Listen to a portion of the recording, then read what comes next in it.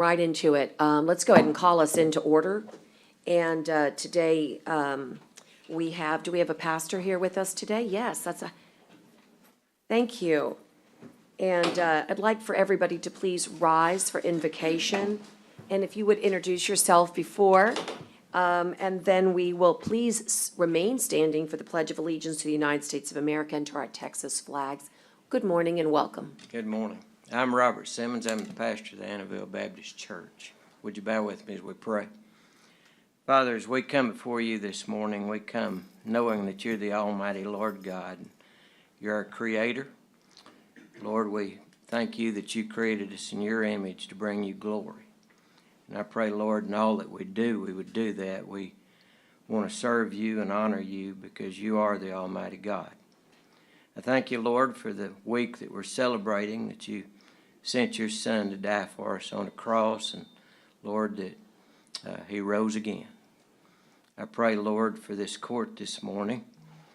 I pray that your Spirit would be here. I pray that you would bring peace and unity, that you would give knowledge and wisdom. In Jesus' name we pray. Amen.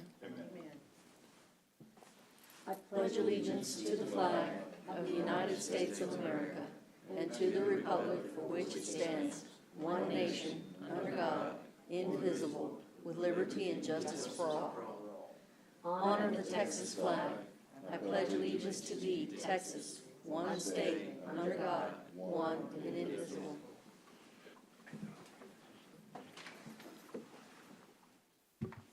(8:35) this morning, and the date is April 13th, 2022. We are physically at 901 Leopard, Corpus Christi, Texas, Nueces County Courthouse. We're on the third floor, Nueces County Commissioner's Courtroom. I do note that a quorum is present, and however, I'll just go ahead and call the roll because we are missing somebody. Commissioner Hernandez is absent today. Commissioner Mattis? Here. Commissioner Gonzalez? Here. Commissioner Chesney? Here. Myself. So all are present except for one, and therefore, again, as I said, as the presiding officer, I do certify a quorum is present. This time, I'll ask for any announcements on disclosure of conflicts of interest on any items on this agenda. It should be declared at this time. Okay, seeing none submitted, we'll move straight to our safety briefing with Rebecca. Good morning, Judge, Commissioners, and attendees. Our safety briefing for today, April 13th, is being held in the Nueces County Commissioner's Courtroom. The restrooms are located on the right-hand side of the third floor atrium, past the Human Resources Office. There is a fire extinguisher located at the rear of the courtroom, and also 5 additional fire extinguishers located throughout the atrium area. Bleed control stations are on every floor. In the event of a cardiac emergency, an AED is located on the right wall next to the Human Resources Office. Participant for today who will be responsible for dialing 911 will be Connie. In the event of evacuation, our egress route will be slowly down the atrium stairs, proceeding out the doors located on the LaPan Street side of the courthouse, and assemble in the parking lot across the street. It is important to stay together. Should there be a need to shelter in place, depending upon the severity of the shelter in place, the courtroom double doors will be secured and remain secure until given further instructions from the Nueces County Sheriff's Office or other law enforcement agencies. Our guest sanitizer for the day will be Michael, and that concludes my safety briefing for today. Grateful. Thank you. Thank you. At this time, we'll move straight to public comment. I have 4 people signed up, and I'll just call them in the order of their sign-in. John McBride will go first. Good morning, Mr. McBride. Good morning. Judge Canales, Commissioners, I would like to thank you for the opportunity to speak before you today. I'm a rural resident of Nueces County. I'm also a member of the Animal Services Advisory Board, duly appointed by this very commission. Today I come to you as a tax-paying citizen. What I would like to speak about is the way agendas and information pertaining to this court is being handled. There seems to be a leak within this courtroom, and it's going out not just to department heads, but also to volunteers.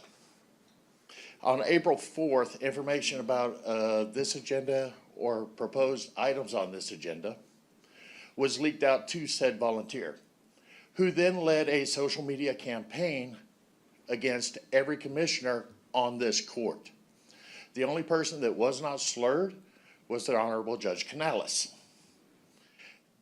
As a disabled veteran, I understand the rights of freedom of speech. I took the oath to always uphold and defend the Constitution of the United States.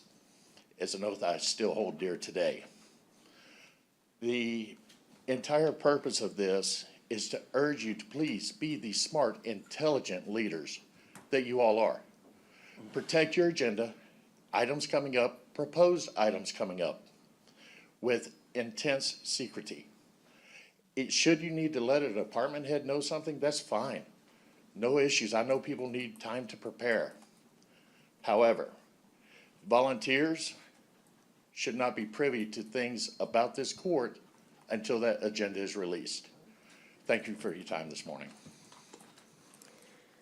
The next person we have is Miss Liz Miller.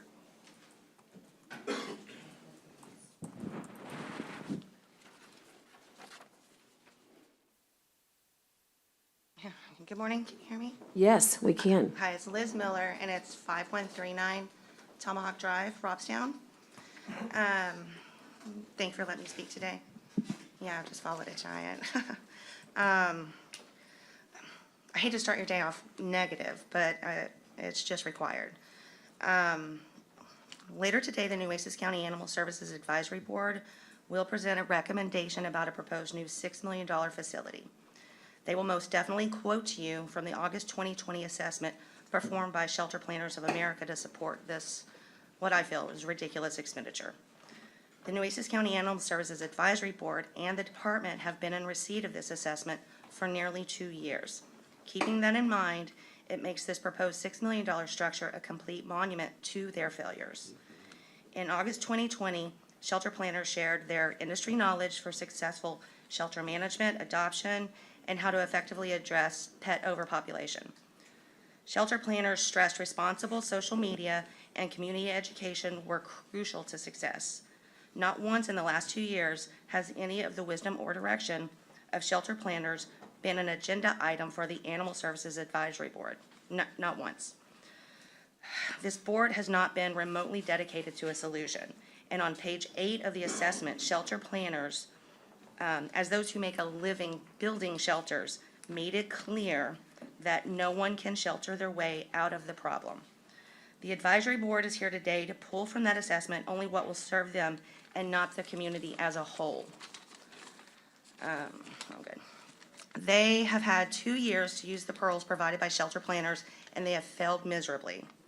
As to media, the only media listing our animals refers to our community as good old little Mexico, while featuring our animals in shelter. That is the mentality of what you will hear today from the advisory board. The board will likely sensationalize that rural Nueces is projected to grow 51.7% in the next 20 years.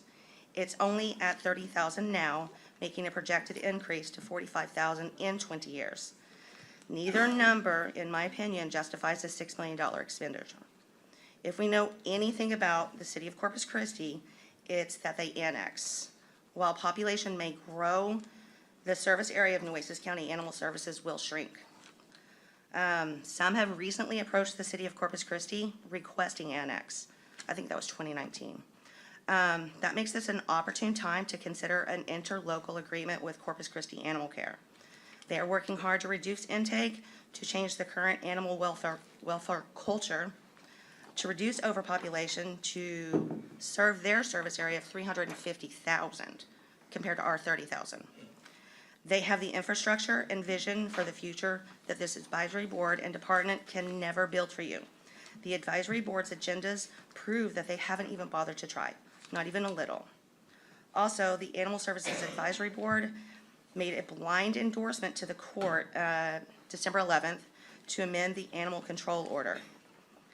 Since the amendment had to be fixed by another amendment, only to be fixed by another amendment, it is clear that they had no idea what they were endorsing, and I think that absolutely will apply again today in the recommendation to you on a new facility. They know not what they speak. Finally, and most importantly, our rescues are the heroes. They work all day, rescue all night. this one might make me tear up. One locally just received a recurring grant to vaccinate up to 1,000 animals, and they will not work with Nueces County Animal Services due to the hostile nature and climate. That means other communities have access to the resources that we do not. She's in Jag's area. Anyway, it disgusts me that Lisa Bockold is referred to as a great leader by this court, and not once have I heard our rescues praised. They are the precious resource, not the board. Thank you for your you. time. Thank you. Ms. Pamela Smith.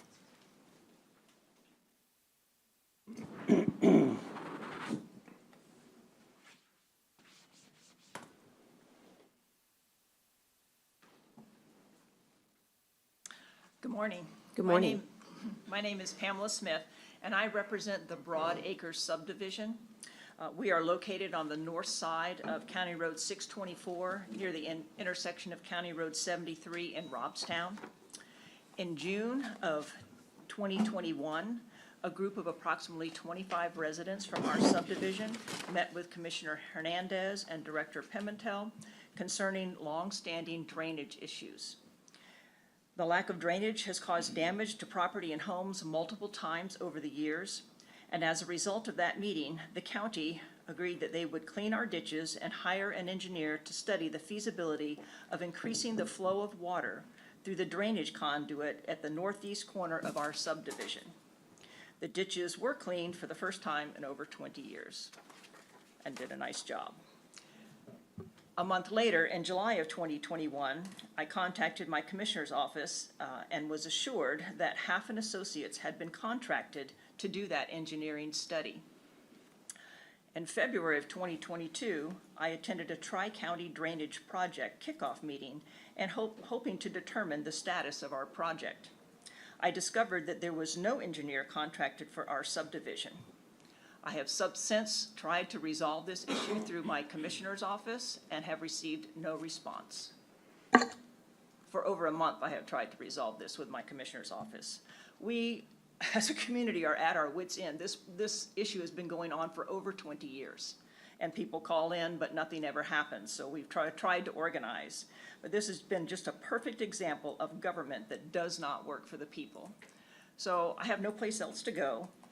As we approach hurricane season, how many homes and property will suffer more loss due to this 10-month delay? So I am appealing to the court to please intervene and help us get the study we need and subsequent mitigation of our drainage issue. We don't see it as a big project, but big on cost to our homes and property. So please, please contact me. Someone contact me. My contact information is on the sign-in sheet. Thank you very much. Thank you. Finally, we have William Webb. And I'll ask Connie to search online to see if there are any online. I've asked in chat, no. Mr. Webb. Yes, my name is William Webb, and I live in the northeast corner of Broad Acres, and where the drainage just does not flow. There is not enough exit water, and it backs up into my house. It's been 10 times in the 22 years I've lived here. And I end up using a squeegee, pushing it, coming in the back door and pushing it out the front door, the water. And it needs another culvert, or it needs the culvert lowered where it is, because it only uses 3/4 of the culvert. Thank you very much. Thank you, sir. All right. That is all I have for public comment, and I do want to just remind the audience that we do receive your comments. We don't engage back, but promise that we are listening, and there is always strong follow-up. So, thank you.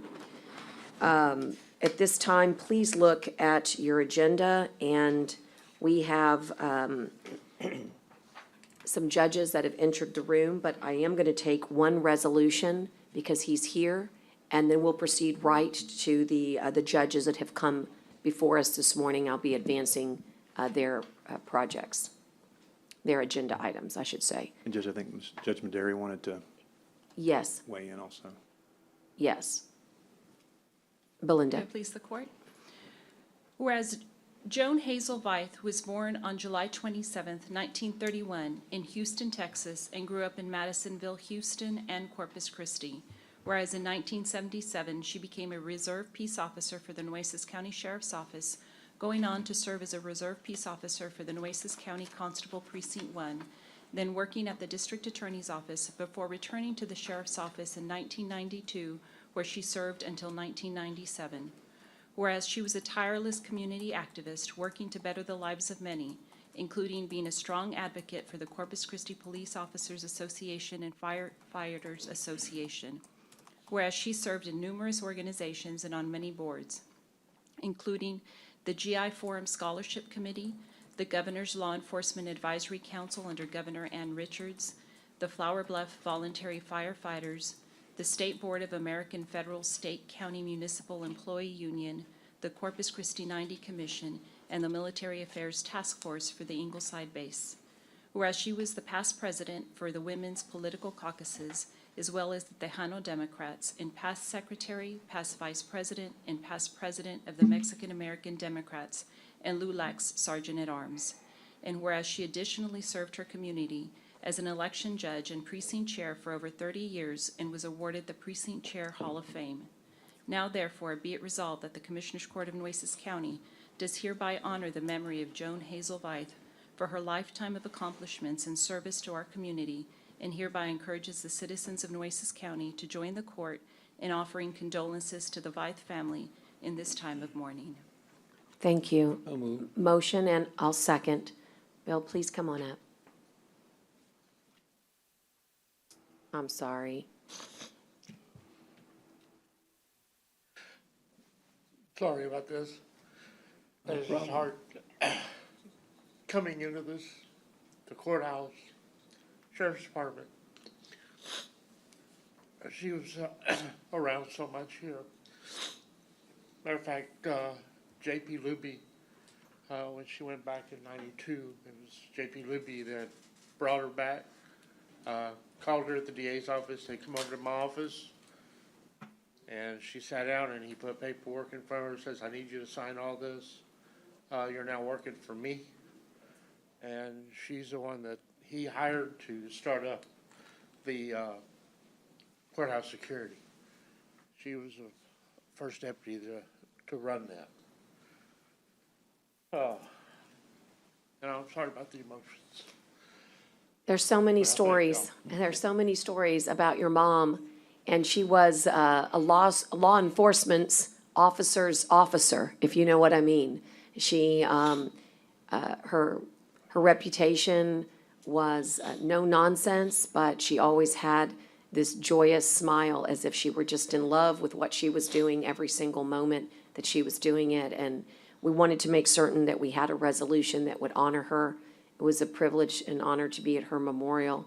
And of course, with all the law enforcement support from both the CCPD as well as our Sheriff's Officers Association, I hope and pray that you are comforted by these incredible memories, but most importantly, just the impact that she made in this courthouse, and on so many different levels of policy and officials at the state level. She was highly regarded, and we wanted to make certain that we memorialize her incredible life and celebrate all of her accomplishments here in Commissioners Court, where she was so many times. Thank you. Commissioners? Yes, ma'am. I just wanted to add to the judge's comments. She was truly larger than life. She really was. She just was such a friend to all. She could get on you better than anybody I knew, as I'm sure you can probably attest to that. But she always did it with a loving, motherly approach, and never held anything personally. If you didn't agree, she just liked to express her opinions, and then she was just one of a kind. She crossed all lines. She got along with everybody, Republicans, Independents, Democrats, everybody. I mean, every race, every creed, every culture. She was just one of those people that just people love to be around. So certainly condolences to your family. I know, she was she's not suffering anymore, and I know she's in a better place, but that doesn't make it easy for those of us, for those of you left behind, so condolences. Thank you, I appreciate it. Yes, sir. Thank you. On that note, now she can really Watch tell over. y'all what to do. Isn't that the truth? Isn't that the And not truth? only with a hand, but with a fist. She Yeah. used to use that fist. And her laugh will never be forgotten either. She might have been mad, but she was always laughing. So, God No bless doubt. you and the family. Yes, prayers, condolences, and here's to strong women paving the way for others. Thank you so much. All those in, yes, Commissioner? Oh, no. All those in, Bill earlier. okay, all those in favor signify by saying aye. Aye. Aye. We have this resolution that Belinda's prepared. I believe we've all signed it. Is that correct, or do we need to sign, Kara? Okay, I think it went that way. it went that way. It went towards you. I don't know where it ended up. If you'll just give us Oh, a Judge. moment. I'll be in here, Judge. Right there. Okay, just give us one moment. We'll bring this right to you. Give just John and I a chance to, Once John. again, thank y'all. Thank you. Thank you. God bless.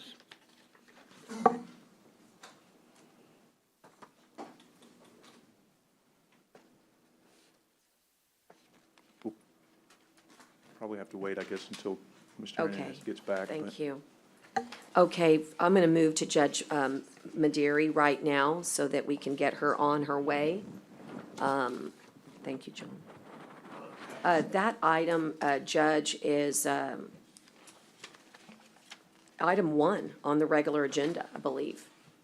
Item 2 on the regular agenda. Judge Maderi, if you would unmute, you had a request? Yeah, I'm here. Can you all hear me? Yes.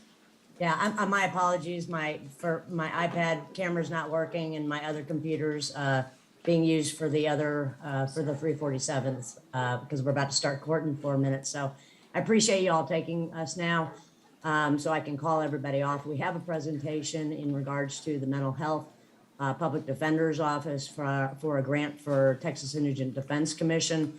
We're under the impression that Commissioner Hernandez is not there today. So we would like to table this until next Tuesday in order to be able to come in and present to all of the commissioners. This doesn't jeopardize the deadline? No, Commissioner, thanks for the question. Yeah, we're up on a deadline. Our deadline's May 1st, but we've got people that are starting to write this grant so that if you give us the go-ahead, we will not miss the May 1st deadline. We're going to meet with the auditor's office or a day as soon as she gets us some more numbers as well. And then it's actually good because there's a lot of judges that are picking juries right now. So hopefully next Tuesday, more of them can come to the presentation. I've talked to TIDC, which is where the grant would be coming from. They were ready to stand by Zoom today as well. And so I'm going to just reschedule them for next Tuesday so we can make the entire presentation to you all. Well, I'd like to make a motion in support of this, take action now, and then we can listen to the presentation on Tuesday. And then we could just focus on just listening to the presentation, I like unless to- we need vote. I can second. I want to approve that one, John. Me either. I need to wait, so. I don't think it's right to do it without the full court here, John. I really don't. That's why Okay. I've got several items that fall in that category. I'm not trying to do anything against the full court. A lot I've of just- questions. My issue is the immediacy of it. Anytime the judges come for any kind of grant, we usually support it. But if y'all can't support that grant, then I definitely want to hear those Yeah, concerns. just a lot of questions haven't been answered. Oh, okay, I thought this was Okay. non-controversial, No, so. there's a lot Okay. of questions. Not a problem. I retract my motion then. Okay, so what we'll do is, I just need a little bit of information on the time. I don't know that I have seen the time for Tuesday's meeting. 9 a.m. 9 a.m. So for the judges, I'm going to go ahead and let you know in advance. See, that may not We're gonna have work. to get into scheduling, so, I mean, you haven't asked me. Okay. You're setting a meeting without asking the full court.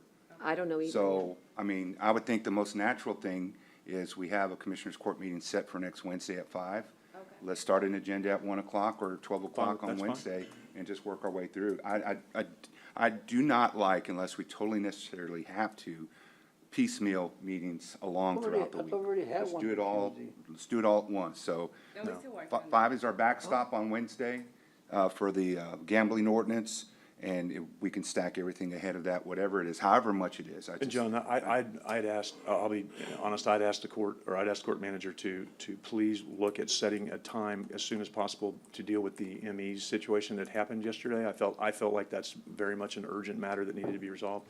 I'm totally fine with putting that on Wednesday. I just thought I wanted to do it sooner than later, because I think the community If needs it's it. one item, I don't have a problem with Well, that's what the because Tuesday was. that's gonna take, but we're starting to talk about stacking this and other stuff on, so You want to move that to, I'd like to move that closer to Wednesday. That's I mean, fine. because I think that's gonna take us probably some time to discuss, and I agree, the sooner the better on the MA thing, because we one need item is to, good. we need to respond to that. but I am totally fine with. I agree. Because I've got several other items, since Commissioner Hernandez isn't here, under the same premise, that I wanted to move till another time that he could be here. So if Wednesday's better for you, I'll make it work. It's fine with me. Tuesday's fine if No, it's no. standalone, but it's just like, we're gonna add to Tuesday, and then we're gonna have Fine. Wednesday, and then it's gonna be something there, and it's just. I respect that. I appreciate that. Yeah. I think if we want to leave Tuesday for the ME only, I think you're right. That's going to start at Wednesday, o'clock on Wednesday, and let the judges go Yeah. first. Yeah. So that they can make their However that works. presentation and everybody can. I mean, if we can promise that that's the only thing for Tuesday, I mean, I wouldn't mind adding that as well. I'm okay. But it's just, I worry then that there's a lot of little things that we may need to add on before our next meeting, and it's just like, when do we stop, right? No, I've got several things, and if you'd rather put them on Wednesday, I would think that would work best, or, but or once some of again, the, let's some of the let's ones ask that I the can entire table might board. even be able to table to the 27th, if everybody's okay with it. I'm, Okay, I'm going to make the motion that, for clarity, that we table item number 2 on the regular agenda, that's 3A2 for the clerk, to be determined by the court manager after she has consulted with all of us, but to have it positioned at a meeting no later than Wednesday at 5 PM. And that way we cover all bases and we have all discussion with all commissioners. And this And also that should goes set. with consent agenda item I, is that right, or are those separate items? I believe you're right about that. well, if you're okay, Judge, can we just, while we're on this, there's several that I wanted to put, so I kind of need some input from everybody on if, Give me just a second Yes, ma'am. to answer John's Is that the question. That same is item? correct. For Kara, which ones? we would also be tabling item I, so let's take that first. So first, let's take 3A2, motion to table is on the table. May I have a second? And Judge, what did you say the time would be on that? I'm sorry. I said that she is going to work with us, but it will be no later than Wednesday at 5 PM. That way it gives her optionality to see whether Tuesday or Wednesday works better for all of us, but we're agreeing that it's no Okay. later than Wednesday at 5 PM. That's fine. That's the motion. Second. There's a motion and a second. All those in favor signify by saying aye. Aye. Aye. The same applies to item I on the consent agenda. It was a resolution in support of the grant. Of course. That's my agenda item. Okay, go ahead. That one is the TIDC grant that was already approved years ago. Oh, thank you. So that resolution is just to do the renewal that Not- we're already not under for- contract for. Not for the, It's not not this for the one. new one, no, I have not put the resolution for the new grant Wonderful. on the, Then we on will the not- agenda yet. we We will not have to worry about the I. Then we'll Yes. leave that one alone. Yes. That one stands. Thank you. Okay, thank you so much. Okay, at this time, what I'm gonna do is call, Judge Rodriguez. Did we vote on that, Judge? We did? Oh, I'm No, sorry.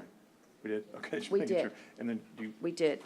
And Hey, so, Judge Canales, can I Yes. get in just for 2 seconds, because I gotta let the judges know. Can you, and TIDC, when will I know what time you want us to present think- on? Ida is working with us all. By lunch, we'll be able to figure that out. She just needs to consult with everybody up here, And- on the calendar. and Commissioner Hernandez isn't here either, so you're gonna have to figure out how to get with him, so. Okay, so I guess Ade will Quickly. let me know, so I can let everyone else know She when we're will. supposed to. She will. She will let you know very quickly, as quickly Okay, as I she can. appreciate it. I'm gonna jump off now. Thank you all and have a great day. Judge, could, Yes, go ahead. I was just, because like, the other one that I think we really should table is or a couple of them, but one is the public information officer, because I don't think we should hire someone without the full court, so I know that one's coming up at 1 o'clock, so I didn't want to not get to that one to at least discuss tabling that one too until we have a full court. That's not certainly an urgent, in any manner to urgently hire them today, so we could either do that as a regular, I just want some input from the court, we can do that back on Well, the. my concern is, and maybe we can hold on that, and maybe just bring it back after we bring Julie, but we have 4 interviews. We've let 4 people know who have jobs that they've had to cancel something so they could be available for these interviews. Right, but- And there might be situations in the future where a commissioner, as long as we have a quorum, I'm not, You I'm know. just telling you, I'm not supporting ever hiring anyone on this court with some member of the court not being here. Well, I I'll never don't- support it, I'll vote no. I to understand do it that. I'm just sometime. letting you know that's a huge inconvenience to the interviewers. Judge, that's why I'm trying to do it now, so they can be called and told that we're gonna need to do this, because we have a commissioner that's ill.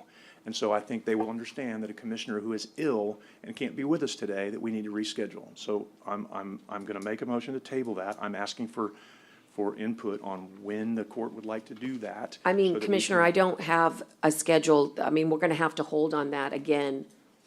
We can just say, subject to discussion with the court manager and Julie Guerra Or we can just put on it the on the 20 availability of all those Or we can just put applicants. it on the 27th, or that's why I'm trying to get input, how the court would prefer to move on this is, do you want to try to do it next week with the same kind of motion you made, or would the court prefer to do it on the 27th, because it's not urgent? I'm asking for that input before I Yeah, make a I motion. think how about And- just subject to discussion with the court manager and Julie Guerra with regards to the applicants, she'll just get with us, just table to the earliest possible time and most convenient for all commissioner court members. How's that?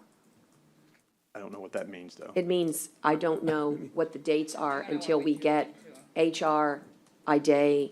We just tabled it, period. I'm tabling it until we can have a mutuality of understanding, but it will be at the earliest possible time.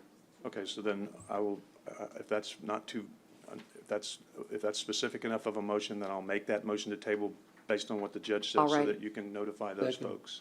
All right, motion and a second. And all those in favor signify by saying aye. Aye. I've got Aye. a couple others, but I'll let you get to the judges. I just wanted to not leave Okay. those people hanging too long. All right, I need IDA to please let Julie know right now. Okay, now I'd like to call the judges that are here with us. Thelma Rodriguez, Judge Thelma Rodriguez, she's the presiding judge of the JPs, along with Judge Joe Benavides. This is items number 10 and 11, and they pertain to ERAP. And let me just, for the purposes of the clerk, Madam Clerk, it's discussed and considered the distribution of county emergency rental assistance to program to include eligible households within the city of Corpus Christi. Go ahead. Good morning. Good morning. Thank you for having us this morning. I understand that there's monies available with the county, and we're here to accept the monies if possible. We do still have a lot of evictions, that landlords and tenants that need this as assistance. Currently, all of the portals are closed, so anytime that a case comes before us, all the cases that need assistance, we're unable to refer them to any programs because all the portals are closed. So if these monies are available, we will definitely accept those so that we can let our landlords and tenants both know that it is available to them. Can I? Thank you. Judge, are you saying that you want the money for the JPs, but it's not for the city, or the JPs can use it as they want to use it, or how's that? Because we have a deal here, I guess it was for the city, but, I mean, I don't know how y'all, I mean, I agree with you, if the JPs can use it, that's great. I mean, why give it to the city or go work with the city? I think it should be in the JP's domain, so they can actually work with those people that really need it, not be selective, right? I mean, they come to you because they're in dire need. Correct. So, but I don't understand this is not a connection. You're not connected with the city program, right? You just want the money that we have now? I honestly don't know. This was just brought to our attention yesterday and was asked to be here today and just stress the importance of the need of these monies to both our landlords and tenants. And But I agree with your concept, man, it's great. I mean, I really do that with the JPs. I know you know, Commissioner. Because I know you're gonna get these people, and, there's a lot of them out there that are still here, that need help, and, they've been evicted and all this other stuff. But I'd rather deal with our JPs having to deal with the indigent and those that need the help, versus try to work with the city, and then we still gotta do the work anyway. So I'd rather you know, I don't know, Dave, what's the? Commissioner, what's may I the- ask Natalie to come up? She Sure. can Oh, sure, I'm explain. She's sorry. right in the back. Oh, I'm sorry, Natalie. I didn't see Natalie, you. would you just remind everybody a little bit about where these monies come from? And also, I happen to have it here on the backup. It's, the amount of money is $853,728. And these funds would expire in 2025 if they, September 30th, 2025, if they're not used. And then they could also tell us about, we have an email from the city that basically states that they do not object to this. Go ahead, Correct. Natalie. Correct. The money comes down from the treasury, and we were given an allocation for ERA 1 and ERA 2. And I think right now, between both of them combined, we do still have about $900,000 left to use. And we have gotten the okay from the treasury that we can open it up to city applicants, because there is just a very small need within Nueces County. Not that we're not helping people within Nueces County.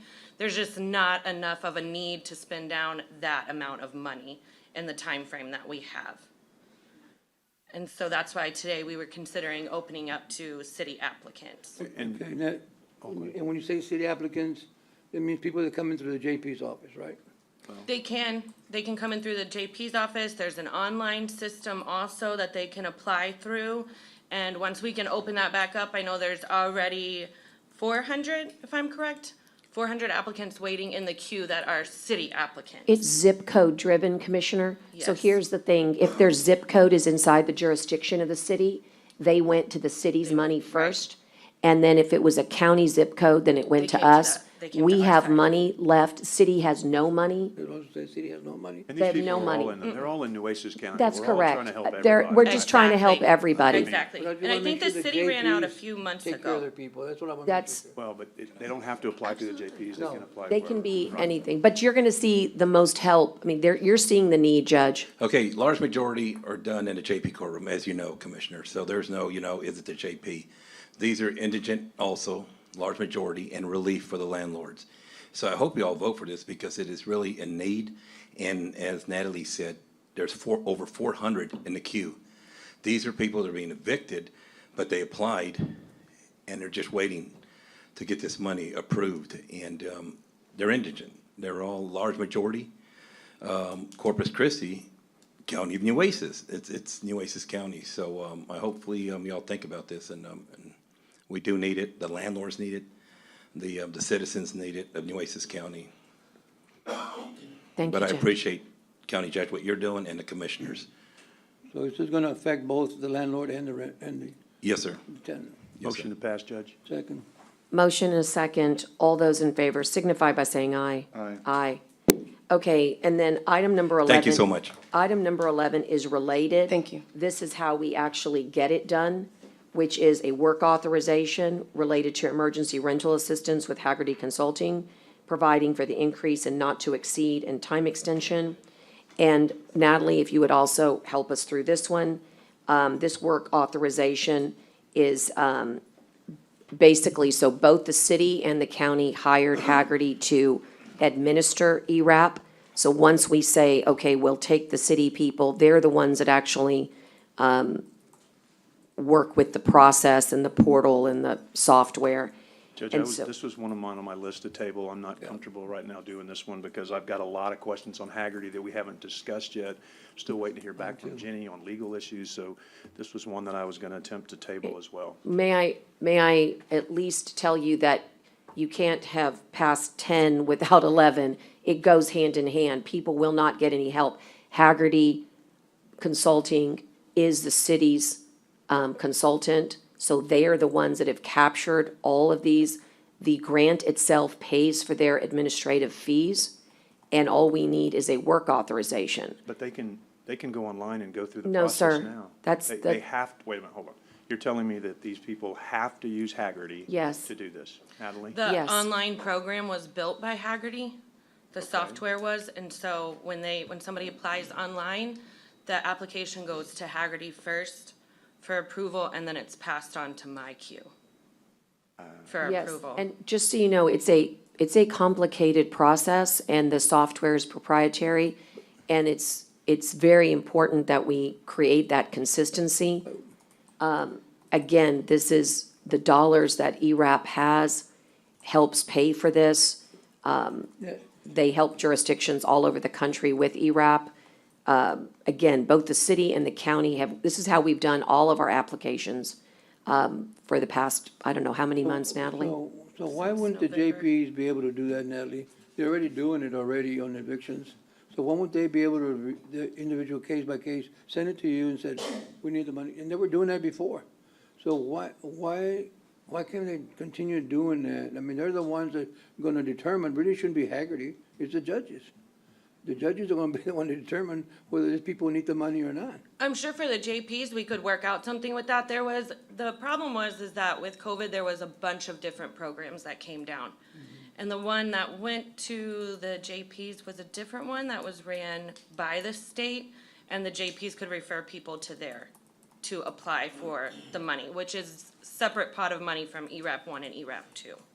Yeah, that's correct. That was the Texas Assistance Eviction Program, completely different. Yes. Just so you know, this one comes from Treasury. Yes. And is very onerous. The city of Corpus Christi did not have the staff in order to run this program, So they nor, hired Haggerty. nor did we. And so we hired the experts who were helping I don't think jurisdictions. they want any part of it. The city doesn't want any part of it right now, but anyway. No, the that's city why- doesn't have any money. That's why we're here. Well, that's not having money, but they don't want to even get involved with it. But the thing is, I just think that we need to think this out. I think we need, the JPs to me, or the experts on the evictions, the experts on the need. And I think we need to look at this thing and see how can we work this thing out. Okay. I mean, that's what I Commissioner, table it. I move to table. I just want you to know, if we table it, we should table it till Tuesday or Wednesday. I'm fine with Ev- that. Every day. I'd just like some, I need to I mean, go I'd like to understand get this you, more. yeah, I'm fine with some that. more backup, I just because need some more time. I really do think that, again, this is how we've been helping people this whole time. And I understand. And that's I fair. mean, that's a fair the request, and JPs I'm- just do not have the ability to do this, and once you see it, Can we get I mean- Natalie or Ida or both of you to put something together? Yes, Get I us was a- gonna say, I could get us work a with fact IDA and sheet, get something put Get us together something that before very next much week. explains, this is what the Every city piece of it. did or cannot do any longer. They also went in with Haggerty, just to explain to us that it's not, I mean, I think what I'm getting a sense of is a sensitivity to using consultants all the time, and do we need them, right? That may be where Right. I think, where some of these voices are going, and so I have those concerns too. So we Certainly. can get something very simple, black and white, that everyone can understand, there's no way to misinterpret it, just the facts, ma'am, and then we can go from there. I think that would Absolutely. help us all out, so. Absolutely. And we'll get Thank that to you before Tuesday. I would suggest maybe this one be the Wednesday, because we're trying to keep That- Tuesday clean. that's fine. but if we can- However it works out. I just want to point out to you that without this work authorization, It's fair, Judge. people they won't even be able to answer the phone. I would like to see, would you be amenable to at least allowing a work authorization that just answers the phone, so that people don't get, it's very disheartening for me to be able to say, we can help you, but we're not even there to help you. We have coverage until today. I mean, I think that that's really important to have some work authorization just to be able to answer phones. Can you refer them to the JP? No, because again, the JP has no knowledge about this. I mean, forgive me, Judge Rodriguez, do you have any background on this particular Treasury, program? I mean, this is highly complex. I love the government, federal government. They give you a lot of money, but you know what they also give you? A lot of rules, a lot of compliance, But I'm and a not lot saying of. that she would know about it, Judge. I'm just saying that she would know where there's a need, and she can send it to Natalie, you know? It doesn't work that way. It's super complex. It really is. And just so you know, we've had those signs down at the courthouse all day. Again, let's just bring it back on Wednesday, but I just wanted you to help address whether or not you have the ability to. No, we do not have the ability to do that. All we do is, when they come before us and we hear an eviction, we refer those either tenant or landlord to the program. We give them that information and they go to them. But the only problem that we have right now is when we refer them, there is no one there to help them because the portals are closed. And again, there's no assistance to give to them. So we do need that. But we have no knowledge on how to do that. And there's so many parts of eligibility. Correct. And in fact, just so you know, it was Haggerty who went to Treasury on our behalf to make certain that ERAP 2 money could be used by the county for the city residents. just so you know. So when we help, hopefully, as many people that are in line as possible, it will be because the county made those overtures. Correct. And Natalie, you don't have any ability in your office to handle this either, do you? No. Yeah. I Okay, don't- we'll see you on Wednesday. Okay, can you, motion, Kara, would be on item number 11 to Wednesday. And kind of keep tabs a day, what we put on Tuesday, what we put on Wednesday, so that we And I'm don't. gonna try to abide by what the court said, Overload. is nothing on Tuesday and everything Oh, on is that what we Wednesday. said? That's All what- right, well, what that's fine. That's what I heard, just to try to do that. Unless there's something, Right. yeah. That's what I'm trying to Unless do with there's these some other ones that deadline I've or- got. Okay, a day. Looks like we're ordering pizza on Wednesday. Okay. All those in favor signify by saying aye. I did. Aye. I second. The motion, you got it? I got it. Kara? Okay. Also, in an effort to help here this morning, with state agency folks, the General Land Office has requested the presence of Mr. Scott Cross, and therefore, item number 17 for your review. Scott, come on up. Judge, could I do a couple of tables real quick? Do you mind? Okay, go ahead. I Scott, was- just go ahead and approach, but please hold. Commissioner Chesney? Thank you. Agenda item A1, to motion to table that until April 27th. All right. Is there a second? Second. Second. All those in favor signify by saying aye. Aye. Aye. All right, is there any others? Yes, ma'am. Item E1, the grants administrator, I need to get some input from the court as to how you want to do that one, because we don't have, that one got put on but needs to be tabled. So I just need to know what the court wants to do on that one. All right, how about, 27th, like a regular meeting? all or- right, or is that okay? motion- No, I'm asking, is that okay Oh. with everybody? well, why don't we just do it, and then again, I'll put it- contingent upon it being mutually convenient to all commissioners. And, right, because I know, That's a 2-hour block, most likely. right, so no later than, I'll say, we'll do your language, no like later that. than April 27th. I and like then- that. Okay, table that one. I'll second that one. All those in favor signify by saying aye. Aye. Aye. Is there another one, Commissioner? And let me see, hold on. You can I always think bring that it back. was it. Is the PIO staying today, or did we vote? We tabled that one. We already did pull that, okay. Right, and then, Jenny had mentioned item P. There were some issues that needed to be resolved there, and that one needs to be tabled, and again, Which I is this guess- one? I'm sorry, it's consent agenda P, and Oh, consent agenda P. there's some issues there, so I would just, move that to the 27th, Jenny? That's not urgent? Or is it urgent? Well, may I, Sorry, go ahead. may I ask, that's a Scott Cross item, and is there an issue there? It's Jenny. The contract contains items that should not be in it. We have to correct those. I believe Can I- Michael Robinson has cross-referenced with Scott to make sure that that is acceptable. Okay, so we can do subject to the county attorney approving the contract? Yes. Alrighty. So do you want to table, or do you want to do it subject to? I'll just, Because she'd asked me to table. I'll I was just do subject to, that way we can, you guys work it out, but you don't have to bring it back. This is an effort to get items moving, right? Right, so, so we're. Subject to. We're in agreement with the concepts, the We are. funding is there, it's just the contractual language? Okay, That's so then I would fine. move Okay. passage subject to the county Yeah, let's do attorney's- that one, Second. let's do Oh. that one first, right? And we've got Sorry, however you want to do it. a motion, well, he's right here, so let's do it. What's consent? I don't think he was going to talk on this one, was he? Oh, well, that's right, it's on the consent. Right. Okay, sorry, but we've got, he's giving us the thumbs up that that's fine. Okay, so then I would move that this be passed, subject to the county attorney's approval on the contract language that second. needs to be done. Okay, there, you've got multiple seconds. That was Commissioner Chesney and Gonzalez with a second. Either one. I'll pick.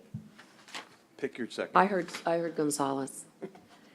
Okay. All those in favor signify by saying aye. Aye. And, Thank you, Judge, I appreciate it. funding source on that is CJ 21 for the notes. CO 21, I should say. Forgive me, Dale. CO 21. That's county judges. And then, I guess, Judge, I always forget this, do we need to table the items in the executive session that are applicable to the I agenda always like to do item? that. Then I need to go back and table. That's item B it's- and item it's- A. Yes, ma'am. So I'll take that as another motion. We're going to be tabling item A and item B from executive session. Second. Motion and a second. Second. All those in favor signify by saying aye. And Aye. Kara, they have the corresponding dates that we made earlier. Thank you. Okay, now, Scott Cross, item number 17 is yours to get you on your way to the land office. This is considering the submission of a pre-application to National Fish and Wildlife Foundation for up to $10 million to assist with construction of a living breakwater and oyster reef seeding to improve water quality in Corpus Christi Bay. And free money? Free money. The match that we have out there is basically 30 million in kind and 1 million cash. That match is made up of mainly the Ed Rochelle Foundation and the Port of Corpus Christi. So there's no match required for this application.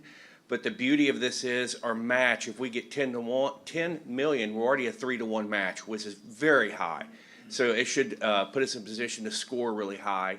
And so this consists of, like you said, the breakwater, the riprap material that you would see on a breakwater, the sediment behind the breakwater, and then the seeding of the oysters that is being done through the research facility that the Ed Rochelle Foundation is building in Palacios. And so we do the pre-application. Natalie and I are jumping through hoops to get this done. I needed to ask her for some help because most of the heavy lifting has been done with all the engineering by Mont McDonald and the analysis and geotechnical work. So that helps us a lot to be successful. If it hadn't been for that groundwork that's already done, this would be a real hard thing to get done by the 21st. So we just found out about it last Thursday. Usually I like to work on these things months out, and it's going to be extremely competitive. So I don't want to, get anybody's hopes up too high. We feel comfortable, but we're competing against all the Great Lakes, the East Coast, the West Coast, and all of the Gulf Coast for these funds. There's 140 million they have to give out, and we're going to go ask for up to 10 million. But we do the pre-application. And if they like what they see in the pre-application, then we'll get called back for the full-blown application at the end of May. So it's a real quick turnaround. Okay. And then, again, let's stress the word no match. No match. No financial match. No match. And obviously, if we get it, that's unbelievable. If we don't, then we don't. Zero is a Right. good match. So motion to pass. Okay, motion to pass. Thank y'all. I've got to go. I'm sorry, Scott, is there a second? Motion to apply. I'll second. Sorry. And all those in favor signify by saying aye. Aye. Aye. I appreciate that. I asked the judge to move this up because the GLO is having a CMP workshop for additional potential funds like we got for Packery with maybe no match. And I'm going to go try to see what I can do about getting some more money for the pier. We like more agenda items like that. So- Thank you, Scott. So thank y'all. Bye. Thank you so much. Goodbye. There was nothing else, right, for Scott, guys, just before he leaves? I don't Nothing think so. else? Okay. All right, we're moving along back in regular order. G2, Belinda, oops, I lost Belinda. We can text her. I'll move on to approving the minutes. It's I, So so we moved, can Judge. get Belinda back in here. Is there anyone here representing the housing industry for Fair Housing Month? Okay, could you be so nice as to text her? I've got a motion for the minutes, and I'll second. All those in favor signify by saying aye. Aye. Aye. Okay, Belinda, we were gonna move to G2, recognition of the month of April as being Fair Housing Month.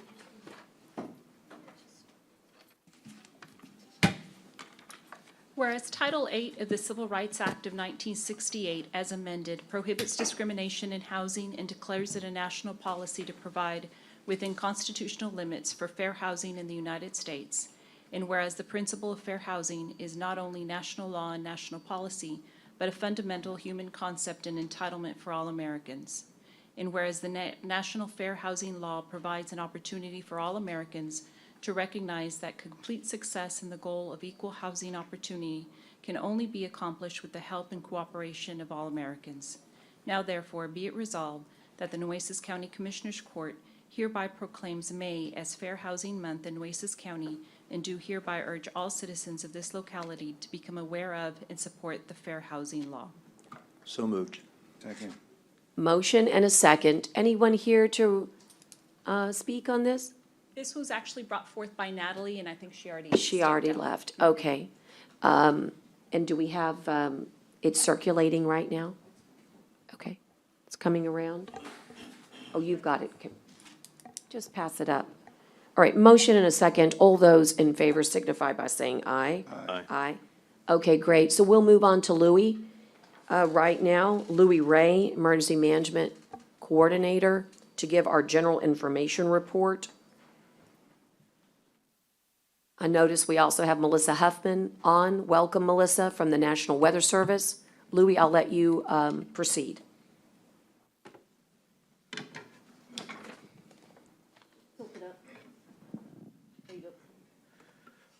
Good morning, Judge. Good morning, Commissioners. Morning. Good morning, Coordinator, everyone. All right, so I wanted to bring you up to speed on some things that we're doing in the EOC. And before I get into discussing some issues with wildfire, I know that's an agenda item, so what I'm going to do is just talk about. Do you want to advance that one, Judge, so we can do that? Yeah, we can do that. Yeah, just so it's all. What I'll do for the clerk is, that way it's comprehensive. You do go ahead and continue the way you were, Louis, but then feel free to go right into wildfires, which is listed as item number 19. It's just an update, Kara, on wildfire and wildfire conditions, and that way Melissa can, also assist. So it's all comprehensive, but take it the way you'd like. Thank you.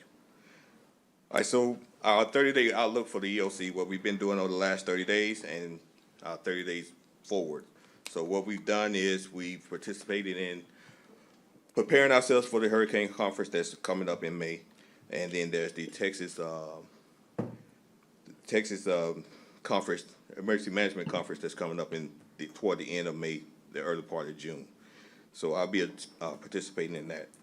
And then under 30 days, we also been doing a communication exercise, which is something that we always need to do as every emergency that comes out, every after action review, every exercise that we've done, communication has been stressed as a big part of that needs to be worked on.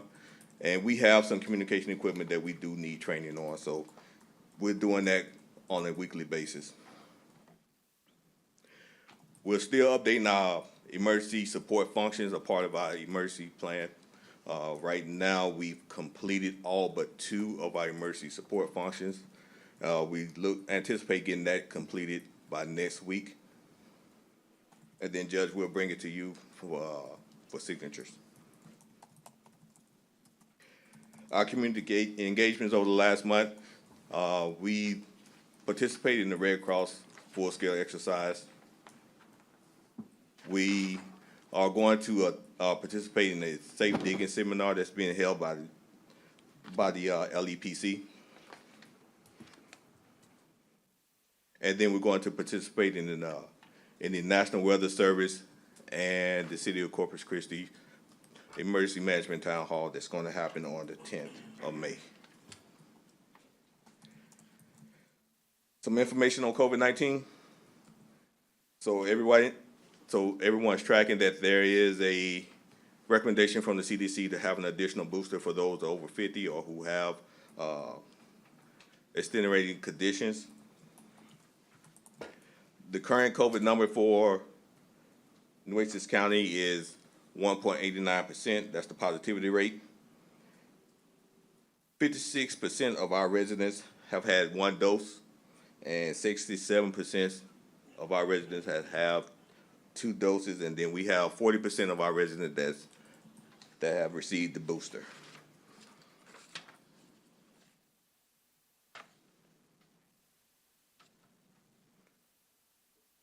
All right, so the state of Texas has reached its goal, its threshold of 7.2 million for the use of the fire management acceptance grant.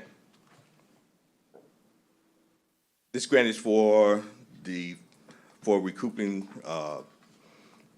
This grant is used for recouping recovery efforts for the wildfires that we're going through this season. And at that note, we'll talk about wildfires for this season. So I'm going to turn it over to the National Weather Service, Melissa McGill, to give us a long-range view of the weather. And then after that, I will bring forward Chief Hilton and Chief Zapata one's from Annandale and one's from Robstown, to talk about the fire season that we're going through right now.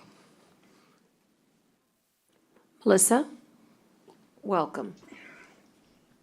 Thank you, Judge, and thank you, Louis. I am going to attempt to share my screen here. I do have just a few visual aids to give folks a sense of what forecast conditions are in Nueces County as we go through the next few months.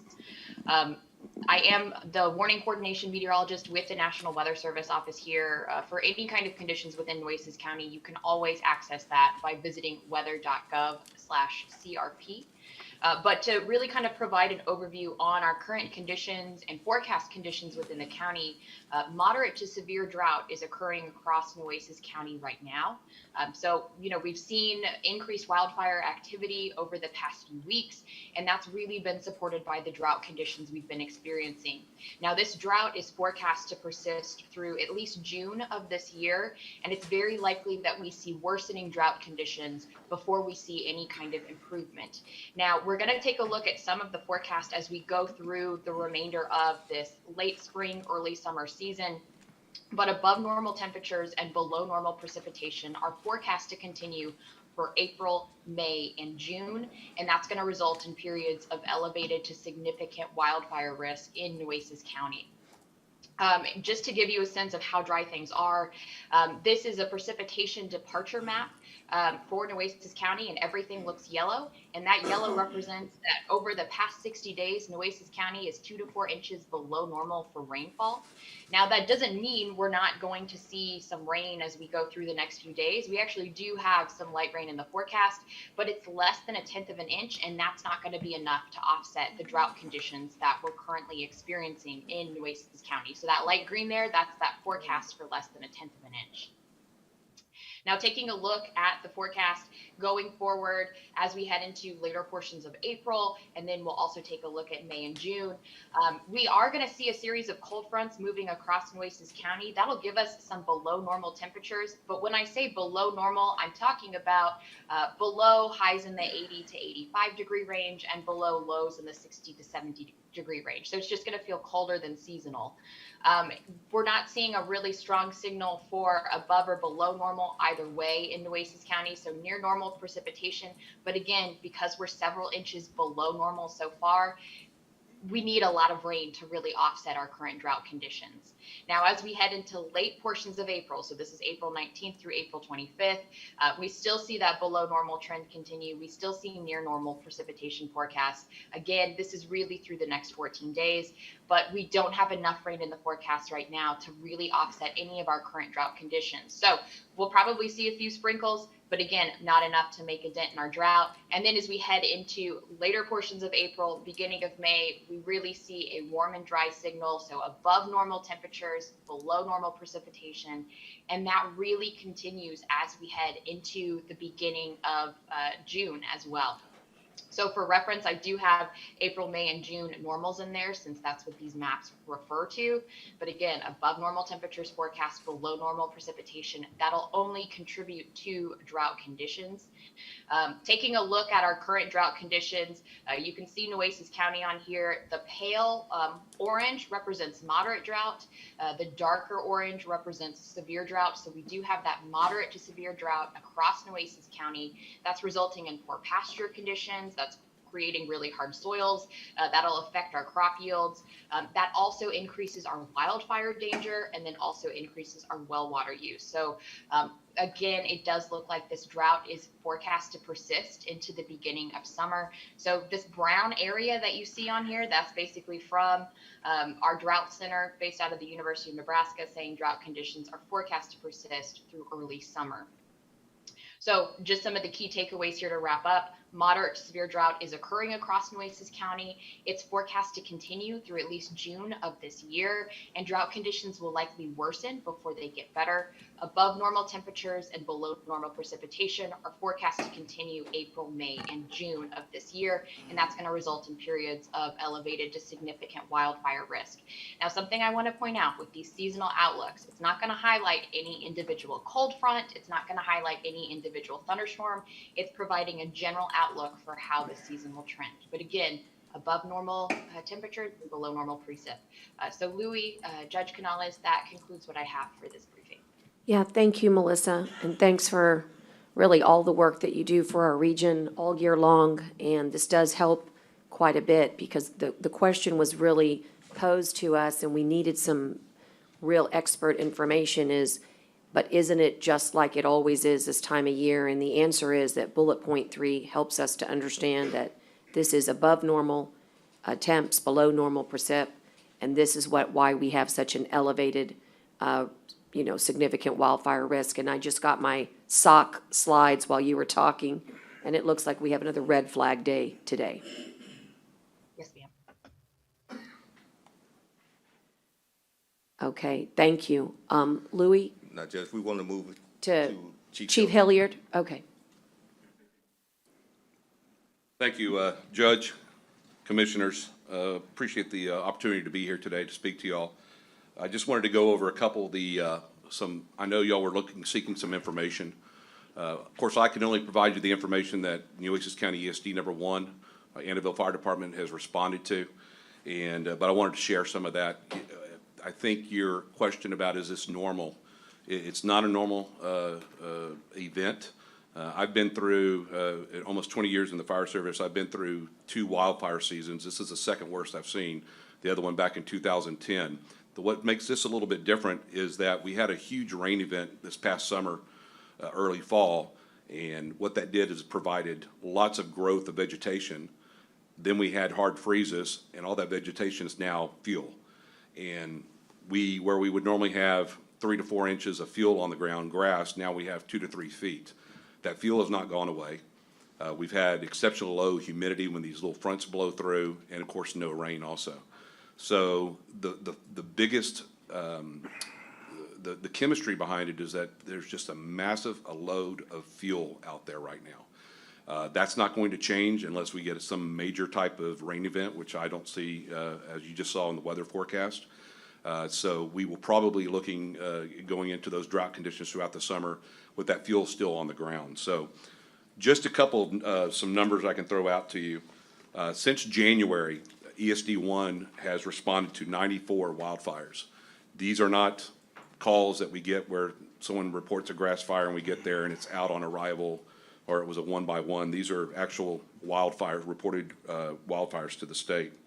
51 of those are in Nueces County. As you know, we mutual aid lots of different counties in our area. Most of the counties and surrounding fire departments are volunteer.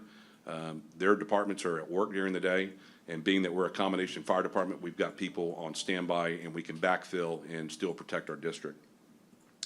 Out of those 94 fires, 64,659 acres have been consumed. 4,733 of those acres here in Nueces County alone.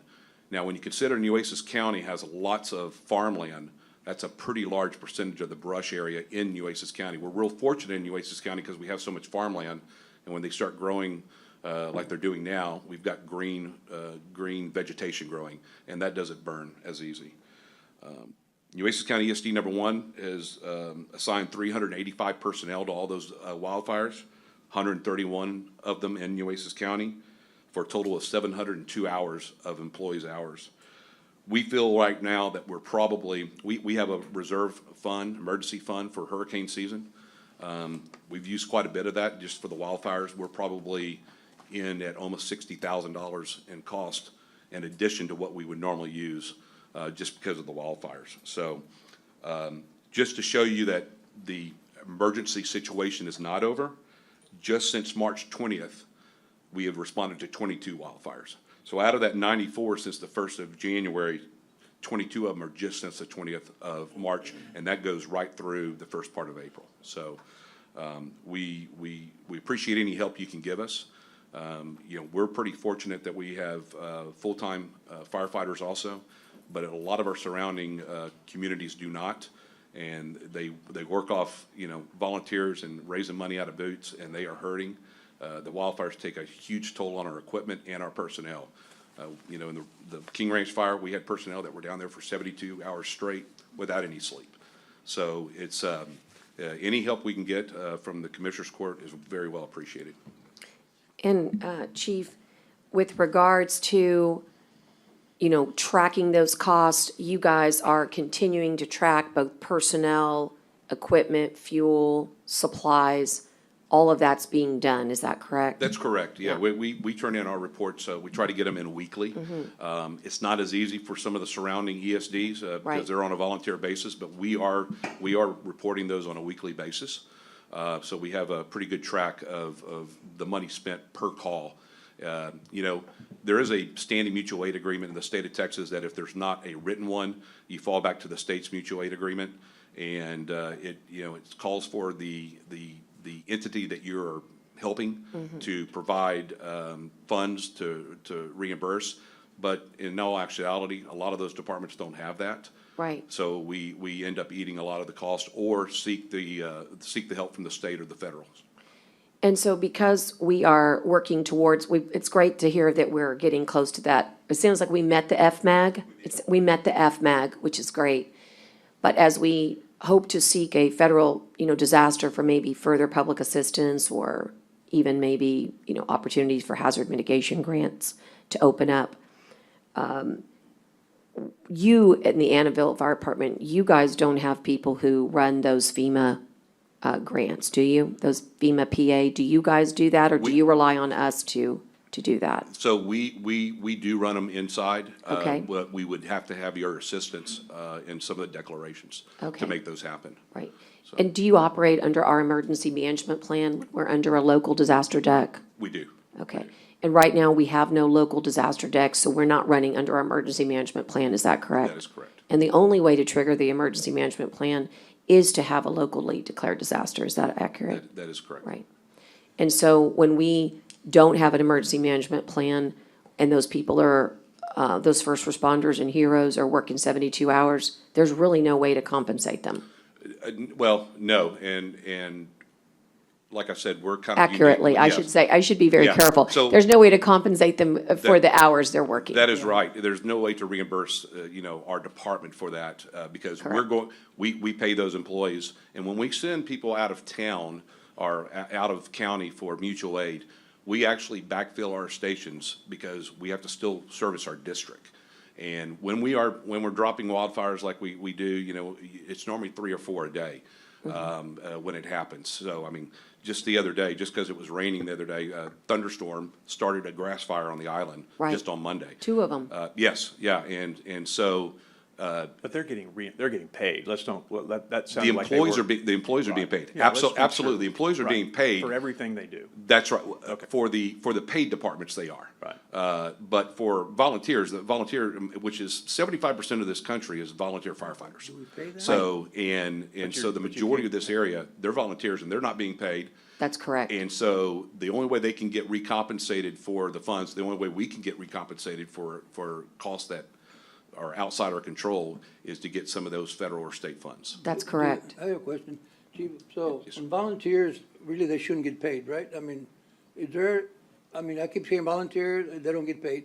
I mean, the volunteers, do they get paid or not? No, so depending on the department, some of them give them what they call run money. We are a combination, so we do have some volunteers. We don't pay run money because we are a combination, but some of the straight volunteers, they do get compensated. So they could get $10 for a call, maybe.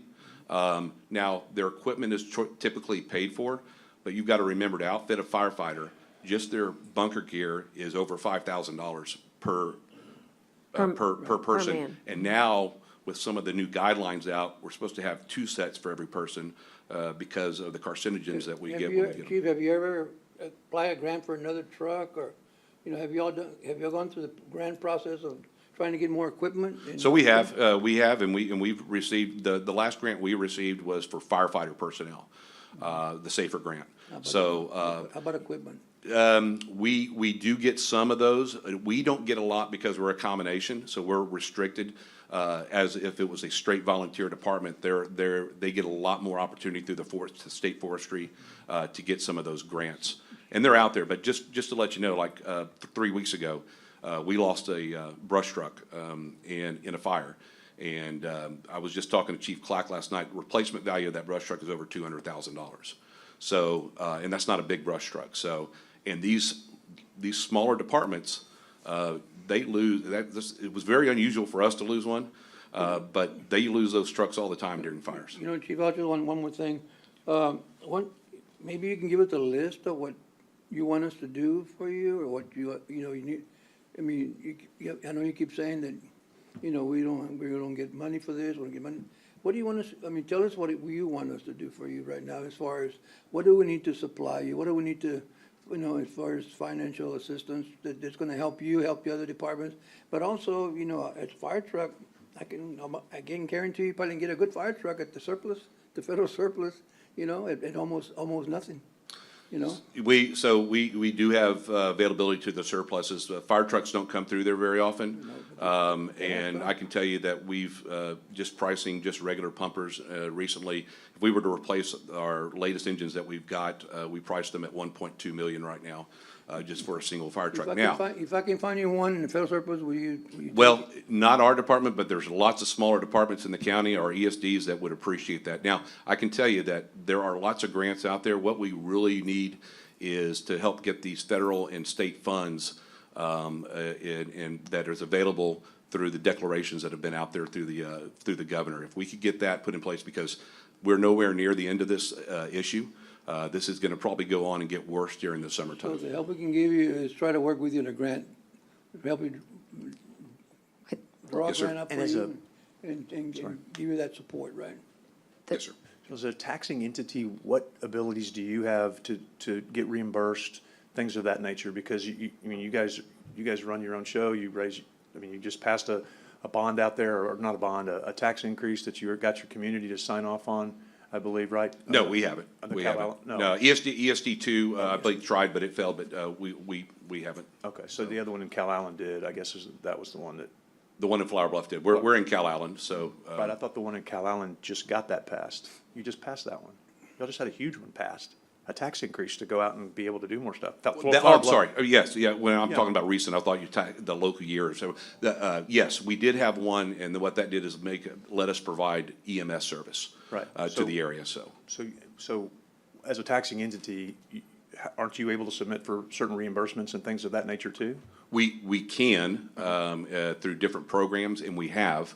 Obviously, when there is, certain, like you said, when we met the criteria for those other grants, that helps it. And like I said, I'm just here to give you this information. It's not really about ESD one, because we're able to compensate for a lot of that loss, but our concern is we mutual aid so many other ESDs in the area, because we do have full-time firefighters sitting at the department where they don't.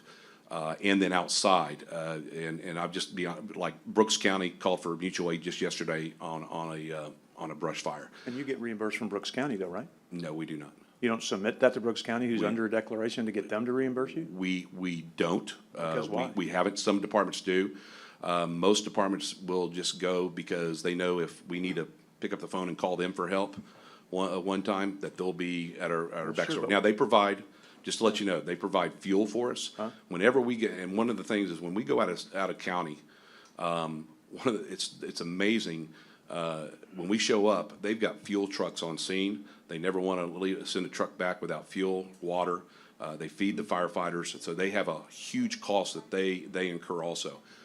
It's kind of a, hey, we're going to help you, but if we ever need you, and it's happened, we can call you and you'll be on your way. Well, that's a given, right? But Right. what I don't understand is why, with a mutual aid agreement and a county that's in a legitimate disaster, why you wouldn't submit to them to reimburse you, because they would submit under their disaster to get reimbursed for what they reimburse you for. Why, in other words, I have a problem, and you probably saw it, I have a problem with declaring disasters just to get grants reimbursed or just to get money reimbursed. I think it should be for an emergency, a real emergency. So if Clayburgh County or Brooks County, who's had these raging fires, are under emergencies, then they can ask for reimbursement under their emergency for whatever they paid, i.e. you, but if you're not submitting to them your reimbursement, then. Well, we have other ways of getting reimbursement. Just because we're going out of county doesn't mean we can't, I mean, we get reimbursements for those. Right. And we can. It just makes it a lot easier when all the parts are in place. But I just kind of want to make sure that this is clear. is just because there's not a fire burning right this second, it doesn't mean it can't happen tomorrow morning. You know, In Corpus Christi, probably about 60% of the time. Yeah, well, true, very true, but right now, when we have grass fires with low humidity and low fuel load, we can normally have it under control in 20, 30 minutes. Right. With what's going on right now, we lose structures. We had one on 69 the other day, just the day before the palm tree fire. That was a structure fire that ended up burning 50 acres and almost burned down a neighborhood. And thank God y'all are there doing what you do, and we appreciate everything you do. I mean, I think it's awesome what you do, and I'm glad you're saying there's different ways for you to get reimbursed. I would really strongly urge, and you're your own taxing entity, you have your own board. We have nothing to do with you and other than that, but you're here talking, so since you're giving us input, I'm giving you input. I would strongly suggest to your board that you submit your reimbursements to these counties that have declarations because they have raging fires, because that's where, in my opinion, you need to get reimbursed. If you're not submitting it because you choose not to, that's great. That's up to y'all. That's your prerogative. But just like it's my prerogative to say, I'm not going to put this county under an emergency 60% of the time just because we have these dry, horrible conditions. I don't think that's the right standard. I just don't, right? Yeah. But and the key here is, because the standard to me shouldn't be just because guess what? Those are taxpayer dollars too. So just because we're getting them reimbursed, it's still coming out of people's pockets. Absolutely. It's all taxpayer dollars. Sure. So I'm not gonna go out there and do something that makes me feel like I'm gaming the system just to get grants reimbursed. Because otherwise, I really believe we're gonna be in a state of emergency in this county under this wildfire thing for the rest of our lives. Because this is how, you and I grew up here. Commissioner. Hold on, Judge, I'm talking to him. I know, I just But wanna- you and I grew up here, we've talked, this is how it's been my whole life. This is how it's been our whole lives. I mean, these are conditions that have been perpetuated in this community for as long as I've lived here. So if we're going to live under a constant state of emergency just to get grants reimbursed, or because this is the new way, then we need to have a long philosophical discussion, because this is gonna go on and on and on. I mean, this summer's gonna get worse. I mean, we ought to just say then, if that's the case, then we need to tell the community, we're gonna live under an emergency for the entire summer, because these conditions are gonna be here also. It's gonna get worse, it's gonna get hotter, it's gonna get drier.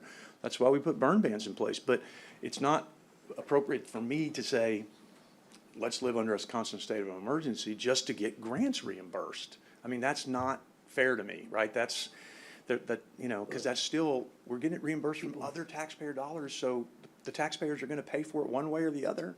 They're either gonna pay you, or they're gonna have to pay, the county's gonna charge them, the federal government's gonna charge them, because those reimbursements don't come for free. Someone has to pay for those, and that's the federal government. So, I mean, I appreciate what you're doing, but I hope that y'all will consider really looking at how you can get reimbursed without it having to be declared an emergency, because there are, as you said, other ways to do that. So, but, I mean, and again, I appreciate Commissioner everything Chesney, y'all do. Commissioner and- Morris wants to say something, that's all I'm saying. I appreciate everything y'all do, the hard work, y'all do great work, the Flower Bluff ESD does great work. Yes, sir. Our local fire department does great work. This is all discussion about reimbursements, so not about anything quality-wise for what you guys do in any way, shape, or form. Commissioner Morris. I know Chief Zapata's here. He had a long, busy day. We were with him last night. Yes, thank you, Commissioner. With a great event in Robstown, but anything you'd like to add? Because I agree, I think at some point we do need to have a policy discussion on the approach that we take for grants, and I agree, this does put a burden on the state or federal level. But guess what? That money's there. And if we're not asking for it, somebody else is going to get the money we're putting in. We're putting in money regardless. And so that money can go to Kentucky or somewhere else if we don't ask for it. So I think that we do need to sit down and have a true discussion on how we approach grants, because just to ignore it and say it's not happening doesn't mean it's not. Obviously, Chief, you said this is the second worst you've seen. This is not something that's standard. This is not something that's normal. And to handcuff our emergency responders in any way is unacceptable. That's one of our main charges here in the Commissioner's Court, is to support emergency response and to support you all. So I get the philosophical concern, and I share it too. I mean, we're all taxpayers, but But Chief, tell us from your perspective, you were telling us yesterday, last night, and on Saturday when we saw you as well, just your response to the Bodega fire and to the other fires is in our own backyard, right? Yes. Right in Precinct 3 in the Robstown area. So tell us a little bit about that and some of those updates. Well, it's like Chief just said a while ago, we respond to it anywhere we're called for. And I know there's reimbursement and everything, but it's more for the other departments also that need the help. I've been called from Skidmore, from other places, you know, even our local volunteers don't have water. So we made a fund for them to be able to support them with water, Gatorade, drinks, or anything, just to help them out. You know, we've gone out to that Bodega fire we had out there. We were out there probably 2 days. Without the help of our surrounding areas, we can't control that. It's too dry. Like you said, 2010 was the last one, and I was there also when we had that fire. Now it's like every day, 3 or 4 fires. Our job is to protect the county, the city, but we also go out in the county and protect the county on our side with the city of Robstown. And there is a policy on my department, how many people to send out there. But on that policy, I don't follow it. We'll call Annabelle to help us out because there's no way we can control that fire. So I have to bring in people to assist us. And that's wearing out my budget, especially with hurricane season coming. We're 4 guys on duty. And when we have a fire out in the county, I have to bring at least 2 or 3 of them off duty to come help us. There is volunteers that we have, but there's only 5 of us, 5 volunteers in the city of Robstown. So that's why we rely on ESDs to go out there and help us. We also had that palm tree fire where we had people from everywhere come and help us, not just Nueces County. We had Odom, we had Orange Grove, we had so many people come out and help us. And there has to be a way how, you know, they can get reimbursed for all that. And look, we all support you all. It's not like we don't. We just have a different way of looking at how we should get funding or how we should utilize funding. That's what it just comes down to, and that's something for us to discuss and work out on the policy side. You all just respond because you have to, because you choose to, because it's being a good neighbor, knowing that, God forbid, one day you're going to need the help and response in whatever disaster that it is that you may have, and the amount of resources that you have may be limited, and so you count on those other departments to come and help you out as well. So Yes, sir. we see it, we get it, and we thank y'all for it, and we know that you know, we've tried to be there for you in the past, and like I said, I think that it's a very good discussion to have for us to decide in the future, how do we continue to support that? What are some ways? I agree. If you can be resourceful, and if there are other funding, then use it. Of course, we want to be, you know, mindful of what's given to us as taxpayers, but a response is a response. It requires you to put on your bunker gear, get out there and get into the brush, go into homes, extract people from vehicles, all those disasters, the kind of smaller ones that we don't necessarily see in the media, but you all are still having to pull from your different stations or from those that are off duty, what have you. But I think this was a good discussion. I know that this is just a general information report, but it's so important because this goes to the other discussion that we've had just at our last meeting on responses and resources. So I'm sure you'll continue to hear from us, our concerns, but of course we want to hear from you. And Chief, I thank you for being a great partner, and I know the volunteers had a fundraiser recently there in Robstown, and so Yes, if there's any way we can continue to support, I know I need to get with you and help you with that, but if there's any way that we can support volunteer fire departments, Jenny, I don't know if that is allowable from maybe precinct funds. Fund them. Can we do that? Yeah.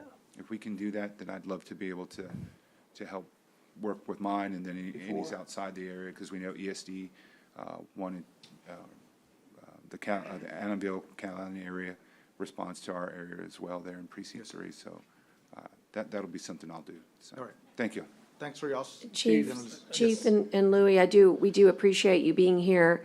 Hold on, Chief. The COG, the Council of Governments, has a master mutual aid agreement. It's called the Mutual it's actually called the Master Agreement for Mutual Aid. And this is the document that governs, and I wanted to see if Jenny had had a chance to look at that document, because there is a paragraph that's called responsibility for response cost, and the determination is not from Chief Hilliard or Chief Zapata or any of our chiefs. What happens here is the COG will determine if it's reasonable. The COG will determine whether somebody's fiscally able. So I want to eliminate this idea that you send a bill and it gets paid. That's not how it happens. And if you want to know how to help these folks, they're telling you that there is imminent harm. And I'm sorry you missed it. I know you had to step out for just a moment, but what you missed was pretty critical, which was Melissa Huffman's discussion of the above normal temperatures and the low, lower than normal precipitation and the extreme and severe conditions that exist for wildfire. In other words, it's not like normal. We haven't, by Chief Hilliard's own admission, he's done over 94 wildfires. That is extreme.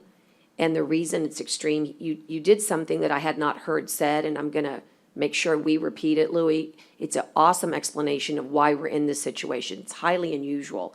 We had great rains last summer, like really great, and that fueled growth. And then we had a strange, I'm sorry, this goes back to a year before. Yeah.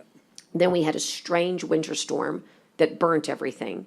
And now that's left us with vegetation that has really, really dry. So you have a bizarre, due to extreme weather events, amount of fuel on the ground. Now you couple that with lower than normal precipitation for this time of year, plus above normal temperatures for this time of year, and a drought on top of it. I don't believe that the facts support it being like always or like normal. And the reason that Chief Hilliard stated, again, I'm sorry you had to step out. When you stepped out, he also stated that in addition to all of the fires that he has, responded to along with the other chiefs, that this very odd set of weather conditions, regardless of whether there's a flame or not, creates an imminent threat, right? It creates a severe situation. And without the emergency management plan in operation, you have hindered their abilities. And that is why we needed to have extended last week. And the reason for all of this information is to give us another opportunity to reevaluate and weigh. We can't go backwards. We've already lost that. And without the emergency management plan, we're not able to create that preparedness, that response, and more importantly, the recovery. And if you look at paragraph 7, which we all promised each other we would, so I don't know if you had, but the other thing that concerns me is that it's very specific about personnel. It says personnel who are assigned, designated, or ordered by their governing body to perform duties pursuant to this agreement shall continue to receive from the responding party all the wages, salary, pension, other compensation and benefits, et cetera, for the performance of their duties. And every time we don't have that emergency management plan in action, we are hindering our opportunity to recover. So if we care about the taxpayer and you want to help them, then you have to be able to avail them of the federal and the state dollars that could come our way. And that is what is so concerning and why we wanted to bring the information to the court, because it could feel like it's normal, but it's not. And the facts have established that here today, both from the National Weather Service and from the chief handling the fires. We also have something, Louis, called the South Texas Fire Chiefs Organization, and they collectively meet, and I might ask for them to provide to this court what Commissioner Gonzalez said is, what is it that you need? But what they asked for was the extension of that declaration. And so given that we haven't done that, my concern is I'd like to ask you to meet again, and you all need to, weighing these conditions, ask this county for that declaration, because only you are fighting these fires. Only you know the toll that it's taking on your personnel, your equipment, and whether or not this emergency management plan not being in action is hurting you. I got a question for Chief before you leave, Chief. Sure, which chief? Zapata. Chief Zapata? You know, and I agree half with what the judge says and half I don't. So, you know, just to let you know, it's not about the declaration. I think you guys need to do what you need to do, and you do it good. You need to go ahead and take care of your departments and then ask for reimbursements and cover everything you need to cover for your employees. What bothered me, Chief, what you said a while ago, is that we don't have water, we don't have drinks. Well, I mean, that really bothered me. We gave water to everybody in this world, you know, a while back, and we didn't have a problem with water. So why do we have a problem with water now? That's gonna be the volunteers. Some of the volunteers, like Skidmore, they've gone through so many calls and they run all night. They run out of Gatorade.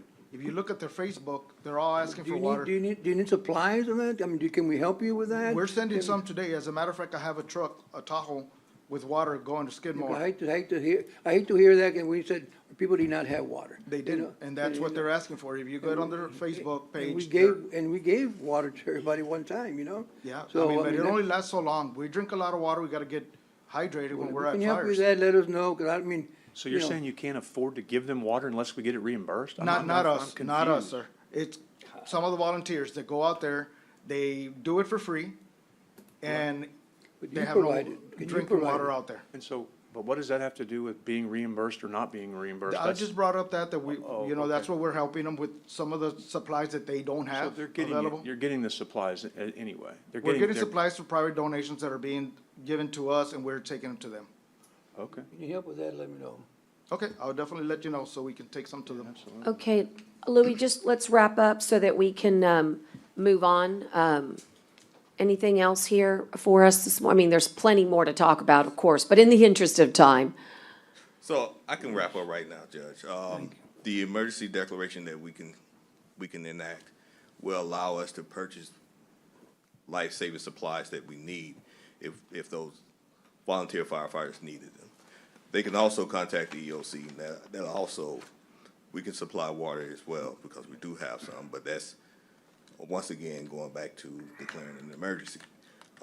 So it's not so much as reimbursement that's the big issue. That's a part of the issue, but being prepared and being able to prevent and protect the residents of the county is the main goal for this disaster declaration.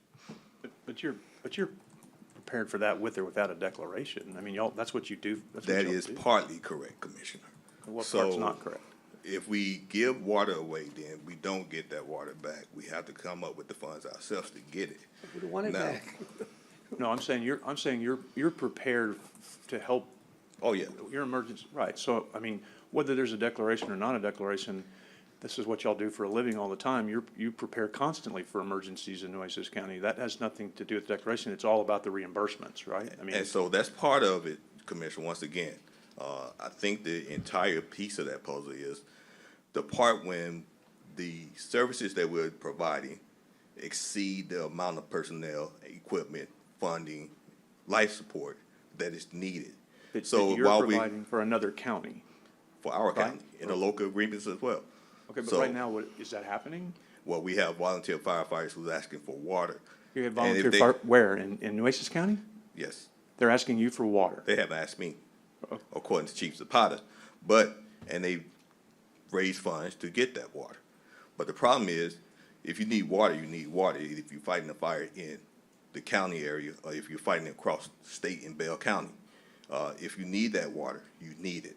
Right, so we give them water. I don't understand the issue. If they need water, let's give them water if we need to help them, but I don't understand how what that has to do with. I not tell a you what, why declaration. don't we, again, in the interest of time, there's just a huge disconnect about what the advantages of the emergency management plan are. And I'm gonna ask IDA to provide the emergency management plan, workshop or something, because there's a real disconnect on the value of what these declarations do. It's why all of District 20 has one in place. It's why the state of Texas has urged us to do that.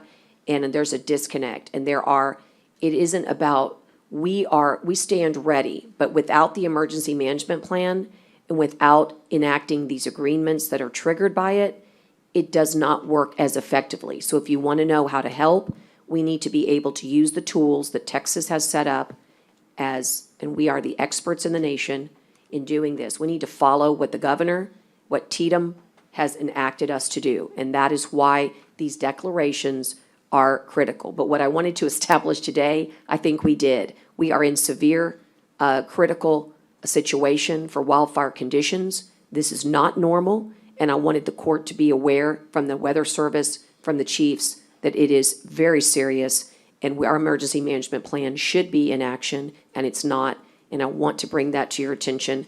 I hope we can reevaluate. Thank you, Louis. Okay, let's move on to the Harbor Bridge Replacement Project. It's item number 3A3.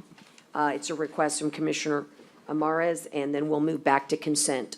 Receive an update on the construction of the new Harbor Bridge Replacement Project, and we welcome our RTA appointee, but also the Communications Director for Flatiron Dragados, Lynn Allison. Good morning, Judge and Commissioners. I'm sorry to miss Commissioner Hernandez because I have a lot to share with you, and I'm going to try to keep it brief. I know Belinda wanted it to be 10 minutes, but it's been about 2 years since you had a proper update, so I'm going to speak quickly. I have 17 slides to power through here. I want to start with just an announcement I'm sure you've heard by now. I've kind of saved this towards the end of my presentations, which was a mistake. We have released a revised timeline for completion of the main span open to traffic in the summer of 2024. And then with that, we'll start immediately with the demolition phase 2. So with that, I'll get started here. If we could advance the slide, please. So just a quick agenda overview. We're going to go through the construction progress from different regions, areas of the project, roadworks and traffic movements, the precast yard, north approach, south approach, the cable stay bridge, and the update on the pylon progress. I want to add in a little note about lighting since everyone so misses the existing bridge lighting, and then I'll take your questions. Next, thank you. So you've all seen all the traffic and the detours and the construction around the south interchange. So this was the previous south interchange with the previous 4 ramps that we had. All 4 ramps are either completely demolished now or in the process of being demolished. If you'll advance the slide, please. So to get from that slide to this slide, where you see the final configuration with the 4 new main connectors that connect where 181 connects to State Highway 286, and the 2 loop ramps, we have to go through the process of the next slide.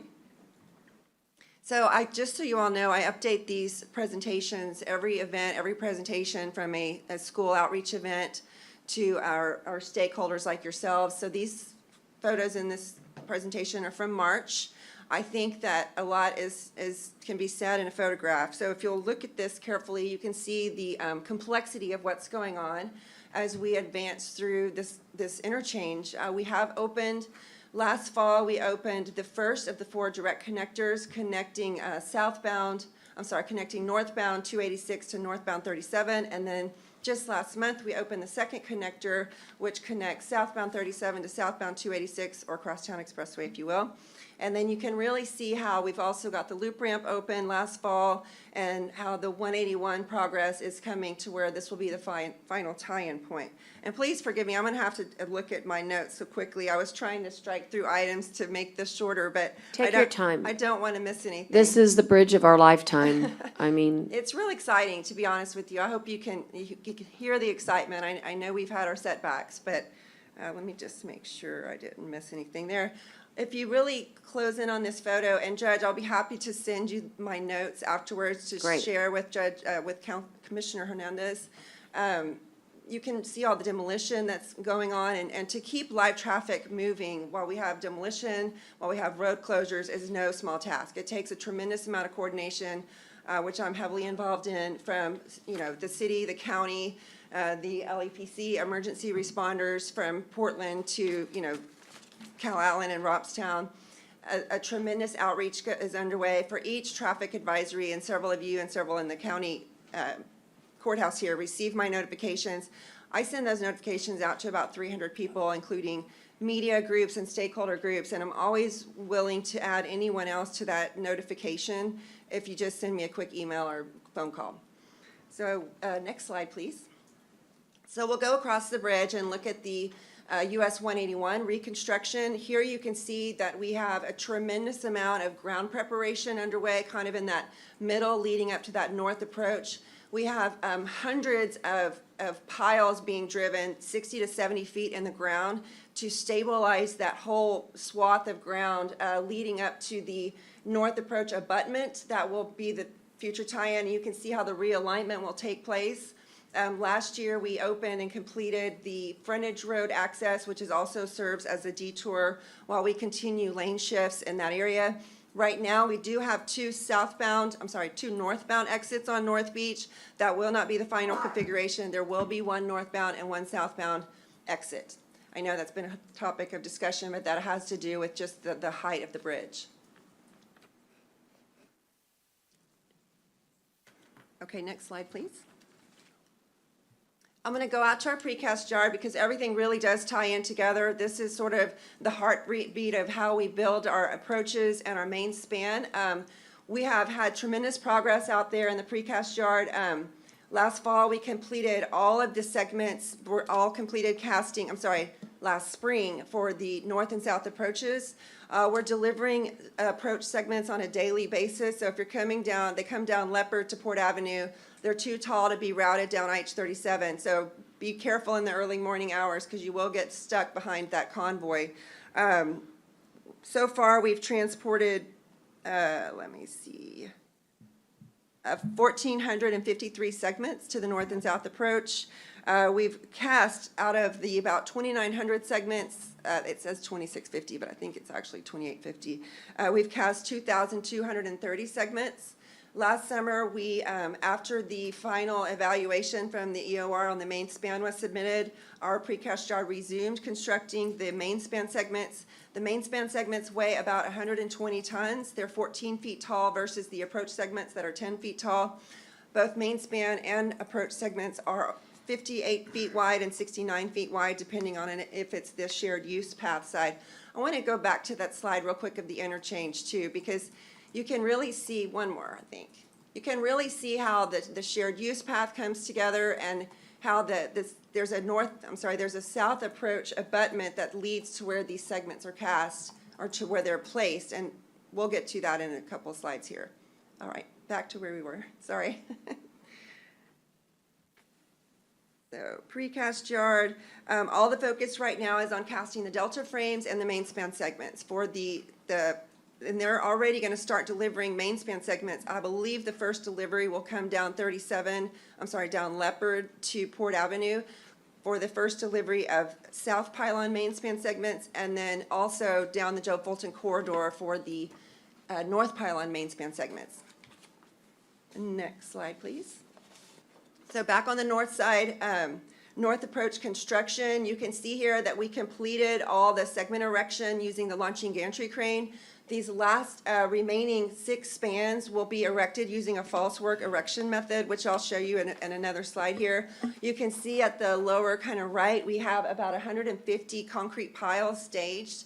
Those piles are about 125 feet long and 2 feet by 2 feet of solid concrete, and those will create the foundations for the last remaining 8 piers and the abutment wall that will lead up to the north approach.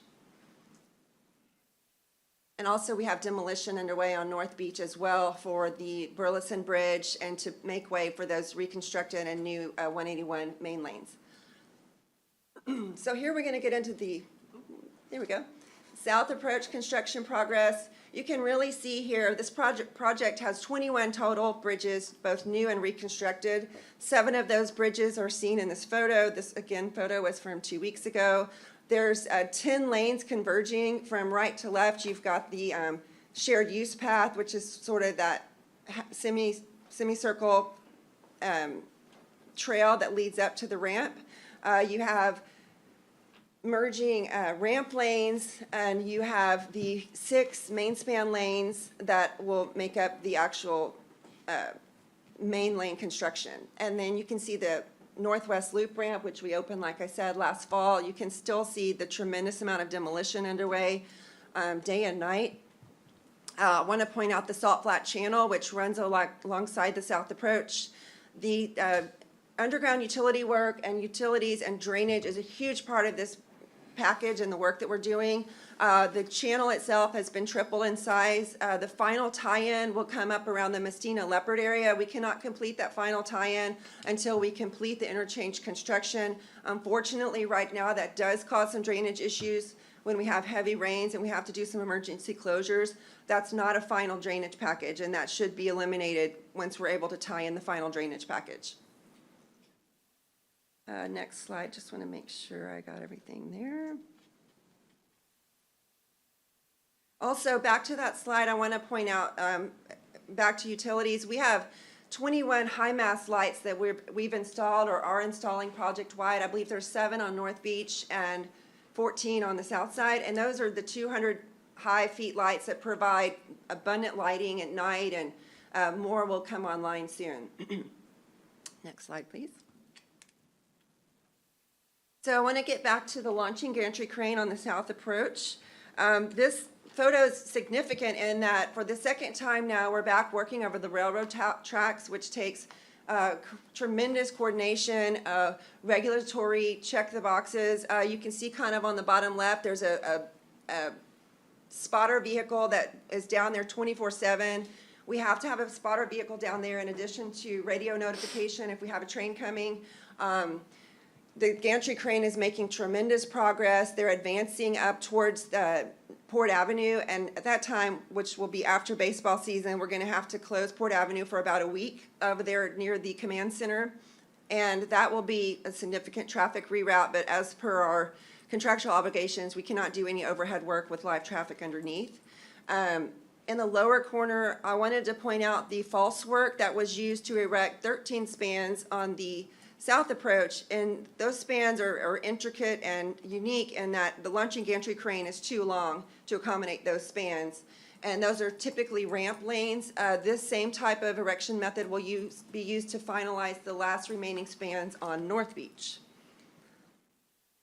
Want to go back to that, please, just a minute. Want to point out just the significant progress we completed on the south approach. All the lower, the column lifts, which are 274 column lifts, are complete, which create those piers as part of the substructure, which support the superstructure or the bridge deck. The last couple of columns we have left are right up next to the ship channel, which are which is the backspan pier, which is part of the cable stay bridge. All of the pier caps are now completed, so it's all superstructure work at this point.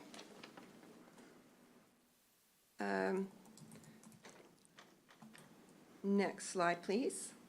Just a brief introduction to the design team that was brought in 2020 to do a reevaluation of the main span design. I want to point out that the FIG engineering group is still involved in the project, from our roadworks and our approach packages to our sustainability program, which is, I'd love to brag about that, but that's a whole nother couple of slides. The INVEST program, we won a big platinum level award for all the sustainability on the project, from recycled materials to community outreach, and I could go on with that list, but just to point out the Arup CFC design team, collectively they have done 50 cable stay bridges. They have more than 60 years of experience across 33 countries. They came in and took about just over a year to totally reevaluate the main span design. There were no significant changes made that would be visual to an untrained eye. They're more proprietary technical changes. There was no findings of any, faults with the existing design. Everything has been recertified, triple checked by third-party outfits, and all in accordance with the Austin TxDOT Bridge Division specifications. On the bottom right, you can see a joint venture that Arup CFC completed in Ireland in 2020, which is the longest concrete bridge in the world. On the top, you can see a CFC bridge, and the CFC team is more involved on the technical side of the bridge, and the Arup team is more involved on the structure side. The CFC bridge is on the top left, you can see it's a double cable bridge. Ours, as you know, will be a single cable bridge. The next slide, please. I'm sure you've all seen the picture on the top right of how our existing harbor bridge sort of fits under the main span design. And I think this bridge completed in California is significant by the Arab group that was opened in California also in 2020, really shows the project they did there with this cable stay bridge as well. Next slide, please.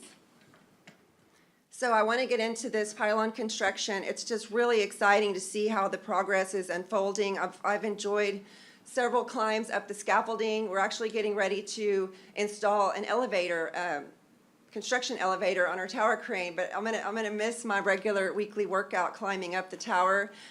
In the middle, you can see, and with the yellow, how the tower table deck comes together. In March, we completed erecting the tower table on both the north and south pylon. They're really progressing at almost the same rate. That tower table deck creates the start of our main lanes. So you can see they're supported by those blue concrete struts. So on each tower or pylon, as we call them, there are 12 segments in that table. There's 6 on each side, and from there, in the next slide, so also we did in March complete lift 3 pour on the north pylon and lift 2 pour, upper lift 3 pour, and upper lift 2 pour on the north pylon and the south pylon. So as you can see from just driving over the bridge, we've now completed basically the substructure of the pylons, and now we're getting into the superstructure erection. So I really think this slide will tell you a lot about what you're going to start seeing this summer. We're going to start lifting main span segments, we think in May. That's our plan. So this is really exciting. You've seen that we have the tower cranes in the previous slide. Those tower cranes, the derrick crane will be used to lift the crawler crane will be used to lift the derrick crane up onto the platforms. As soon as we have 6 segments at both lanes erected on each side, by a cantilever method, we're going to be lifting up those derrick cranes. So you're going to see 6 derrick cranes lifted and working on both towers at the same time. With those segments starting as soon as May, you can really see the progression, how it will take place. Starting with the 8 cable, we'll start tying into the delta frame. So every cable will tie into a delta frame. Every delta frame will have 4 segments and then another delta frame. Next slide, please. And I want to kind of wrap up my presentation. I know you've seen the slides on the lighting in the past, but I want to remind everyone of the phenomenal lighting features that will be available with this bridge. The lighting feature, the RGB LED lighting, will be shining up through the delta frames underneath and through the towers. And there will be, kind of in the top right, you can see the lighting tubes that will be placed in the upper lifts, the upper towers, that will create sort of a dancing effect, depending on the season or the holiday. Next slide, please. Really, that wraps my presentation. I could have easily put together 30 slides for you and covered so much more from the environmental feature of the project. We have 2 wetlands that are protected. Wetland 7 is near the railroad track where I showed you on the south side of the project, and then we have the wetland on the North Beach area that was a mitigation plan to replant that area. Could go on and on about the utilities and the drainage, but with that, I'm happy to take your questions. Wow, well, you're right. It's been a long time since we've been able to really have a full update, and that's just a terrific one. It just doesn't get better than that, to be honest with you. The only thing I'd like to do is make sure we get a full copy of it so that we can distribute it to any organizations that we're a part of, or even our own, if it's allowed, take certain slides and discuss it on our own Good job. Nueces Sure, County I'm happy Facebook. to work with Belinda and be break that great. apart, however. That'd be great.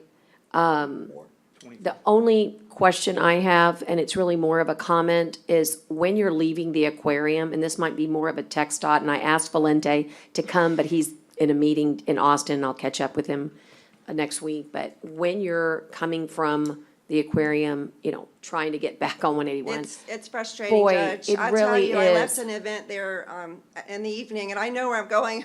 Well, me I too. felt badly for so many people I watched, and I get that it's frustrating, that it's, like I said, it's not the final configuration. There's actually Right. 2 ways to get on the bridge coming from the aquarium or the Lexington or those attractions. You could come down Breakwater, which is right up, kind of runs alongside the ship Yeah. channel.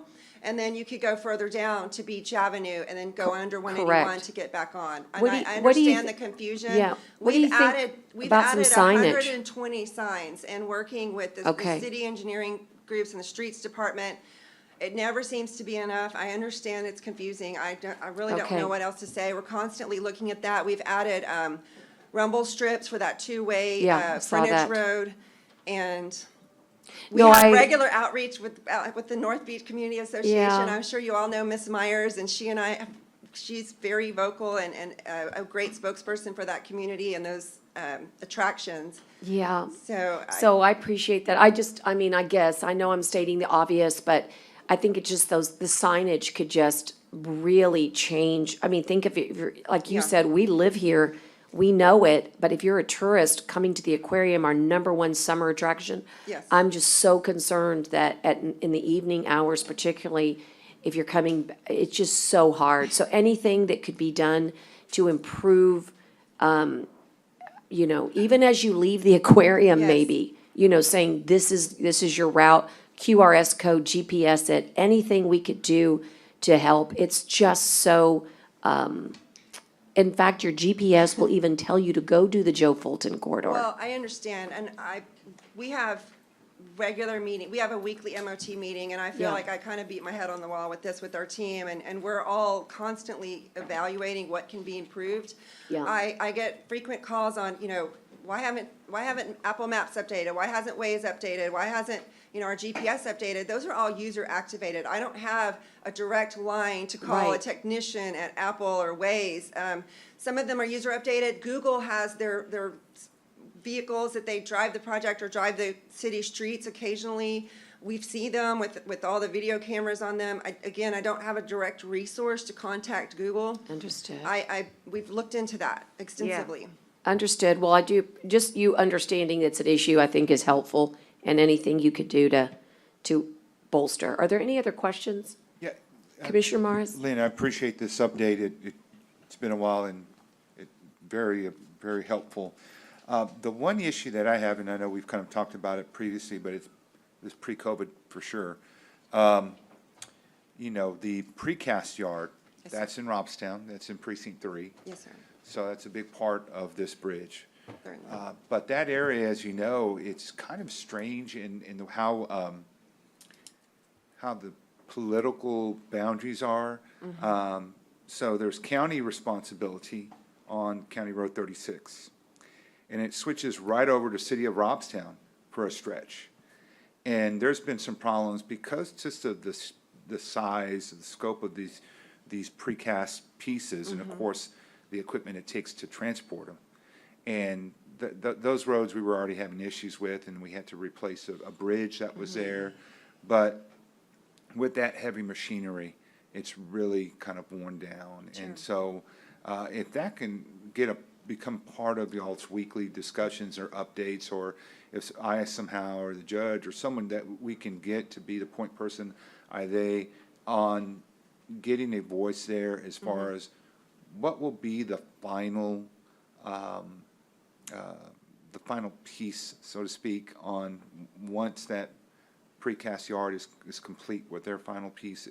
What can be done to really fix up that area? Because like I said, it's so strange that part of responsibility is ours and part is the city, and so there's just a lot of work we'd like to do, but it kind of cuts short right at those lines. But I think y'all are really the go-between that can help us smooth it out, and I mean that figuratively and literally, right? So Right. if that's something that can be looked at in the future, I know you gave us a time frame of 2024 at the earliest, but if that is something that can start becoming part of the discussion. Sure. So that when everyone is done and ready to leave and the final piece is in place and everyone's celebrating this new beautiful bridge, that our residents that have really borne the burden of having this construction, this precast yard being built right in front of them, can have a nice road, I you understand. know, that transfers from city of Robstown through County Road, you know, or County Precinct 3, County Road 36. So if that can maybe start becoming some sort of conversation piece, we've got 2 years, but it'll be here before we know it. And I think that would go a long way into saying thank you Right. to those residents, because, Judge, we really need it. I know agree. you've gotten I was calls. gonna I know say- you've gotten emails as well, Yeah. and so. Well, and Lynn, what we could do is provide you, we actually went door to door on a civil service survey. And it, other than drainage, that road was our top 3 issue in those areas. And of course, the heavy haul has highly contributed to it. We would love to be able to fix it, but it would do no good at this point. It would just All the resurface. cold patch isn't gonna do any good. That's right, And so- I understand this is, I've received media calls on this. I understand there's a few vocal residents there. I personally go out to the precast yard a couple of times a month. I know exactly what the conditions are. We did contribute about $90,000 worth of materials and manpower to rebuild that County Road 36 bridge. If you recall, a couple of years ago, that was in the spring of 2020. However, we've looked at this, we've talked about it, and like you said, even if it's a hot patch, cold patch, one day I was out there as well, following up from a media Yeah. request, and the city of Robstown was out there doing a cold patch. We've added to that as well. It doesn't do. It's not gonna stay. But I appreciate the, you know, coordination and possibly looking at this after we finish that And with the construction and heavy hauling out there. There's also the Martin Marietta yard that contributes. Right. There's significant There- farm And- equipment, and there's No also a doubt. crane pad yard out there, right catty corner of that bridge. There's a significant traffic there as well. I'm not trying to punt, but it is sort of a collaboration of wear And and I think tear. that's what you're And that's what I was advocating gonna for. say. Right. That bridge was a partnership. You're right, because y'all were a big part of that, and we were in the drainage district, city of Robstown. So we all came together with funding or different resources to kind of make that happen. And I agree, it's not just you, but since we're fortunate enough to have you here, but I think it's gonna take that same approach. And so as long as we can start talking now and Okay. plan it, and then bring all the groups, all the Okay. stakeholders together, as far as industry, and then the governmental entities, Yes, along with the residents, to say, hey, we know it doesn't do it much good right now, but once it's done, you're gonna be left with something better than what they had Sure. before this all started, so. I will certainly keep that as a priority in our conversations and take that concern back. Yeah. And if it's helpful, maybe what we could do, because I know it's helpful when I get an official letter, let us send you an official letter thanking you for this presentation and then asking specifically for this follow-up.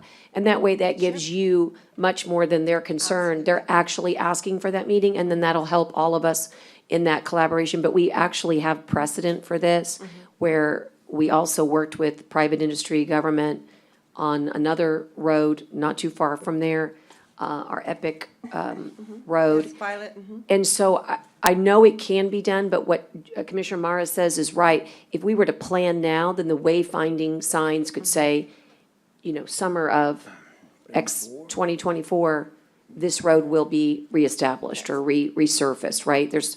But it certainly takes time, so I think it's a good idea. I like Thanks, your John. idea, though, that any little bit of ammunition from a letter to the municipalities, anything I can take back to the table helps, so. I think it's good. We'll do that. Thank you, Lynn. Thank you, Lynn. Thank you so much. You're welcome. We'll move on to back in regular order to the consent agenda, and then I'll be taking regular agenda item 4 up for those of you that are waiting for it. So the consent agenda has items A through P, and we've already handled P, so let me go A through O. Are there any to require any specific information at this time? G, G, ooh, G. got it? Any others? Okay. I'd like a motion to approve items A through F, H, J, through O. So moved. I'll second. All those in favor signify by saying aye. Aye. Aye. Also want to just thank Crystal Aguilar. She's been on the On the Zoom, she represents Senecor. Her item was number E. Certainly don't want to just gloss over it. Thank you, Senecor. We have authorized with this vote your 21-22 contract, and perhaps at another date, you can come give us a full presentation. Thank you. No, Senecor has not. We've done it last. Not Senecor. Okay, thank you. Let's take the ones that were pulled. The first in order is item G. They can help with this. This is a cleanup. Yeah, I need a clarification on what's all this about. I know that it's about FEMA, it's, Commissioner, this is just to make a correction in this contract, Judge. for reimbursement and. Yes, this is for reimbursement, yes. You want to table this, or what? It's a correction? What's, explain this thing, I don't know what it is, MOU? Right. Or what? So we already approved it, so we already have it before with BCFS. So the only thing that we're doing here, and we work with the county attorney as well, is just to make this correction, to make it fit for Texas Department of Emergency Management. It's not a contract, it's not. No, we don't have, no something new, payment, no, extension, it's no not- extension, no, that's correct. It's to put certain language that they require. That's correct. Okay, so but they require for what are we doing with them? It's for Reimbursement. So we're paying them back, or we're submitted for reimbursement? That's correct. And how much was that? I don't have the dollar amount. I right don't now. have that, but I can get that with emergency the management. most important thing is that Kent Brown worked on this, and he, It's going to FEMA? yes, That's correct. it's going to FEMA. So move, I just. All right, motion and a second. Second. And all those in favor signify by saying aye. Aye. Okay. Item, is that it on the consent? That's it? All right, so now we'll move to item 4. It's to receive a recommendation from the Nueces County Animal Care Advisory Committee regarding the animal care facility, and we have Lisa Buckholt with us here today. Juan Ramirez is also here. He's our Director of Animal Care. And we will move on with your information.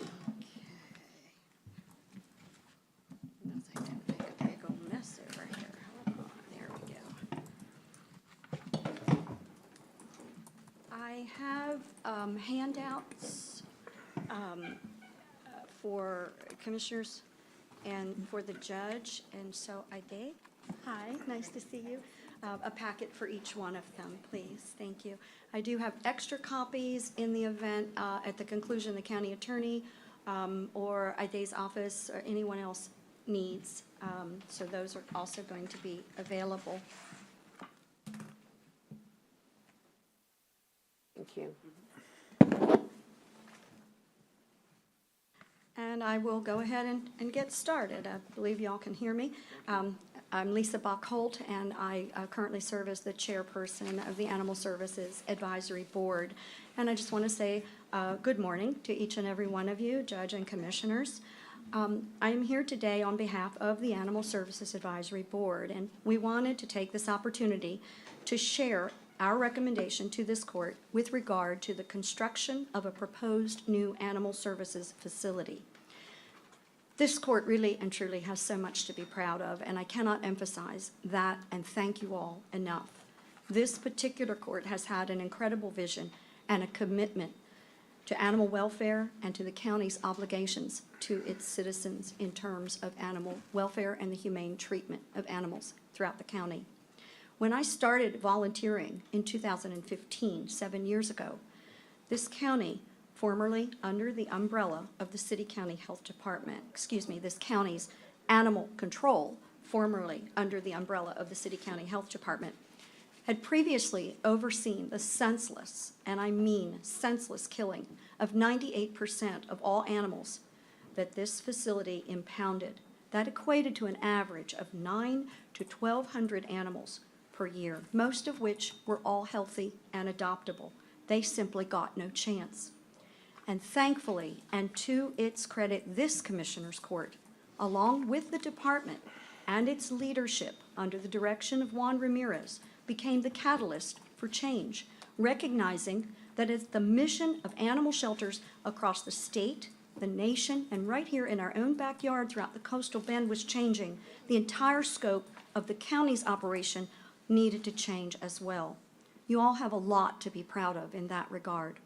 Toward that end, in December of 2021, this court took a monumental leap forward with the renaming of animal control to animal services, care, control, and adoptions, and raised the bar with the approval of a county order altering the scope and the mission of the department from one whose focus had previously been on control and impoundment to one that is now much more focused on humane treatment and live release. I again want to say kudos to this Commissioner's Court and to the Animal Services Department under the director of Juan Ramirez. However, sheltering animals with this newly defined purpose of having them leave the shelter alive requires a lot more attention to things like rescue and adoption coordination, disease control, community services and education, and accessibility. The next portion on the outline I handed you discusses the existing facility. And I want to apologize to this court because I'm going to tell you things you already know, but I'm going to use this opportunity so that the public can also learn in the event they do not know these things. Your needs assessment study, which was commissioned by this court in 2020, determined that the county's current needs exceeded the design and capacity of the existing shelter. Plus, the space was also insufficient to accommodate any projected population growth. The existing shelter's kennel size is inadequate, with animals often having to be housed together in small spaces. Separate quarantine areas, which don't even presently exist, are a necessity for not only disease control but also observation. The existing facility lacks a medical and surgical room, and as a result has the inability to offer any types of low-cost veterinarian services to the community. We currently have a licensed veterinarian on our board. Dr. Barbara Whitlock, in her notes, states, quote, "The current shelter does not have adequate climate control for either the dogs or cats being held there. The cat room has no air conditioning or heating, and the only ventilation is through 2 small windows. The dog runs have no heating in extremely cold weather, other than a gasoline or butane-powered heater, and although doors are opened to vent the fumes, carbon monoxide is a concern, both for the animals and the people working there. The shelter does not have an isolation area for either dogs or cats that may be infectious. There is no examination room other than the one used for euthanasia. There is no adequate large divided sink to even properly disinfect food dishes. There are no washers and dryers for laundry purposes. There are no separate, quiet kennels suitable for moms with unweaned puppies. There are certainly no rooms suitable for performing even minor surgery, much less spays or neuters." End quote. The current animal shelter was constructed many years ago to be nothing more than a holding facility for strays. Its location is remote and obscure, and relatively inaccessible to the public. To visit the shelter, one must navigate through the public works yard, dodging 18-wheelers, fuel pumps, storage buildings, and other heavy equipment. As the county's first indoor shelter, it was designed simply to be a dog pound, with no foresight into meeting the needs of a growing area, let alone meeting today's best practices standards in shelter management. As a result of the findings of this study, county leaders, yourselves, selected the site known as the Old Show Barn as a potential consideration for construction of a new shelter. This location would provide high visibility, accessibility, suitability, and plenty of parking. It would further serve to improve the business corridor and encourage communities such as the City of Robstown and the City of Bishop to consider contractual service agreements with the county in the future. Toward this end, Shelter Planners of America, the nation's leading animal shelter specialist for needs assessment studies, conceptual design, and full architectural and engineering services, conducted extensive research at the county's behest and has outlined the necessary size, scope, scale, approximate budget, and site layout for the new animal shelter, all in keeping with your vision and projected growth. The process has been focused on needs versus wants, and Shelter Planners of America has even provided a variety of cost options to aid the county in identifying budget needs and funding sources. This proposed expanded facility is expected to meet the county's projected needs for years to come. Additionally, construction would bring new jobs to the community and signal to potential investors that the county is making investments in infrastructure and in growing in a positive way. The new shelter would also improve the quality of life for both people and pets in the surrounding community. The new shelter would have a basic surgical facility with the ability to host medical clinics to provide badly needed vaccination and spay-neuter services for the underserved surrounding communities within Nueces County. Providing these medical services helps stop the spread of zoonotic disease and improves public health. This would also offer major progress towards reducing the pet overpopulation problem in this area. Rural residents should not be denied access to these kinds of services. The new facility would also offer proper ventilation and air exchange, enhanced heating and ventilation and air conditioning systems, climate controls, better separation of animals and flow, comfortable kennels with natural light, medical isolation and quarantine areas, proper drainage, quality cleaning and disinfecting equipment and laundry facilities, none of which exist at the current shelter. Many shelters in Texas also host classroom field trips where children learn to properly care for their pets. The proposed shelter would also be a place for educational and awareness opportunities, hopefully ending the cycle of abuse, cruelty, and neglect that plagues this area.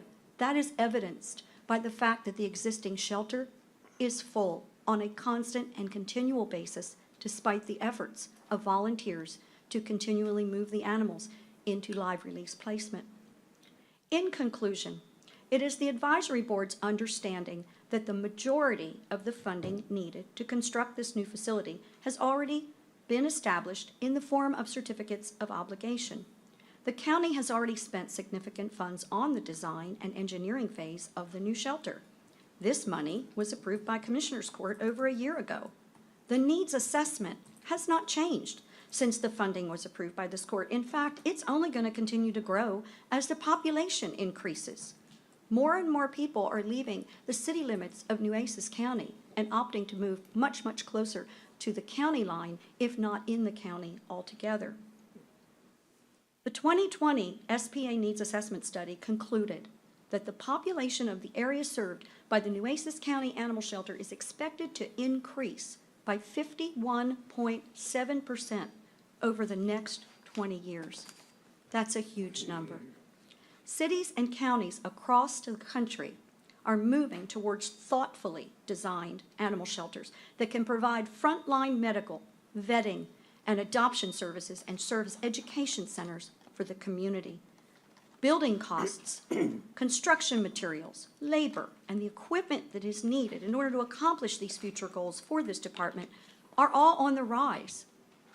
Failing to approve funding for a state-of-the-art, modern, properly equipped animal shelter, as that being proposed by Shelter Planners of America, would fail to meet the needs of the community, as well as the goals outlined in your own county order.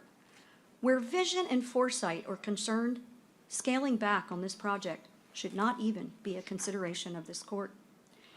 The Animal Services Advisory Board, having met, unanimously concluded that a new animal services facility of the size and scope proposed by Shelter Planners of America is justified in keeping with the county's mission for animal services operations as defined in county order signed and approved 12/15/2021. More importantly, this new facility should be embraced by this court as a bold commitment towards animal welfare, humane treatment of the animals in the county's care, expanded services to the community, such as the ability to offer low-cost vaccination and spay and neuter clinics, and an overall investment in the future considering projected population growth. The advisory board wholeheartedly supports this project and hopes this court will do the same. On behalf of the members of the advisory board, I want to thank you all for your attention today, and especially for this opportunity to speak before you and to be of service. Thank you. Thank you. And can we get everybody copies of the remarks? If you'll just hand it to Ida. Thank you so much. On behalf of the court to the Animal Advisory Committee, this is a presentation only. And if there are any questions for Lisa, I'm sure she'd be happy to answer them at this time. And if not, we'll just move on to our next item. Any questions? Thanks for the great and thorough presentation. Thank you. At this time, I'll move to item number 5, which is also somewhat related to item number 6. I understand there are some tweaks to the contract, and there are in any other issues here with regards, I mean, it's ready to go? To go. And the tweak to the contracts for personal services for the clerk's edification is that the legislative consultant Patricia Shipton for services relating to the 88th Texas Legislative Session, strategic planning, consulting, and governmental relations services, superseding and replacing the agreement that we approved on March 30th. The tweak is that they will also provide information to you as the court manager, and you can disseminate that information to everybody. Is that accurate? More or less? I mean, I'm certainly not, I'm paraphrasing. More or less, Jenny, would that be accurate? Yes, that.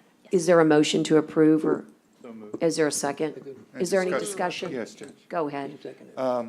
So was there language also included with Belinda? Because I know she's our main contact on that event. So it'll be working through you to her. Sounds good. Yeah, All right. since she is the governmental service, that's really her task. But it's going Okay. to go to you as the lead. It's going. It'll go to you, and then you'll send to her. And then I just want to pass on the. Okay, all right. Is there any other discussion? Hearing none, all those in favor signify by saying aye. Aye. Aye, No. okay. The reason I voted no, I voted no last time, Right. because I think that $1,000 a month until January, raise it up to 5, but Okay, I want to stay with a no. all right. And then what about item number 6? It's almost identical, but it's for Joel Romo's contract. Same, as they say, same language. Is there a motion? So moved. Okay, and a second. Second. And all those in favor signify by saying aye. Aye. No. Okay, all right, and then that item passes, and so then we'll move to the, considering the acceptance of the, I don't even know if it's acceptance, just consider the extension letter relating to the equipment lease purchase agreement with Bank of America Public Capital Corp. We're just accepting this as our extension, and you need the court to move to accept and sign? That's correct. All right, I'll make the motion to accept. Is there a second? Second. All right. All those in favor signify by saying aye. Aye. Aye. Okay. Is there a discussion and consideration of the Texas Association, item number 8, Texas Association School Boards, otherwise known as TASB, Energy Cooperative, relating to the electricity procurement, and we met with them last time. They're here again with us. Ida, do you want to help start this off?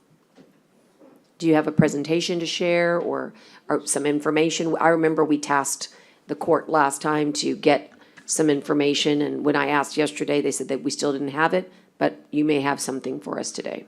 Just a couple of things, just to, TASB is a nonprofit. Joining us does not make you obligated to use our electricity plan or fuel plan. What it does, it opens the door for you to be able to do so. With regard to the question you had asked, did you ask a question regarding renewable energy credits? I did. And yes, we do have that set up. We could do that through the proper area in our region, but we do that, okay? You do provide that service. And so were you able to work with Ida and, go ahead, Ida. It was provided. Okay. So what we provided for y'all after you gave us information is what we can provide for you with this current market. As you can see, the pricing is candidly, I've been in this business for 36 years. This is, if not the highest, one of the highest rates that I've seen in a while because of the volatility. One of the things with regard to TASB is that we'll bring you these numbers. This is the first one that we're bringing. We're going to bring you one again in a couple of weeks. We'll keep you updated in terms of how the market is, so you can make a decision as to when you want to use it, or you want to stay with your current provider. And that's you providing you all an opportunity to make sure that you're getting best value. And that's what our mission is here with you all, is to provide you a situation where you can get best value. As you can see, the longer terms are the lower rates. We do provide unlimited swing. That means you use more or less, there's no penalty. The recent winter storm, there was no charges to any of our 200 entities that we represent, and that'll stay the same with regard to Nueces County. Basically, it gives us, we're going to bring you these on a regular basis, but you're not obligated to take them until you decide that you want to use TASB for your electricity provider. Questions, comments? So our current rate is currently better than your 12-month rate or 24-month rate or 36-month rate. Or 109-month rate. Right. So I just wanted to point that out. No, it's better. Yeah. What we provided here today, we went out in the market today, and the market's volatile. I understand. This is where it's at. Eventually, all of us are going to be going after to see who gets best value. And that's where Nueces County can't lose, by getting two numbers from two different nonprofit entities that are going to be in competition against each other to give you their services. So, that's where we are. Okay. And you're not, but the most important part is, this allows you a way to measure best value, but does not obligate you to purchase anything from us. That's the most important thing.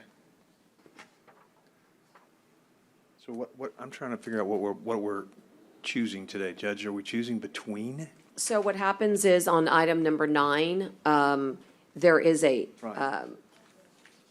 basically, we do nothing, which just keeps us status quo, or we would opt out is the only action that would be required of us if we did not want to stay with Power Pool, our P3. And what this gentleman is, forgive me, I'm paraphrasing again, he's advocating no harm if you decide to join TASB, because it allows you to have more than one option with regards to seeing what electricity could be provided for on the open market at any point in time. And I just would like to say that, let me just pass on this right now so we could hear from Power Pool, and then we could always come back to it. But I feel like David may have I don't know that he'll have a different perspective, but I think what he's looking for today for the court is the ability to just keep us status quo. And I'm not sure if he would think that there's anything wrong with joining TASB to give us optionality or not, as long as we stayed, as long as our intentions were to stay currently with P3. But the P3 agreement allows them, we can specify the time period we want to, look into the future to establish electricity rates. So I guess, Jenny, what's that's the legal question here. I'm not sure exactly what to do, because the P3 rates are better. We don't have any documents to have looked at for this. We don't actually affirmatively do anything, we just have to affirmatively not do something. So how about, would you mind taking a seat, and then we'll bring in Mr. Quinn, and then let him talk about electricity procurement. Once more, give us the overview. We have attached in our budget items, once again, that which you went over last time. And Judge, what you're saying is, if we don't do anything on the You P3, just stay we still. just stay still. Okay, so is that? And that's for 3 years, right? David, you want to unmute and remind the court about the options that we have today? Pardon me, Judge. David Quinn is presenting at Presidio County right now. Sorry. And is not available, and he asked me to sit in for him. And I'll pause there. Can you hear me? Yes, absolutely. Please proceed. Thank you. My name's Brandon Fowler, and I'm part of the staff of P3. I don't have a presentation today. Again, David asked if I sit in, if there were any questions that we could answer. And based on what was the previous conversation, I would just point out that Public Power Pool is operating a competitive procurement process. We have provided you with a target price that we're seeking in the market as part of this solicitation on behalf of about 100 political subdivisions in the state. This presentation, we could step through it very quickly. I think you guys have seen it before. You can see the membership that is all over the state. Again, about 100 political subdivisions. It's a very attractive load in the market as a very large, diverse, creditworthy counterparty. And so we command very solid rates when we go to market. We also originate our own contract to make sure that it's equitable to the member and that you have protections. This has been in operation for 20 years successfully. And where we are in our process today is we have a solicitation underway, and we'll be getting notional pricing from the market over the next couple of weeks as we proceed. Our procurement proposal specifies that we have until August to complete a deal, and we have to meet our target price. So yes, this is some of the past here, history of P3. It's a bulk purchasing initiative. So we represent all of these members in a bulk purchase, and there's been substantial savings through the years.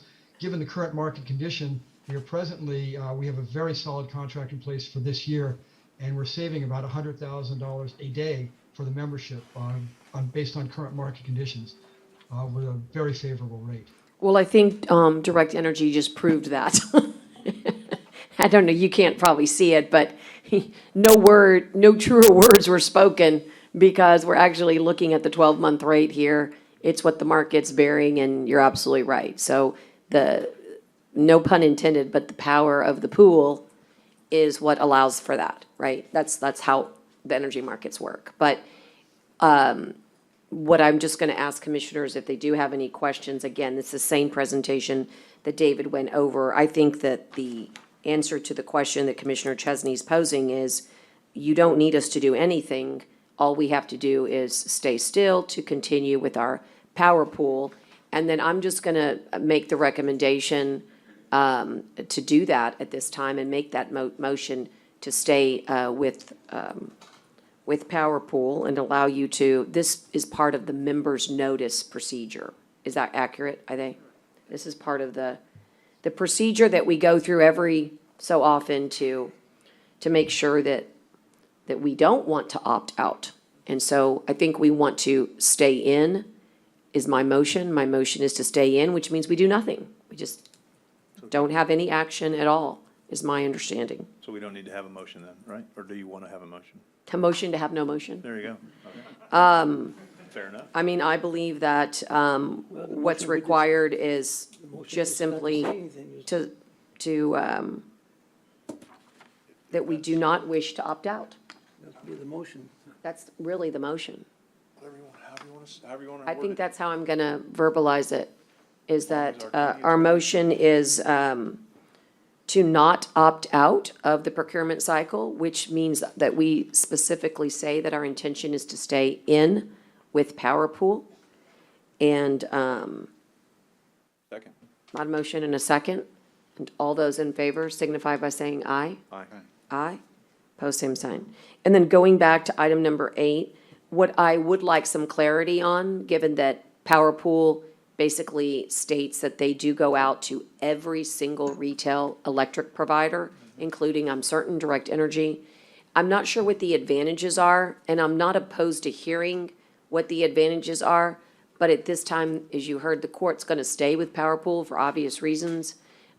Given the markets right now, as you said, the volatility and our ability to achieve better pricing comes from the collective, strength of how much power we're buying collectively. But provide any info to the court manager about this business of you can join our club and it doesn't hurt you. Exactly. Given that David's not on, I want to check, I want to trust but verify that comment and to see if there is any opportunity, but I think that's where I see it. I don't see us going to join, I would not be comfortable making a motion to join TASB because I don't see any advantage right now. But if you see one that I'm not seeing, by all means, Well, send it over. In terms of advantage, is we're giving you information. We're going out into the market also. It doesn't hurt to have two hunters in the hunt. It does not hurt you to do that. It's a large market. We have over 200 entities that we serve. The market is very volatile. For you to sign that interlocal agreement with TASB does not require you to purchase from us. It does not require you to do that. We got that information, that letter of authorization, and that's how we were able to give you pricing right now in today's market. We'll give you pricing in next month's market. And it doesn't obligate you to go with us at all. It doesn't hurt you in any shape or form. All it does is, if you choose not to sign the interlocal agreement with TASB, we can still provide you the information, and you can sign it at that time if you like what we provided you, because it's not going to go away. Our ability, with the letter of authorization, our ability to go out into the market and hunt for you is still there. Understood. I have a question for you, though. Wouldn't Direct Energy, which is the affiliation of TASB, wouldn't they be responding to power pools? No, the interlocal between us and Direct Energy, they are our sword in the fight with regard to getting best value for governmental entities. They're not going to be, a subsidiary of them is not going to be responding to this power pool. They're going out to the market themselves for the entities that we represent. Okay. So it's not them going with you all. Right. It's a matter of them going after us. Right. Okay, so I guess where I end up is that if I could just have the opportunity to visit with Power Pool and he's not available on another day, they just ask the question. I mean, we're staying with Power Pool, but do they have any conflicts? Or would joining TASB affect in any way our position with Power Pool? Well, and again, not really understanding if we've opted to stay in, what the benefit is, because if we've opted to stay in and we've obligated to them for a period of time, so I don't know why, I don't know why we would jump in on the TASB thing. Right, I mean, there's always sort of an unwritten, rule, I guess, with Power Pool that, if you're really unhappy and you really don't want to be there, you could certainly ask to say, hey, I really want to be released. I mean, they're in the business of keeping counties happy, not unhappy, but I hear you. That's what I'm saying. I think for today, I would just Oh, and I understand say. perfectly. But what we'll do for you all is, and remember, we're a nonprofit, we're a service agency. We're Yeah. going to continue to bring you pricing. We have the information that we need from you. Fair and enough. and You could we'll just- bring you pricing, and at the point in time where the pricing is, I mean, we brought you the market pricing today. We'll always put Agreed. what we know on the table. That's not very attractive, what you saw today. Right. But the fact of the matter is, that doesn't mean we won't go out to the market once more. I think that's a fair, so we don't have to vote to join you today, but you are welcome to bring us any information that enlightens us. How's that? That sounds fair to All me. right, that sounds fair to me too. No action on number 9. I'll move on to number 13 and ask that this be acknowledged as going to be in executive session a little bit later. I We guess, did take action number 9. yeah, I think, Judge, you meant. I'm no sorry, action on- forgive me, I said that wrong, Kara. No action on 8. No action on 8. We already took action on 9. We've already done 10 and 11, and I missed 12, so sorry about that. But Judge- since I went ahead and said 13, can we go ahead and take that to executive session? I was just gonna ask, I'm not sure at this point if there's a need to go to executive session, Jenny? Because I was just gonna make a motion to approve. Well, Thank you, as sir. long as everybody's okay with it. Well, I was just gonna make a motion to approve what they offered, but I don't know if Jenny needs to address anything in executive session. There are some items which we are gonna ask the court to, add. Okay, fair enough, didn't know. Okay, so we'll take that to executive session. That's fine. And now we'll go back to number 12. And also, while I'm doing this, may I just tell you that item 15 will also go to executive session? Is that correct? Jenny, it's the settlement agreement.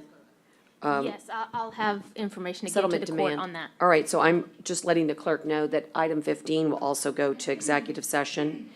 And just to be super quick, item number 14 also is very ministerial, so could we have a motion? It's just to approve the finalized formal version of the policies, and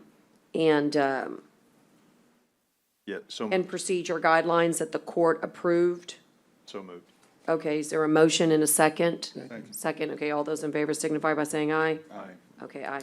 So that's 14. It was just ministerial, correct? It was putting them all together, renumbering them, reformatting them. And that's going forward, that's not retroactive, correct? That's correct. Right.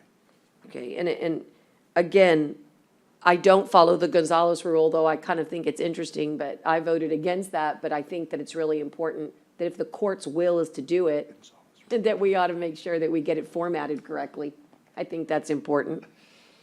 And then, the next one is, You got a rule now. We got a rule for it. We named a rule for it. right, it's not always a good thing. I wouldn't get excited about it.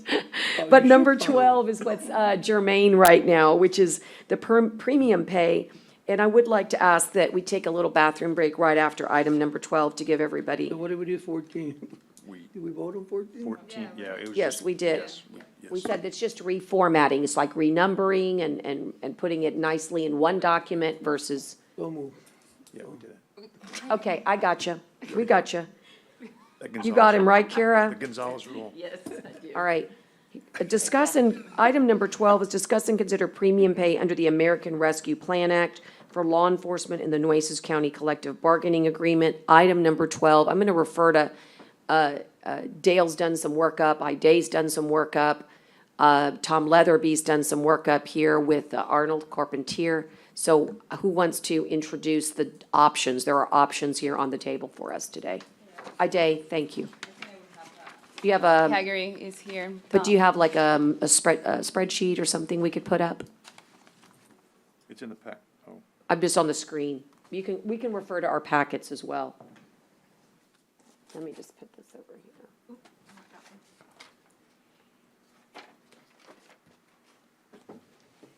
Yeah, that one right there. It's coming in here. There it is.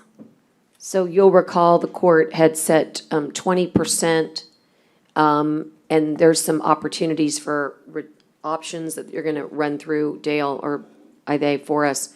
You've made some calculations. What would it look like at 2 years at 20%, and then at 1 year at 35%?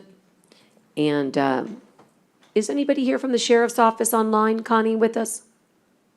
I say the sheriff's office, I mean the Association. association, thank you. I didn't see it, but there could be. Okay, no worries, we'll continue. Let me just represent to the court that the Sheriff's Association has seen, has had the opportunity to weigh in with regards to the options that are here.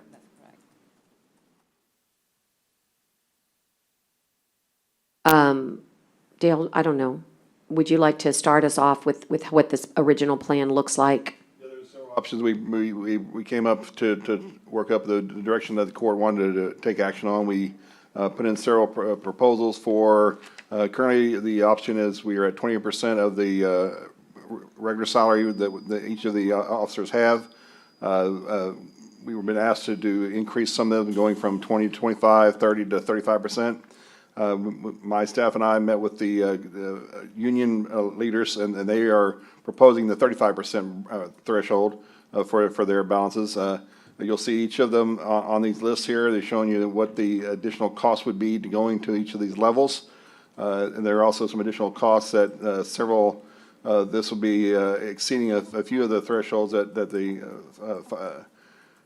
ARPA funds say, and some people will say there's not an issue. There may not be an issue, but there could be a potential liability if we do this, and it is potential. So as you see, the balances that the court, that mean the union is saying is at the 35%, and I believe that's additional $2 or $3 million, if I remember correctly. It's what's the potential issue? That's what I mean, that's obviously kind of important. There is still a threshold of income threshold of 150, and some will say that there's not really an issue for regular salary employees, and there may not be. But if the Treasury comes in and say there could be a potential liability of around $400,000 for the county. Potential. Don't mean there is, but there could be a potential. So what? And that would mean the county would have to repay $400,000. Where, what's the number that there is no potential liability? There's really none, because even at 20%, several employees go over the 150. We knew that when we did that the first time around. Correct. And so is this an increased liability? Yes. And so before, what was the potential? The 20%, there's about 5 or 10 employees that would exceed that, so it'd be only about 40 or 50,000, maybe $60,000. If we go to the 35%, that'll be about 150 employees, and that potential liability would be anywhere from $350,000 to $450,000. Potential. So, Stay where we were at. There's gonna be liability, that can- and how you read the final rules, then the final rules say that salary, people that qualify for overtime, really don't have the threshold, but depends on how the Treasury, when they come audit, they may find an issue, and there could be a potential liability. Right. There may not be. Well, no. When you talk about the 150% threshold, income threshold, you have to include all sources of revenue, all sources of income, and if you see over 70,700, then that, anything above that can be a potential liability. Potential. For us to do the percentages, but cap the liability, meaning, Not under premium pay. no, meaning, we only do so much. In other words, where's the, Cap. The cap is the threshold that the Haggerty brought to us, which was 78,681. Once the 150 threshold for the Nueces County is anybody that receives less than 78,600, there's no problem. Anybody, once you get above that 78,600, then it's a potential liability. well, can you just not, We have no way of knowing how much overtime these employees work. right. We just had some employees that just submitted an overtime of 55 hours. So, but to help you with this particular spreadsheet, Right. just this one, because I can't answer that other one, uh, may I bring in Tom Leatherby? Sure. And he can just walk us through options, even if you have these other questions, at least look at these options and see which ones look good to you. I don't know if there's a bad option, but there are some options that create opportunities for retention that are better than others. And Tom, I hope that tees it up just a little bit. You have had those good discussions with Deputy Carpentier, and you've got a good feel for what they're thinking as well. Yes, Judge, thank you. As you stated, did have a very productive conversation with Deputy Carpentier, and he was of the opinion that we share, that if there's a way to make the premium pay payments also serve the added benefit of retention, that would be positive insofar as it would help to address a pressing need that the county is facing in terms of being able to recruit and retain deputies. Based on that conversation, we looked at 4 different scenarios.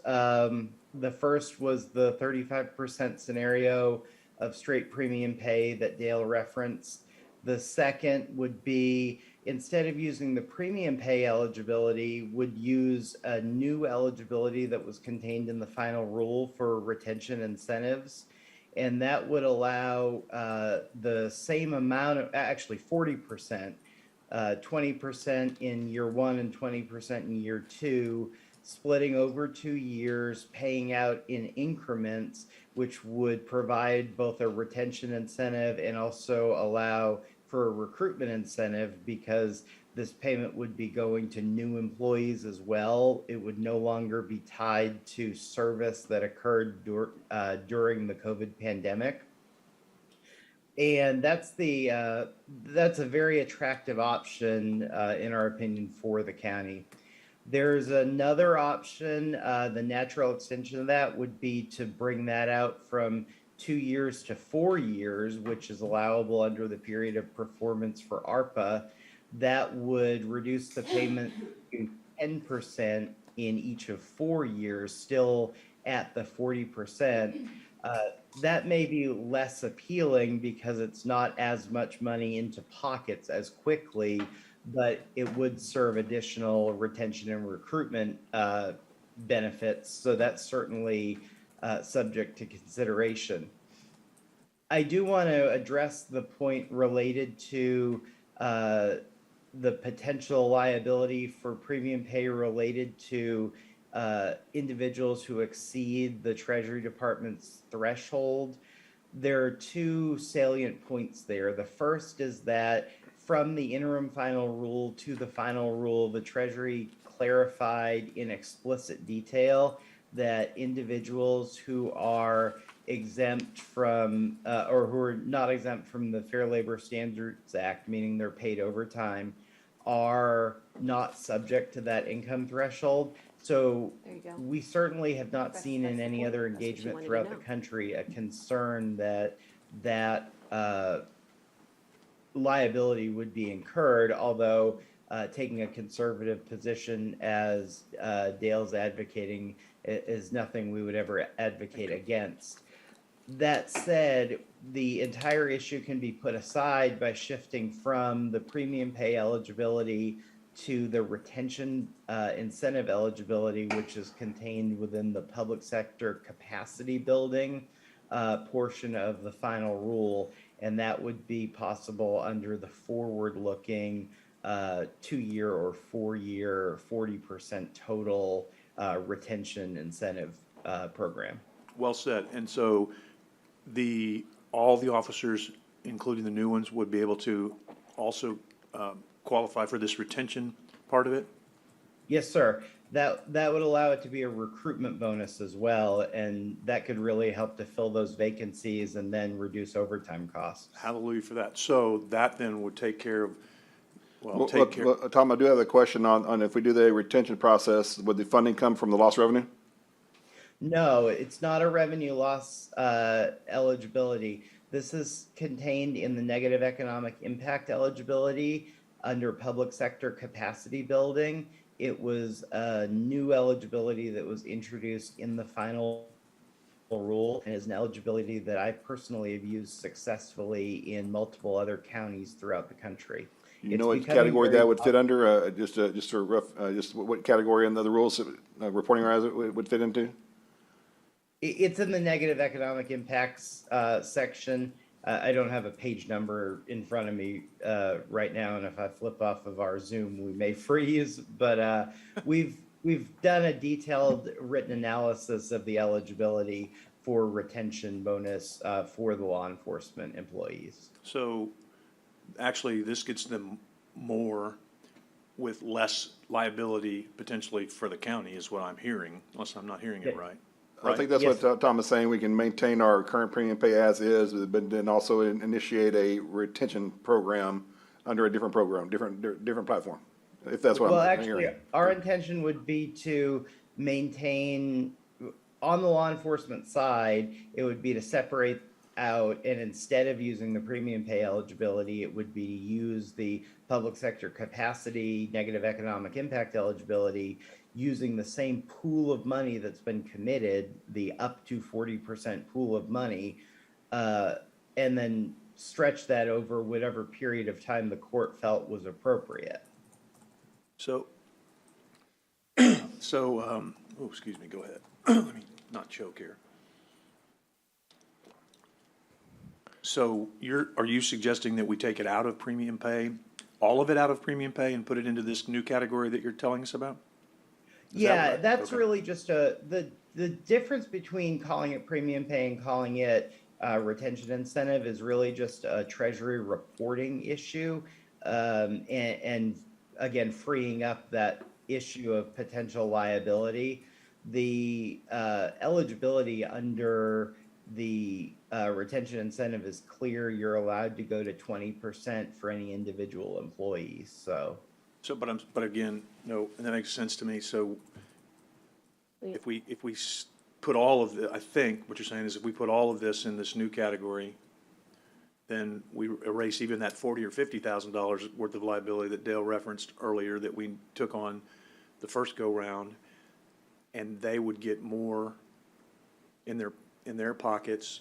We would have less liability, and we would just need to determine how much time to spread this over. Yes, sir. That's how we see it. And our recommendation at this point would basically to segment the law enforcement away from, allow the existing premium pay that's been designed for county employees to stay in place. That program's in effect, and then split the law enforcement out and do that as as the retention bonus, and yes, erase the liability concern completely. And it sounds like the Police Officer Association had concurred with this also? Or Yeah, has it? Mr. Carpentier was very positive when I spoke with him about the concept. Tom, if we use a negative economic impact, we don't have the same requirements of because the premium pay cannot exceed $13 an hour, cannot exceed 25,000. So under the negative economic impact, those would not exist, correct? No, those requirements go away as well. The only requirement is that if you're paying an individual employee, you can't exceed 20% of their salary for retention incentive. And if you're paying a class of employees, you can't exceed 10%, but you could choose the maximum between the two of those. And under this proposal, under this one that you're talking about, what's the additional fund, what's the additional amount that will come out of the ARPA funds? What was that There number? should be no, Dale, that's a question for you. It should be the same amount of money we were talking about at the beginning. The only small adjustment would be depending on how long you spread the payout over. Merit and step increases could create some slight variances because salaries increase, so percentage of salaries increase, but we anticipate preliminarily that would be offset by vacancies and new employees, so it should be about a wash. I probably didn't ask it right. Yeah, well, like Tom was saying, if we do, if it's a maximum of 20% of their annual salary, what you're saying is max on that for negative economic impact, and you do 40% for the entire process, and we do 2 years at 20%, each year was about $3 million apiece for the law enforcement only. Right, so we're talking about an additional 3 million out of the ARPA funds from which we have already committed. Correct. I think what's nice about it is it, in a strange way, what's nice about it is in a strange way, the delay created an avenue to put it somewhere else, and you know how important it is to get it out of that lost revenue category. Big time. And so, I support the 2-year, 20% each, because it gets us a payment that's commensurate with their service, but more importantly, maybe an incentive to retain, which is their number one problem. I think the only concern that I remember them articulating that we talked about was if the declaration is that there is no more emergency, then the funds stop. Tom can address that. Okay. Tom, did you hear Commissioner Chesney? I did, Judge, thank you. That would be an issue that was very specific to premium pay, and we came down, sort of in a hybrid position there, that there were probably workarounds in place, but that the issue of the declaration has no impact whatsoever on retention bonus or retention incentive eligibility, because that eligibility is not tied to employees doing work during the public health emergency or during the pandemic. It's tied to negative economic impacts spurring from the pandemic that already occurred and that made it difficult for governments to fill positions and keep their staffing at full complement. Okay, so basically what you're suggesting is the safer way, and I guess I would just ask it because I'll get asked and I want to make sure I understand the question or understand the answer. What would be the bad part about doing it over 1 year at the 40 under your plan? We wouldn't be allowed to. The Okay. premium or the eligibility maxes out at 20% of an individual employee's salary. So they're still going to get the same money, they're just going to get it over 2 years instead of 1. Yeah. Right, so, and as long as the Officer Association is okay with that, and based on what you're saying, I would assume there would be positive because they're going to get it.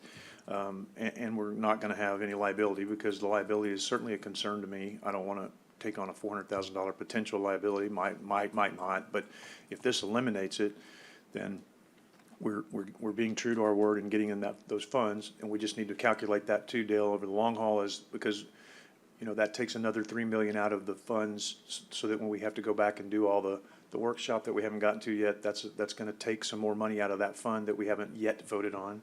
And that's fine. I'm just making sure when that workshop comes that we have all that. But to me, this sounds very reasonable, and like you said, Judge, very, very nice that sometimes things happen for a reason and that we had to wait because now we've come up with a new rule that allows us to do this legitimately with no liability. So Right.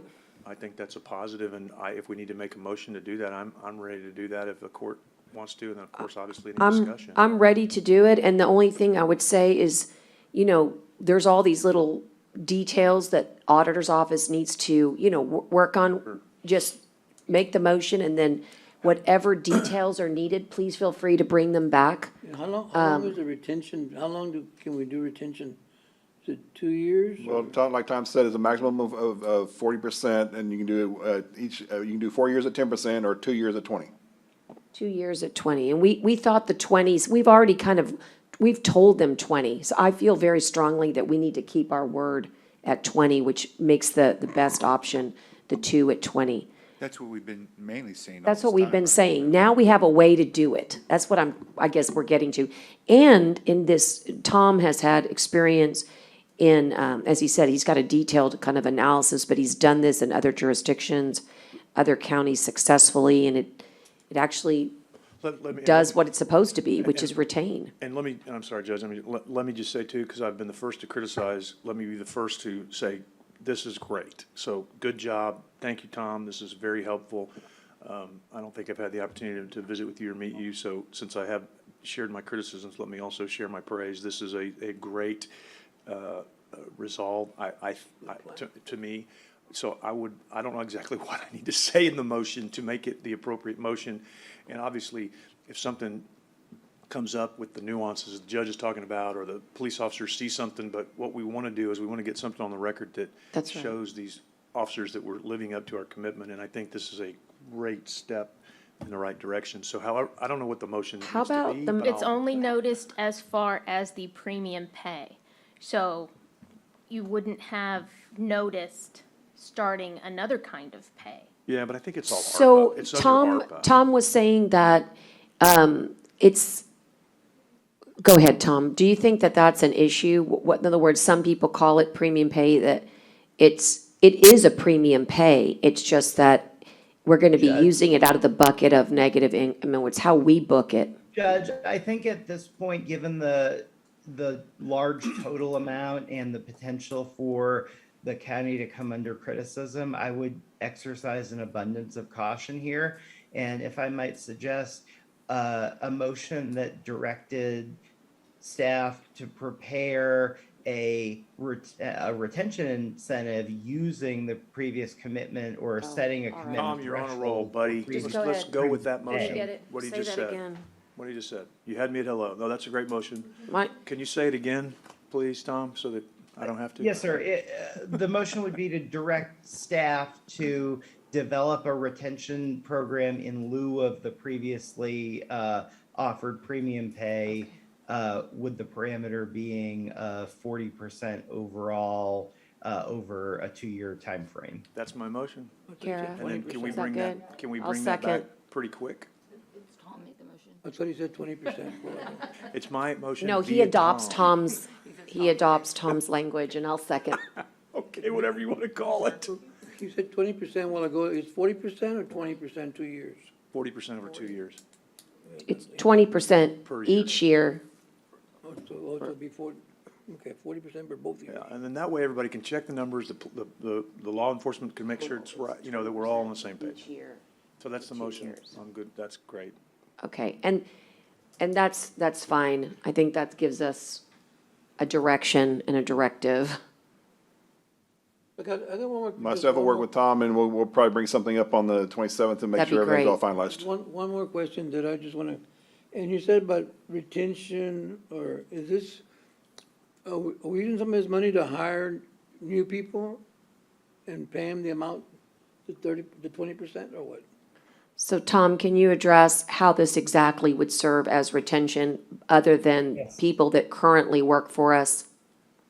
Yes, Judge. So upon discussion with the bargaining unit and also with the staff, it appears that vacancies are a tremendous problem within the deputy ranks, and that's leading to all the normal costs associated with vacancies, particularly overtime. And further, talking to Mr. Carpentier, it appears that the overtime is now starting to really put a true burden on the employees. So by creating this sort of a payment, it will allow the county to market these jobs as temporarily having a higher rate of pay because of the bonus, which should spur recruitment efforts. And it should show the existing employees that their service is appreciated and being rewarded, and give them financial incentive to stay in the job over the 2-year period that the bonus will be in place for.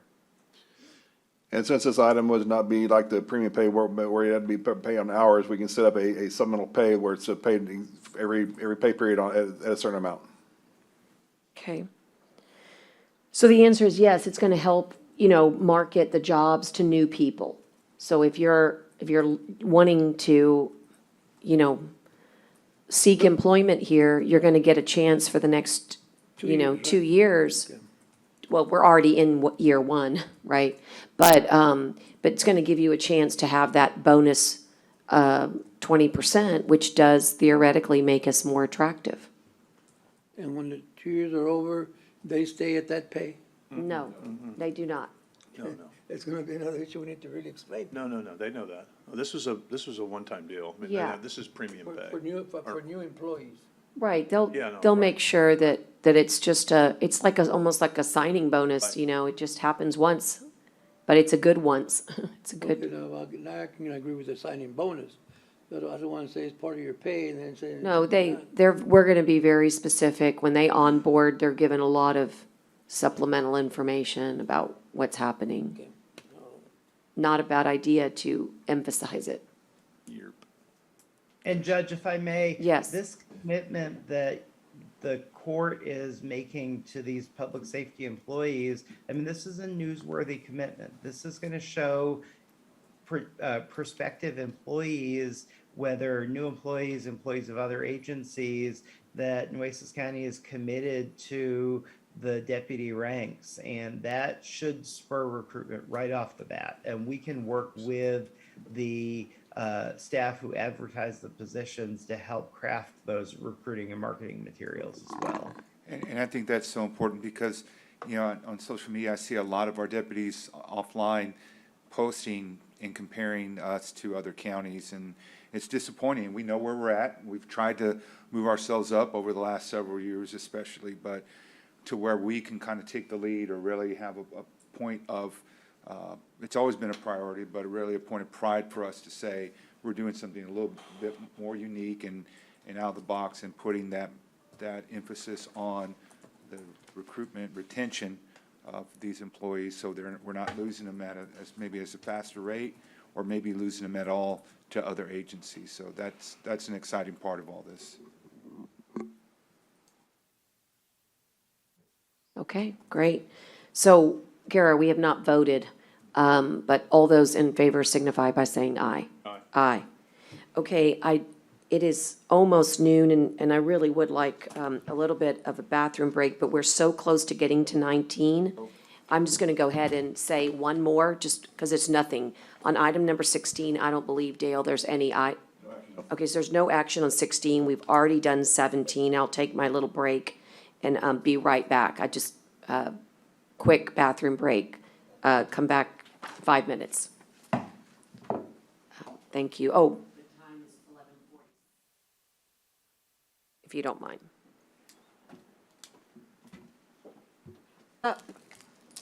Okay, we're coming back on the record at 12:03 PM. And at this time, we have one other item that's left in our regular agenda, and then we'll proceed to Public Works Purchasing Auditor and HR. And so the last item is number 18. It does have some associated documents with it. It says discuss and consider reallocation of funds from 2021 COs for Bob Hall Pier and IRT. And since Juan's here, why don't we start with IRT materials? And you'll turn to let's see, turn to page, there's a page just on IRT In the back. at the very back. Is that the additional one we got? So basically, IRT has a shortage, Teresa has passed these out, has a shortage of 364,264.501, but that's what I'm showing. That's for 4 county roads that we're gonna be working on this summer. Yes, ma'am. And the purpose of today's agenda item is to get you the dollars allocated, so if there's materials that need to be purchased in advance, that can happen. And the way that it appears that we've got is really just it's a reallocation, maybe best described by Teresa, but I have it as CR 22-04, is that right? Or what is your number that you associate that with, Teresa?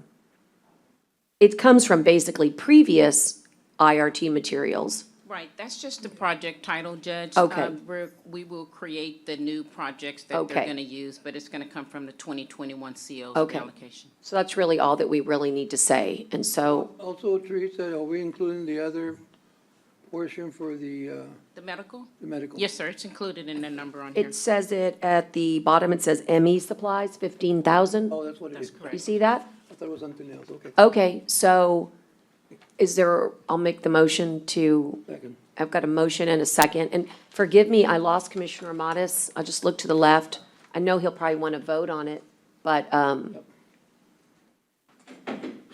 should we, I guess he can, We can, I don't know what to do here. Okay, well, all those in favor signify by saying aye. Aye. Aye. You can include it. We can, we can ask him in just a second, okay?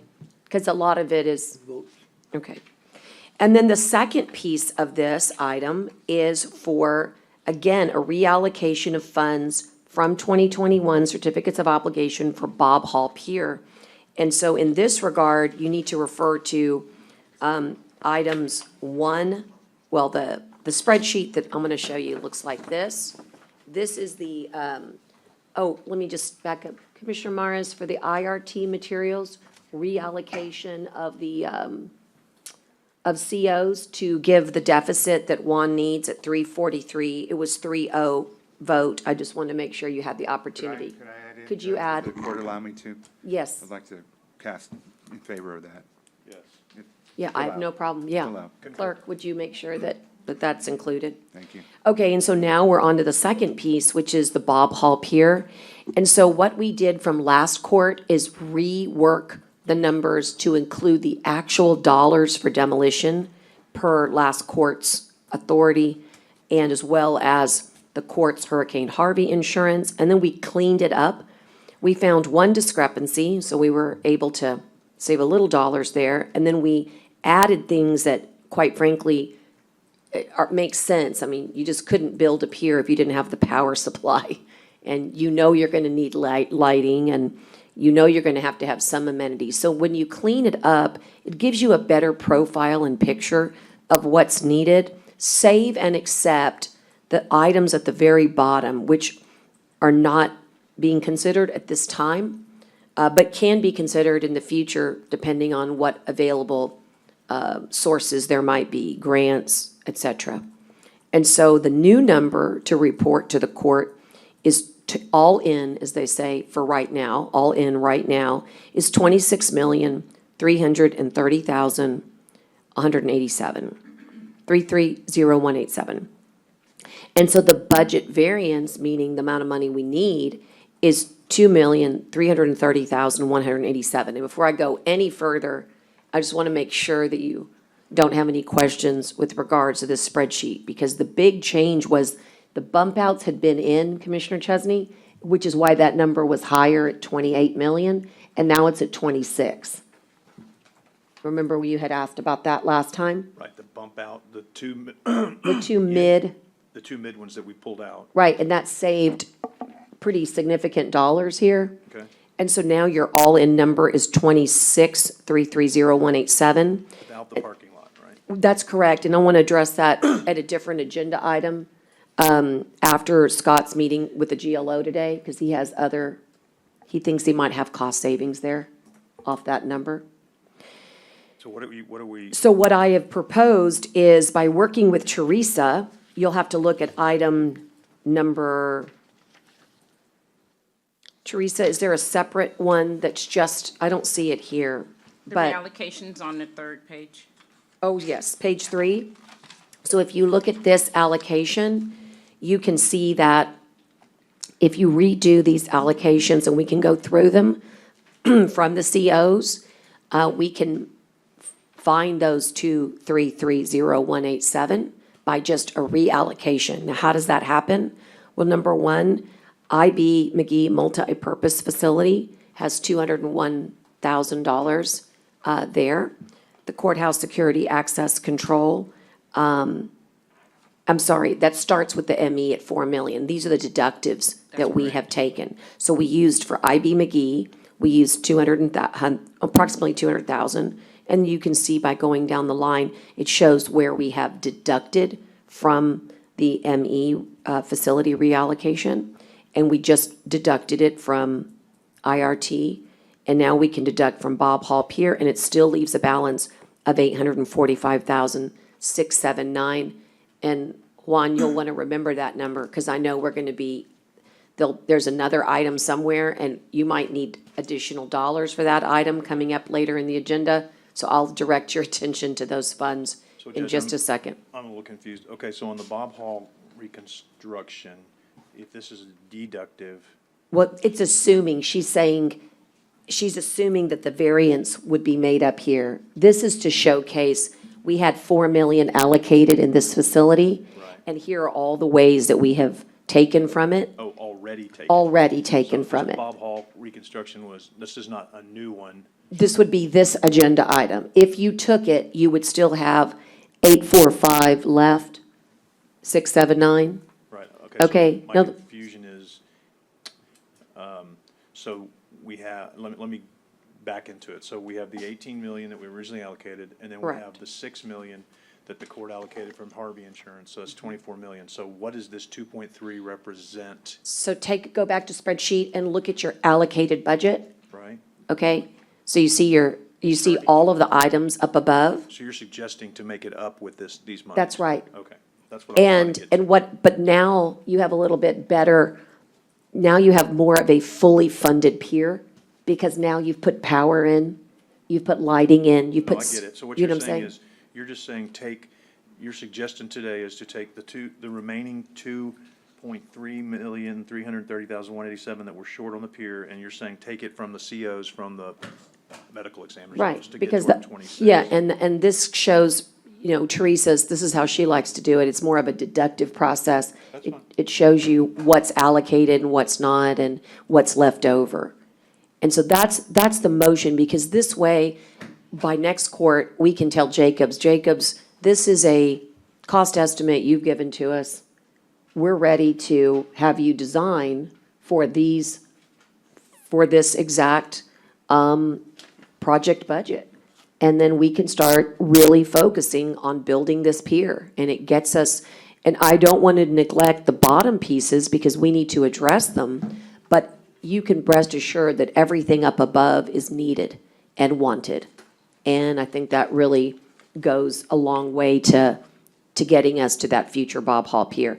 The parking lot is the exception. It's needed and wanted, but I wanted to make certain that, that Scott met with the GLO and today, and, he's been in discussions with what kind of a parking lot.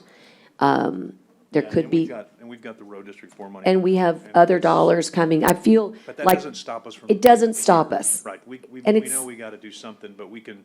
It can move be forward another with the pier. agenda item. Right. And again, I have a question just on this, 229,965. Where are you? Paid for on the chart. On which one, Joe? can you show me which On one? the chart. Got it? Where on the Okay, chart? but at the very top? In the middle. In the middle? Oh, 229, yeah, the land Says professional paid services. for by Road District 4 Fund, included for informational purposes only. So How do we do the road fund there, full road fund there? This is for what, for, Well, it looks like it's there, but then you backed it It's out. backed out. It's backed out. Yeah, 'cause It's for informational purposes only. Because the project total says does not include the land professional services. for Correct. ADA access parking improvements, so it's in there, but then it was backed out, I think is how I'm That's reading it. correct. It doesn't affect your bottom line, but it's there to show you that we have already paid for, Right. in our own way, the engineering on the parking lot. So when we get to the parking lot cost, you really just need to be worried about the parking lot Right, cost. so what would probably be the better way, so it's not confusing, is to put this item down below with the parking lot I'm gonna somewhere, agree. or somewhere, are just both because of them, both of them the same way? say again? The both items are the same way? The one right next to 229 and 705? No, the 705 is, that is the approved management fee for the whole pier. The 229 was by the road district 4 funds. So the 705, that's in there because it needs to be in there because it hasn't been paid, or some of it probably has. And then the 229 just needs to be pulled out because we're making that a separate project. And the other thing is that the permits and third-party testing, Brent, that was a guesstimate, but it was important because it was not included the last time. Where are you, Judge? The permit and testing, when Jacobs gave us their quote, they, On here, I'm sorry. at the very bottom, it says, third-party testing and permits. The 630,000 at the very, it's at the bottom of the construction budget.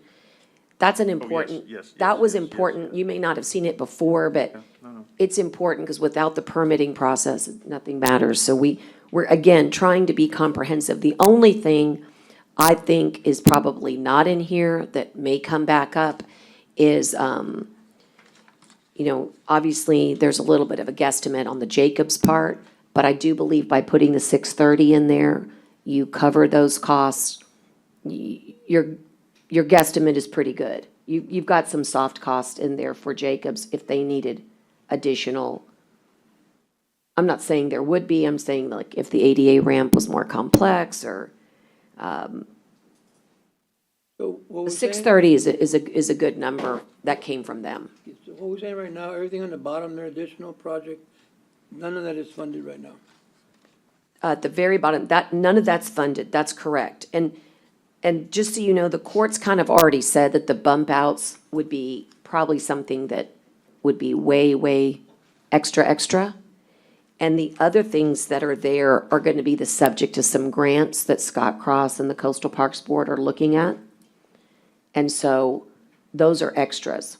But if you look at everything from the top to that first blue line, that's really what you need to build this pier, to get Jacobs going. And that was the court approved. Okay. All court approved.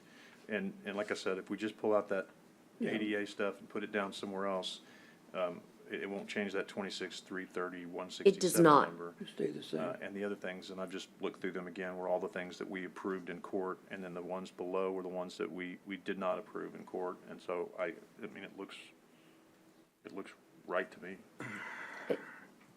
It looks like we can actually move forward, And again, Michael will tell you this, he's looking for drawings before he goes out to construction bid, but at least we could direct them to drawings, Sure. And again, you all can time that, Michael can time that to where he's not waiting on people. There might be like a 75%, threshold, different architectural. So the only thing, Judge, where's the contingency? So I asked, it's built in there. For sure. I'm 100% positive. However, let me look if there's anybody online that could help me. But I asked that, Brent, do you remember how there were 2 lines, high and low last time? Now you have the highs. Right, but Then there's, was the contingency Yes. built into the high? Yes, sir. I want somebody like. Jacobs? Yeah, because I don't want to come back and say, well, y'all never put the contingency in, and we think we did, because we don't, that's huge. He's not on, right, Connie? He's not on, but I We gotta feel clarify that. very strongly that, that is what we said in there. I'm not disagreeing with you, I just don't, Well, I don't remember us having a discussion on it, and I just may not be remembering it, so. I just remember that the high and low, and the high contained the contingencies, and all you're looking for are the highs right now. We got rid of the low so that the contingencies are built in. Again, that 630 number, it is part, see where it says the word contingencies? That kind of has a little bit there too.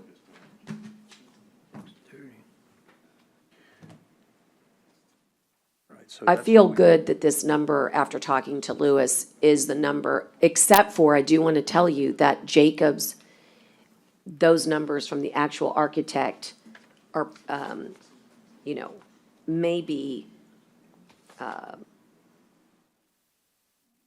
maybe not exact, but we think that the contingencies we put in would cover it. Well, let's just, I mean, I think everything's moving the lands thing, and then we need to verify on the contingency, because we definitely want to make sure. Yeah. That's right, because if not, then we are really, that's not. No, I yeah, feel, yeah. I feel good about it after speaking to them, and that this was, Then let's just get them to, yeah, if we can get them on the, I'm okay. I with can moving- get them on the Yeah, phone. I'm okay with moving forward on it, I'm just want to Yeah, make sure that we I'm gonna verify. report back to you, I'm gonna report back to you by the end of today. I bet Scott Cross could be reached as well. He might be finished or on lunch break with GLO, and he can also, verify. But meanwhile, I'd like to make the motion, because this way, this really gets us to where we wanna go, which is in a position of looking for the extras in other ways other than this court. Okay. I'm fine with making. the Well, motion. if you would Everybody's- second that. Or you made it, sorry, second. Yeah. Yep. And, again, I will get you that answer. I'm gonna have a day do a little texting with Scott Cross. He can make all those calls for us since we're busy. Ask, for a little bit of backup on that contingency piece so that we could report accurately that this does contain those contingencies. These numbers do. And Judge, just to be, since you made that comment, just to be clear, it's, for me, it's not, I mean, I'm not sure how I feel about those other additions with or without the money, so just, I don't want to get too far down that path and not I tell just, you well, remember, that. the parking lot's there, though. Oh, the parking lot, but the other ones. That's I'm fine. not- I just want to, I don't want to mislead. That- I- Okay, I just want, Let's just say that we're here to get the above accomplished today. right, okay. And the below is up for discussion, but let's agree if somebody wants to give us free money and they can put their mark on it, that's a great thing. Depending on what it is, maybe, yes, maybe, depending on what it is. So really now, Commissioner, wanna- really you have 2866? Say again? Really, right now, you're gonna have 2866? No, sir, he'll have 26,330. I'm talking about the 330 from the. Oh, going ME, back. From what? From the ME medical examiner. That's correct. So you're gonna come out, you're really gonna be coming out with 28,660. No, no, because. No. No, because, see, we have 24, so we're this short. So what she's just found is the shortfall. Yeah, but you got it from back here. Right, but then but we only have 24 set aside, so 24 plus the additional day gets you then to 26,330. Okay. Yeah, so we're. Is that around where we were talking before? I thought it was It closer was. to 20, or no? So- Did we say 20, We in started- like 20, we meaning started 20, there. between 29 and 20? We started there. Right, so we had 18, the last quarter, we Right. allocated 6. Right. By vote, that was Okay. 24, but then as we talked about it that day, we said, and we're still over a couple of million short, and so she's coming up with an idea. Okay. To come up with the couple million that we're short Medical examiner. to reallocate from existing COs. Okay. And- Right. I was hearing 28, was like, man, we're getting No, no, almost at no, 30 and now. that's Right. where I'm So, saying, yeah, that to me is- so the that's my stopping number point is, of comfort, so the number is 26, really. I don't wanna, 6,330, 26,330. Right. And Commissioner, I do want to thank Teresa. I know it looks so easy when it's like this on a little spreadsheet, but in order to get all the numbers accurate, correct, and be able to bring it here, it takes a lot of effort, and she works some last week. And like I said, you're about to hear in another item how this actually helped us twice. It helped us in IRT, right? Because it wasn't just one thing, it helped us in IRT, and then I'm gonna not keep you in suspense, but it might help us in another item later on today. So anyway, if there's no more discussion, And that just means, obviously, that when we're gonna deal with that facility, we're starting from scratch again, so. We were always starting with Oh, scratch at well, 4, you know? Well, I mean, well, no, I mean, four's Yeah. four, I mean, it's not nothing. Yeah. You're right. No, I mean, You're right about that comment.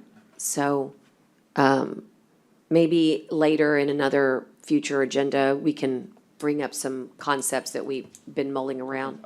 again, just. Okay, so all those in favor signify by saying aye. Aye. Aye. Opposed, same sign. Okay, Juan, it is your turn. This was left over. It's a presentation. Do you have a PowerPoint or just verbal? Yes, ma'am. I Okay, have we'll get it PowerPoint. queued up. This is for the clerk. It's a report that relates to the fiscal year 2022. It's the first quarterly expenditure report. Go ahead, whenever you're ready. Yes, Judge, Commissioners, this is just an update to court on public works of where monies have been spent here in the past quarter of March 2022. Next slide. Areas that we concentrated back in this quarter is drainage, cleaning of pipes, clearing of ditches, and also our county roads. Next slide.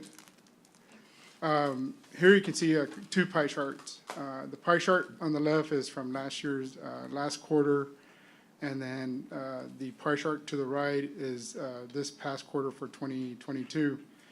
On the light blue pie on the left side, you can see that most of the monies were spent on roads, maintaining our roads. And then to the right, you can see on that pie chart that the brown section to the right is for drainage of monies that were spent. And then to the left is the green, like a light green, that's the monies that were spent on also for roads. So you can see that Public Works in the past quarter has been concentrating a lot on roadside drainage ditches that are within our right of way. So we've kind of concentrated on those areas, and we'll be concentrating on drainage within our right of way here in the future too for the next few quarters. Next slide. This is a picture that we've done some ditch cleaning in Broad Acres. I know there was a lady, a constituent here earlier talking about the improvements that we've done out there. As you can see to the left, that's a hydro machine. It's a hydro machine that cleans out the culverts for the debris that's accumulated in our culverts. And just to let y'all know on that, we've concentrated that type of process not only in Broad Acres, Valley View. I know commissioners, we've done some other areas in Robstown. It's in Blue Bonnet area, Commissioner, and also in Fiesta Ranch, Commissioner, that we've also concentrated on, Commissioner Hernandez and Mattis. So we've done a lot of we're in the process of doing more of the ditch of the culvert cleanings, because in order to alleviate some of these blockage within our culverts, this process does take time. So it's just a matter of just being a little bit patient. This is one of our equipments that hopefully next week it will be discussed on the bidding part of it about possibly acquiring that piece of equipment. The other two photos are just what we've done, and you can see that we've done a lot of ditch cleaning. Next slide, please. This is on County Road 14. We've had some areas where farmers have come to us and have requested, us going out and cleaning some of their ditches. I know during the last heavy rain event, some of the water was standing. Majority of it is also due to some of the farmers still plowing within our right of way, and we've been talking to them, and all of them have been supportive about making sure that they stay within their boundary.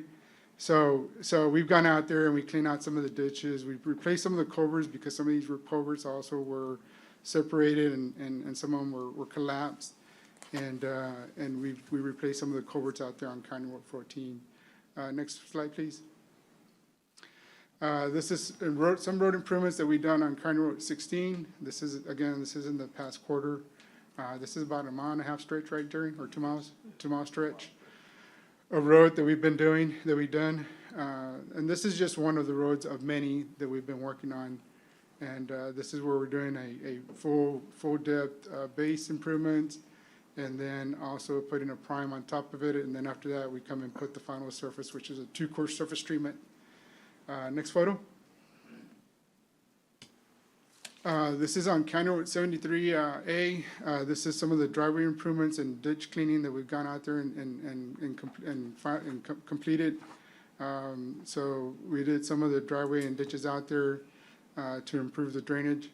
Again, I understand that the lady earlier, she had stated that some of these ditches haven't been cleaned out within the past 20 to 30 years, and I agree.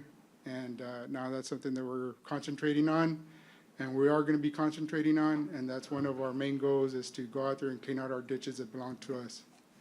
Next slide, please. This is River Ridge Trail, which is also in Valley View.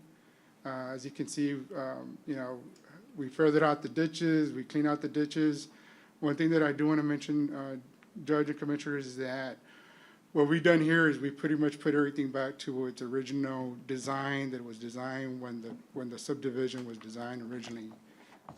We can't improve any of the structures on the downstream side, because it's kind of like Halfin Associates said, and I've said it before, is that once you open up the drainage on the downstream side, you're going to end up inundating somebody else and putting water on somebody else's front porch. Next slide, please. Again, this is some of to the left is some of the clean out that we did, and some of the results on to the right where we clean out the ditches. Again, this is in Valley View. Next slide, please. And then this is just an overall map of showing what we've done in the past year. It's a different shades of blue, and then you see the red, what we've done with the RRT.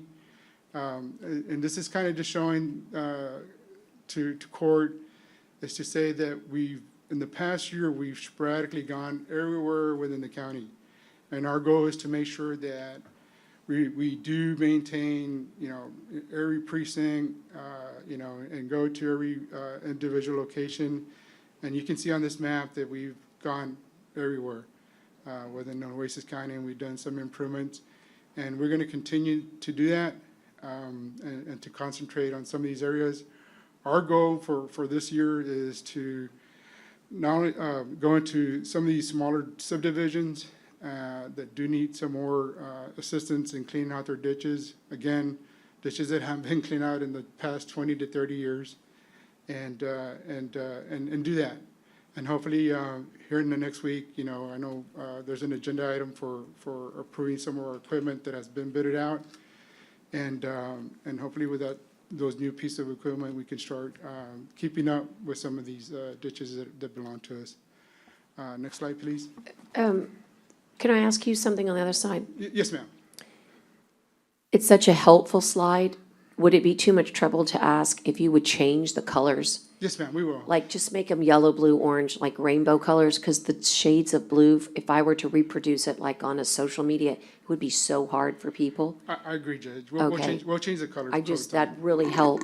And then, and Judge and Commissioner, what we'll do is we're gonna end up updating this map to show what we completed in 2021, and then once we complete 2022 and 2023 and so on. So this map is gonna just keep on getting updated. This is one of the most helpful public works updates that I've received, to be honest with you. Thanks, You've done good work before, but this is what's helpful, because we can simply share a slide to show the community what's the work that's been done. Obviously, we know we have hundreds of miles literally left to be done, but at least to show that we're hearing them when they come to court or when they contact us. And I agree with the coloring, because I'm colorblind, so shades of blue are all blue. It's very difficult to tell the difference. Yes, sir. I agree. But if we can, I don't know if we have this copy. I saw online we only had the financials. So on the agenda, we didn't get this map. So if we can get that copy to us through IDA or whoever, Yes. so we can share it and just use it as a reference whenever we get phone calls or whatever. Yes, sir. What we'll do is we'll modify the color codes on it, and then we'll send it to IDA, and IDA can distribute us. Okay. Thank you. Can you the map white and the colors, do the colors? Yes, sir. We'll change it. And the other thing that was helpful is, you know, we should have probably invited her to stay, but it would have been so we're gonna give you this lovely lady's name. Her name was Miss Smith. Yes, ma'am. I don't talked remember, it might have been Pamela. Oh, you got to talk to her this morning? Yes, ma'am. I talked to Pamela Smith before. Okay, good. We'll give her a call. You'll give her a call? Yes, ma'am. And what's interesting is if you go back to your map, it actually shows that, as you said, you've done some areas there, but I think the confusion is Broad Acres not covered by the Tri-County Master Drainage Study? No, ma'am. So that's the issue, or not? I think Was that her point as well? Yes, ma'am. Based on what I've heard from her earlier, I think was her concern. Right, and so what we thought, I think it's very germane to go ahead and say, is what we were thinking is maybe you could work with the commissioner in the precinct, is that even the grant's very specific. It doesn't allow us to include it and recover from the grant, but what I think could happen is individually, the commissioner could take advantage of, right, the fact that we are working the area Okay. and maybe do something distinct, but that would collaborate. Yes, ma'am. I mean, that's just an idea, but the reason we can't have her in the Tri-County Master Drainage is because the grant does not allow us to go outside those 4 HUC-10 watersheds. But maybe, again, individually, the court could consider doing that to make certain that, I mean, that's just a concept, but Yes, ma'am. I don't know what your thoughts are on that. Well, and Judge, my thoughts on that was, based on what I heard from her, I know that they're talking about a drainage structure that's within their neighborhood, and it's on the northeast corner of the neighborhood. That's one of the main drainage structures that they have. And and it's like I tell the residents, and I say, hey, this was designed a certain way. And if we end up opening the gate to allow that water to flow into somebody else's neighborhood, then all we're doing is we're gonna end up putting somebody's water in somebody else's front porch. So, to do a study, we probably could do a study, but I think that's what they want is they want to increase the capacity of that drainage structure. Got it. Okay, and then a quick question, going back to the map. It Yes, looked ma'am. like a good solid blue line. If you could bring back the map on 22 and 47. So you guys, I know, are already working on this, but do you have any updates on 47? They're complaining that our work has already been damaged or not holding up. Yes, ma'am, we're. as a matter Any of fact- thoughts on 47? Yes, ma'am, I think we went out there and just to let court know, we went out there and repaired a. Oh, you a did on the road? A driveway entrance coming in, and what we're doing is we're going back and, we're gonna redo the whole full depth of that entrance and come in and put a brand new 2-course surface treatment on top of that entrance. Okay. Yes, ma'am. Okay. Yeah, you did. You're on top So- of it, man, very good. So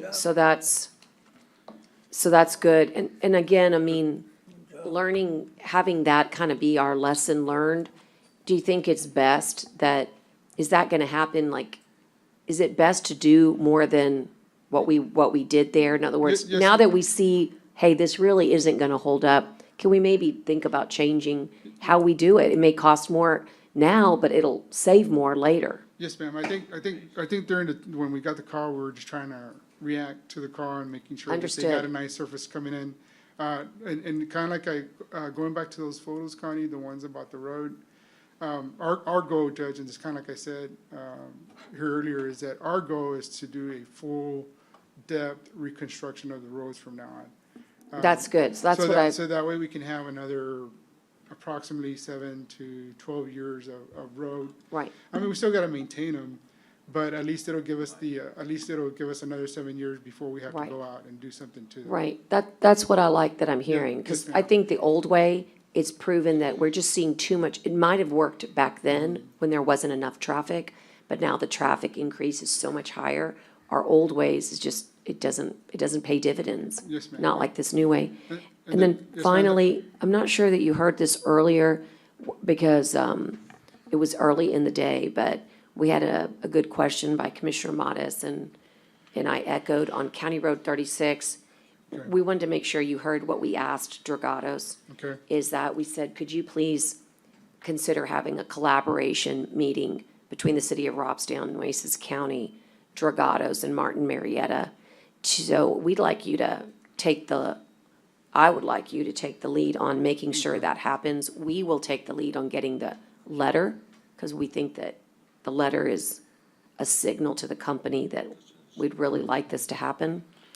But coordinating everybody, the idea is that we'd like to propose to them some equitable proportion to fix County Road 36. It does not going to do us any good right now to do it right, because they need it, right, for heavy haul.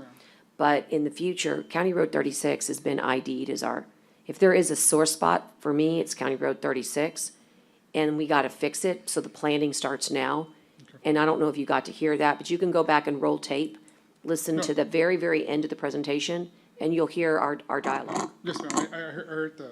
You did, Yes, ma'am. so go ahead, Commissioner Myers, is that all right? Yeah, and since they're in the business of concrete. One would think. You would think. One would It think. would not be asphalt, right? I think that's the least that we could ask from them because of the burden that is put on the residents.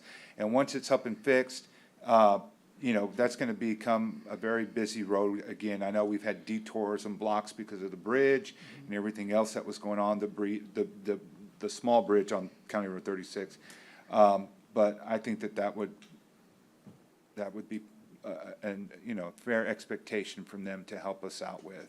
And just so that we know that concrete's more valuable than asphalt, and it's not a very long stretch, right? It's just really, Not very long at all. it's taking care of their front door, and their front yard. It's where they are accessing those properties. Yes, sir. And then the several, the handful of houses that live on the east side of the road, the north side of the road.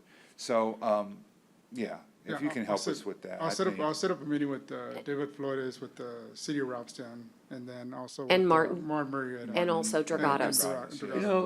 Just to let everybody, Commissioner, I think this is something that Juan and Jerry is already working on, almost on what you're talking about. County Road 26, 26A, we got involved, Haas, concrete, and they're gonna help with that road of 26A.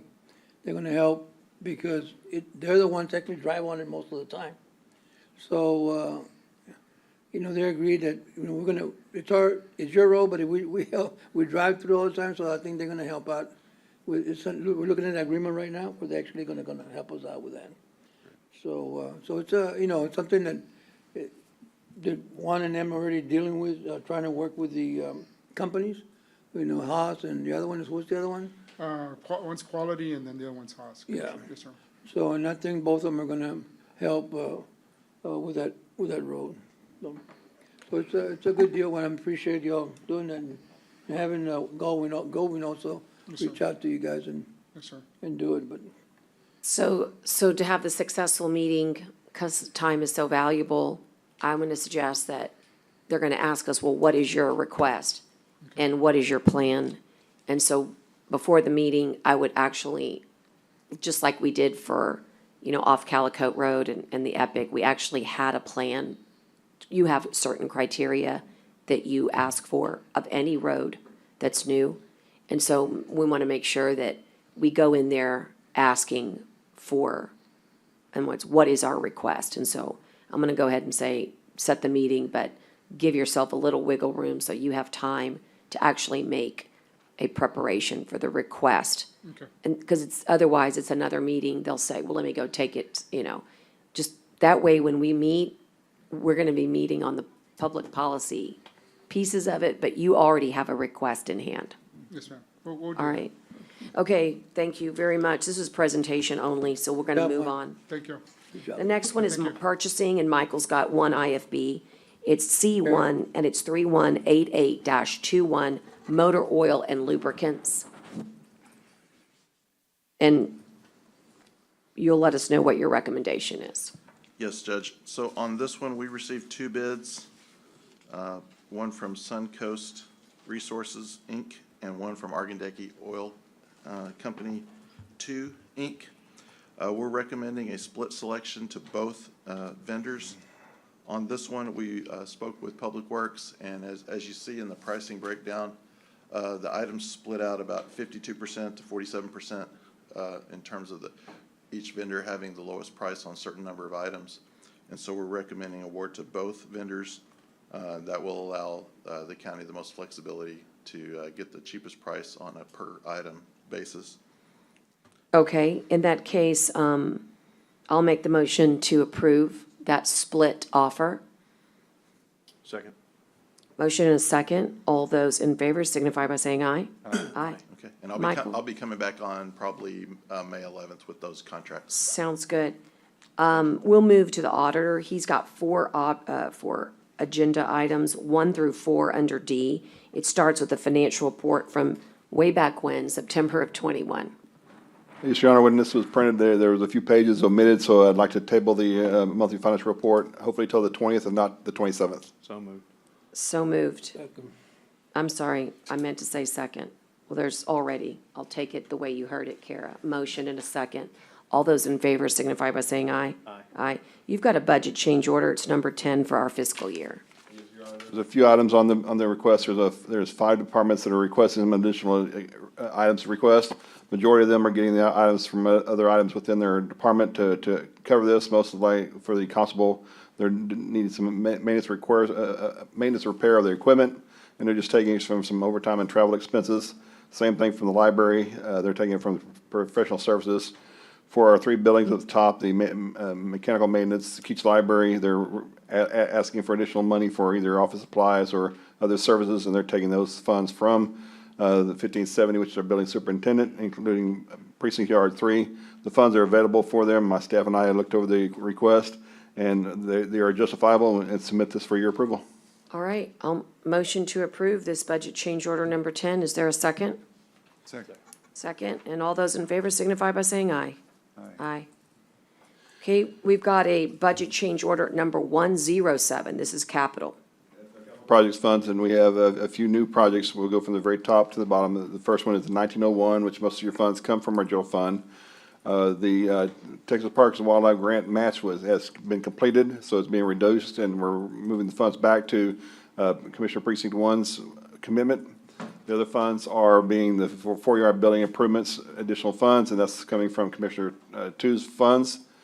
For your CO 2015, which is your 1919 department, you see a new department for County Road 18 drainage, as well as you see the other funds that are certainly there to move the money around from the Petronio Pond program from Commissioner Precinct 2, I believe that's correct. From 1921, which is our 2016 COs, we see there's 3 new projects. The old showbound ag statements, County Road 18, drainage, and the environmental enforcement officer vehicles are there. You see we're just reducing some funds from other funds. The majority is being come from Precinct 3. On the final page, on page 2, you'll see that we showing a 19 from 2019 COs, which is our balances. We're going from County Road 48 and County Road 22 are additional increases, but we're getting those monies from other projects that have been completed. These are the requests that we've received for our capital projects. We submit this for your review and acceptance. So moved. A motion, is there a second? Would that be a second? Second. All right, all those in favor signify by saying aye. Aye. Okay, we also have some approval of payments that we received from the City County Public Health District. These are the last, The last of the these are Mohicans. starting to get towards the end of the reports. These are just some general operating expenses for the month of January, utilities expenses, office supply expenses. There are no salaries associated with these expenses, and we submit this for your review and approval. Again, right. these are standard. Standard expense, yes. So moved. All right, motion, is there a second? Second. Second, Hey, okay. one more deal on number 1. This, we tabled it for the 20th or 27th. I would like you the 20th, I planned on bringing you the comprehensive annual financial report on the 27th. So I'd like this on the 20th, because basically I would be repeating myself if I did them both the same day. Got it. All right, so I've got that one for April No more 20th. extensions on this one? No. Okay. For some reason, when we printed it, when it got down to the print shop, it was omitting the P card transactions. We want to make sure everything's there. All righty. And so, we've got, We didn't vote on this last one, I don't think. Yeah, we didn't vote on it, right? What was the last one? No, because he went back to number one. Right, this one. All those in favor signify by saying aye. Aye. Aye.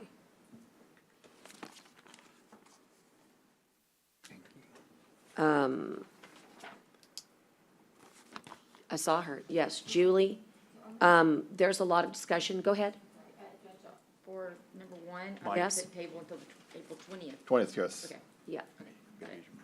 Karen, you gotta use your mic. But I heard you. I know, just so it's clear. But it was just a clarification on the April 20th for the table on item D1. On the human resources, I do know, I just haven't had a chance, so I'll do it right now. Item number 1 is going to be tabled, and we've gotten some suggestions so that we could announce on timing. And I'll have Ida tell us again what those are. The timing I thought we had was 1 PM to 3 PM. And that is April 20th. Is that correct, Julie? Let's go over this again. The grants position interviews will be on what day and what time? April 20th at 1 PM. Or 1:30 PM, is that correct, Ida? I'm still working on the time, Judge. I don't know what you're saying. Is that I don't okay? understand what you're changing. No, I don't know what you're saying. I mean, I thought I agreed with everything. and Yeah, I with said the something change, different. yeah, I don't know to what 1:30, yeah. Okay, so you want to do 1:30? Oh, instead of morning? 1:30 PM. I thought we were set for Wednesday. From Wednesday at 1:30 to 3, probably after, because now we have to Okay. schedule the meeting All with the right. judges as well. All right, so forgive me, I'm just gonna, again, our schedules are, I gotta make sure. So it's 1:30 PM on Wednesday, the 20th. Correct. All right, And that's for, let's go ahead and make that and motion. that's for, But wait, but we have a 5 o'clock, so that's separate? So we're Yes. having 2 meetings that well, day? we can just do it all as one meeting and just continue it. Well, no, Okay. but we were very specific of what we told the gambling group 5 o'clock. here 2 weeks ago was 5. Yeah, that's our So hard stop. I just like for us to be able to plan a meeting, I don't care when it is, but to kind of be efficient about it, and just start at whatever time, We can't go and have over- enough fill it We can't go over 5. up to 5, and know by 5's our drop, Yep. our drop Hard stop. time to start back up on the gambling. I don't see it be, I want to be efficient, right? I don't want to come and have a meeting, 2 hours, 2.5 hours, then have a gap for an hour and a half, 2 hours, then we start up at 5 again. I just like for it to be set, know that our meeting starts at a particular time. If we got enough to fill it up, great, let's do it. That's all I'm saying. What about the Let's just judges? make Yeah, it and that's easy. the question, because now they're requesting if we can change the time to 10 or 11 PM instead of You 3 mean o'clock. AM? On what AM, I'm sorry. I cannot. See, I can't, I mean, that's. I can't do that. That's, yeah. Or Tuesday, Nope. Okay. I mean, we came up with our schedule. All they asked us to do is give them what all works for all 5 of us. Well, can we just do the grants? I'm trying to keep us focused. Give me just 1 second. So on the grants, 1:30 PM, this is for the clerk, 1:30 PM on Wednesday, the 20th, approximately 2 hours long. And let's at least get that piece set. So that's the motion to table this item until till the time and date I just stated. And is there a second for that? Yes. Okay, all those in favor signify by saying aye. Aye. Okay, you. now let's talk about Or the, if the judges would rather have it at 1:30, Judge, then I'm okay with moving the PIOs the grants to 3, so, but I can't, I'm like John, I can't piecemeal my day. I've well, got I stuff think, I've I already had think to the move. judges said no to that. no. So she'll have to work on that. They will have to work on that. But let me get finished with Julie. The next one is the PIO, and the suggestion that I received from Ida was the 27th. I think we did that one, didn't we? But Did we again, not? but this is the actual I'm sorry. For the PIO. agenda item. So yes, if we need to do that, then I would move to table the PIO till the 27th. Thank you. At 1 And that's- PM. And I'll, 1 at 1 PM. PM, and I'll second that, okay? And that's item 2, Kara. And all those in favor signify by saying aye. Aye. Aye.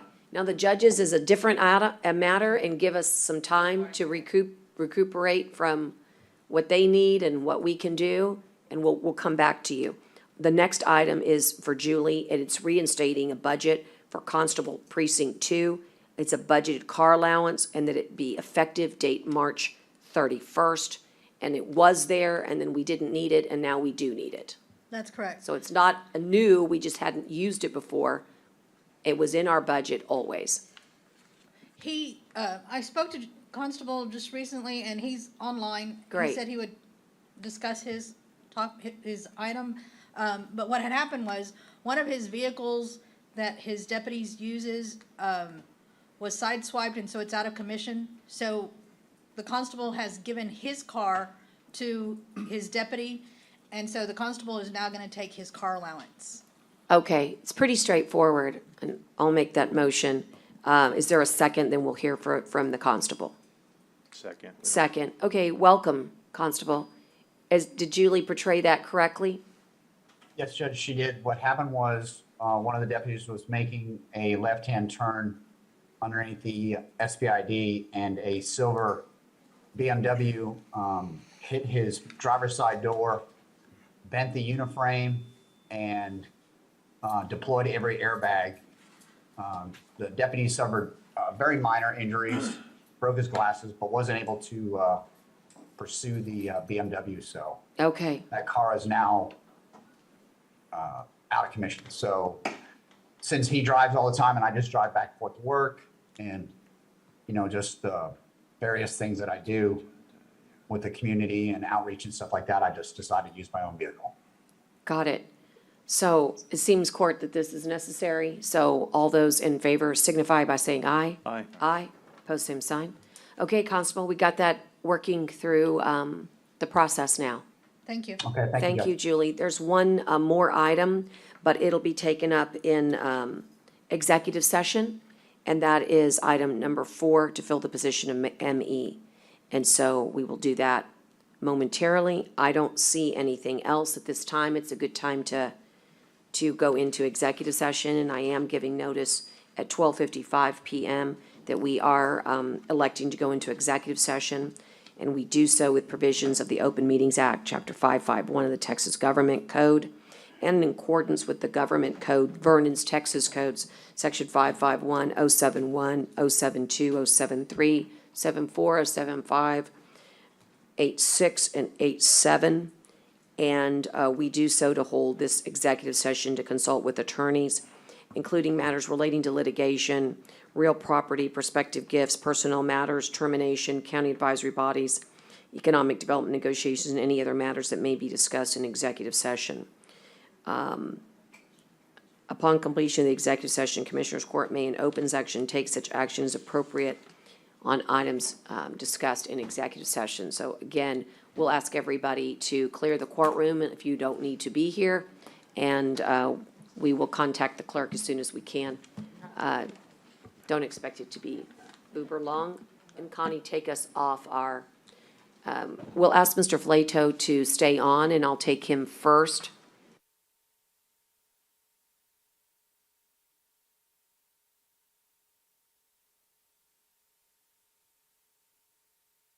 We're gonna come back at 2:02. I'll slow down, I promise here. I'm just determined that we're gonna finish here quickly. But we do have a few items to take up from executive session. And the first, just to remind everybody, A, B were postponed, and we've already announced those postponements as to time. Item C was just information only, but on item D, we do have a motion. Commissioner Chesney, you have a motion? Perhaps. Yes, ma'am.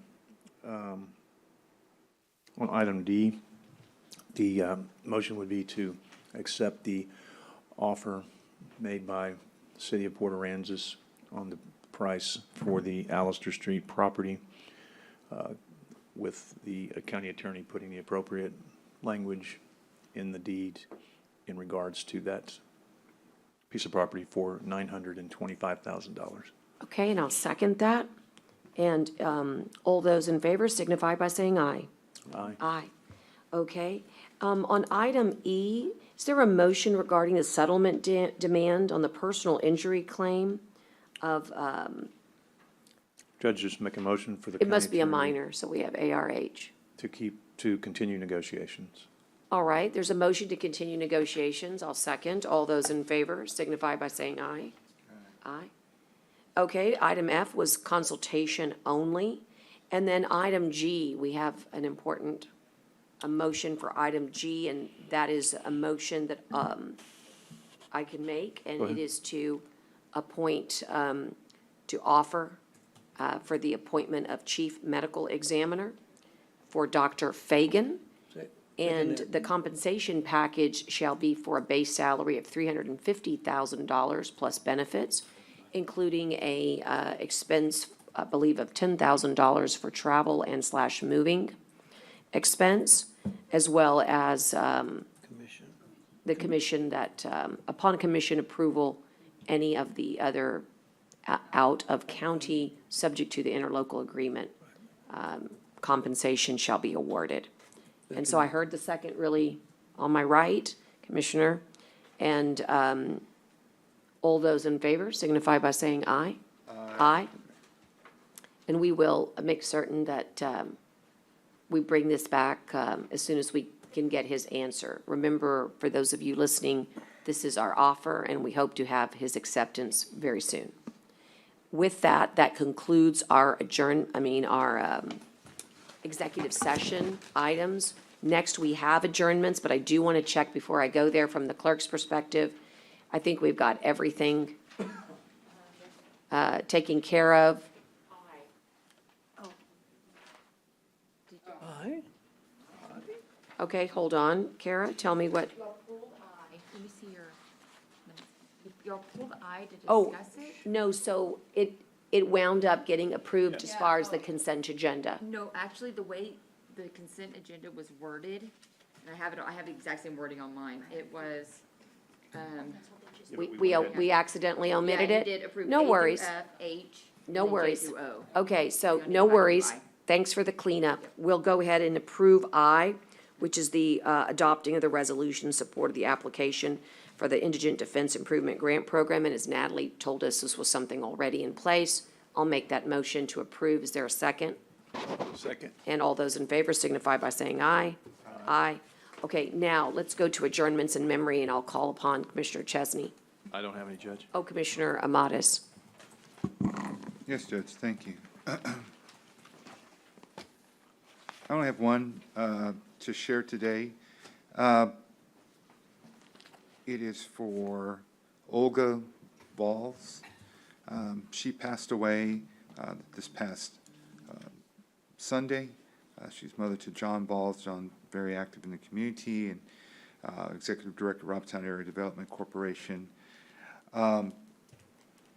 She was called home by a sudden illness. She was 81 years old. She never met a stranger, and so if you've met John, I think you know where he gets that from. Mrs. Valls and her husband recently celebrated their 64th wedding anniversary, and so that was they were celebrating that over the weekend, and services will be held next week, I believe next Wednesday and Thursday. Rosary on Wednesday, and I believe funeral on Thursday. So that's all the information I had, but I did want to share that. Like I said, John, very active in the community and very close to his family, and I know that this sudden illness and her untimely death really took him and the entire family by surprise. So just wanted to share that, and my thoughts and prayers are with him and his father and family with her passing. Thank you. Commissioner Gonzalez wanted to echo. Yeah, I just want to say, our prayers and condolences for the Valls family. You know, John's mom was very open person, very lovable person. Her and her husband loved to go to go to gambling on the buses. We used to put some buses together, and they're one of the first to sign up to go gamble, and that was one of the things I look forward to a lot. And that was one of their biggest pastimes. And you know, John, I know, was very, very close to both of his parents.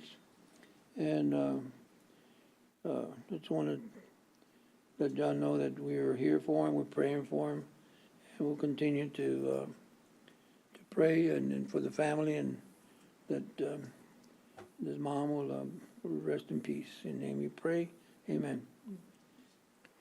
Thank you. Also, condolences go out to the family of Steve and Monica Barrera on the loss of their mom, Olivia Vasquez Barrera. She passed away peacefully, surrounded by her loving family on March 20th at the age of 78. And she was originally from New Gulf, Texas. She was a devoted wife, mother, grandmother, sister, and friend to many, and she is now resting in peace. She was a humble servant of God and instilled the values of serving, caring, and unconditional love for others. This beautiful legacy of love that she instilled in the hearts of many will live on for generations to come. And she had numerous grandchildren and great-grandchildren. And I just wanted to express our condolences for not only the Valls family, but also for the Barrera family today on the loss of these two great moms, and wishing them a peace and beautiful memories to take with them.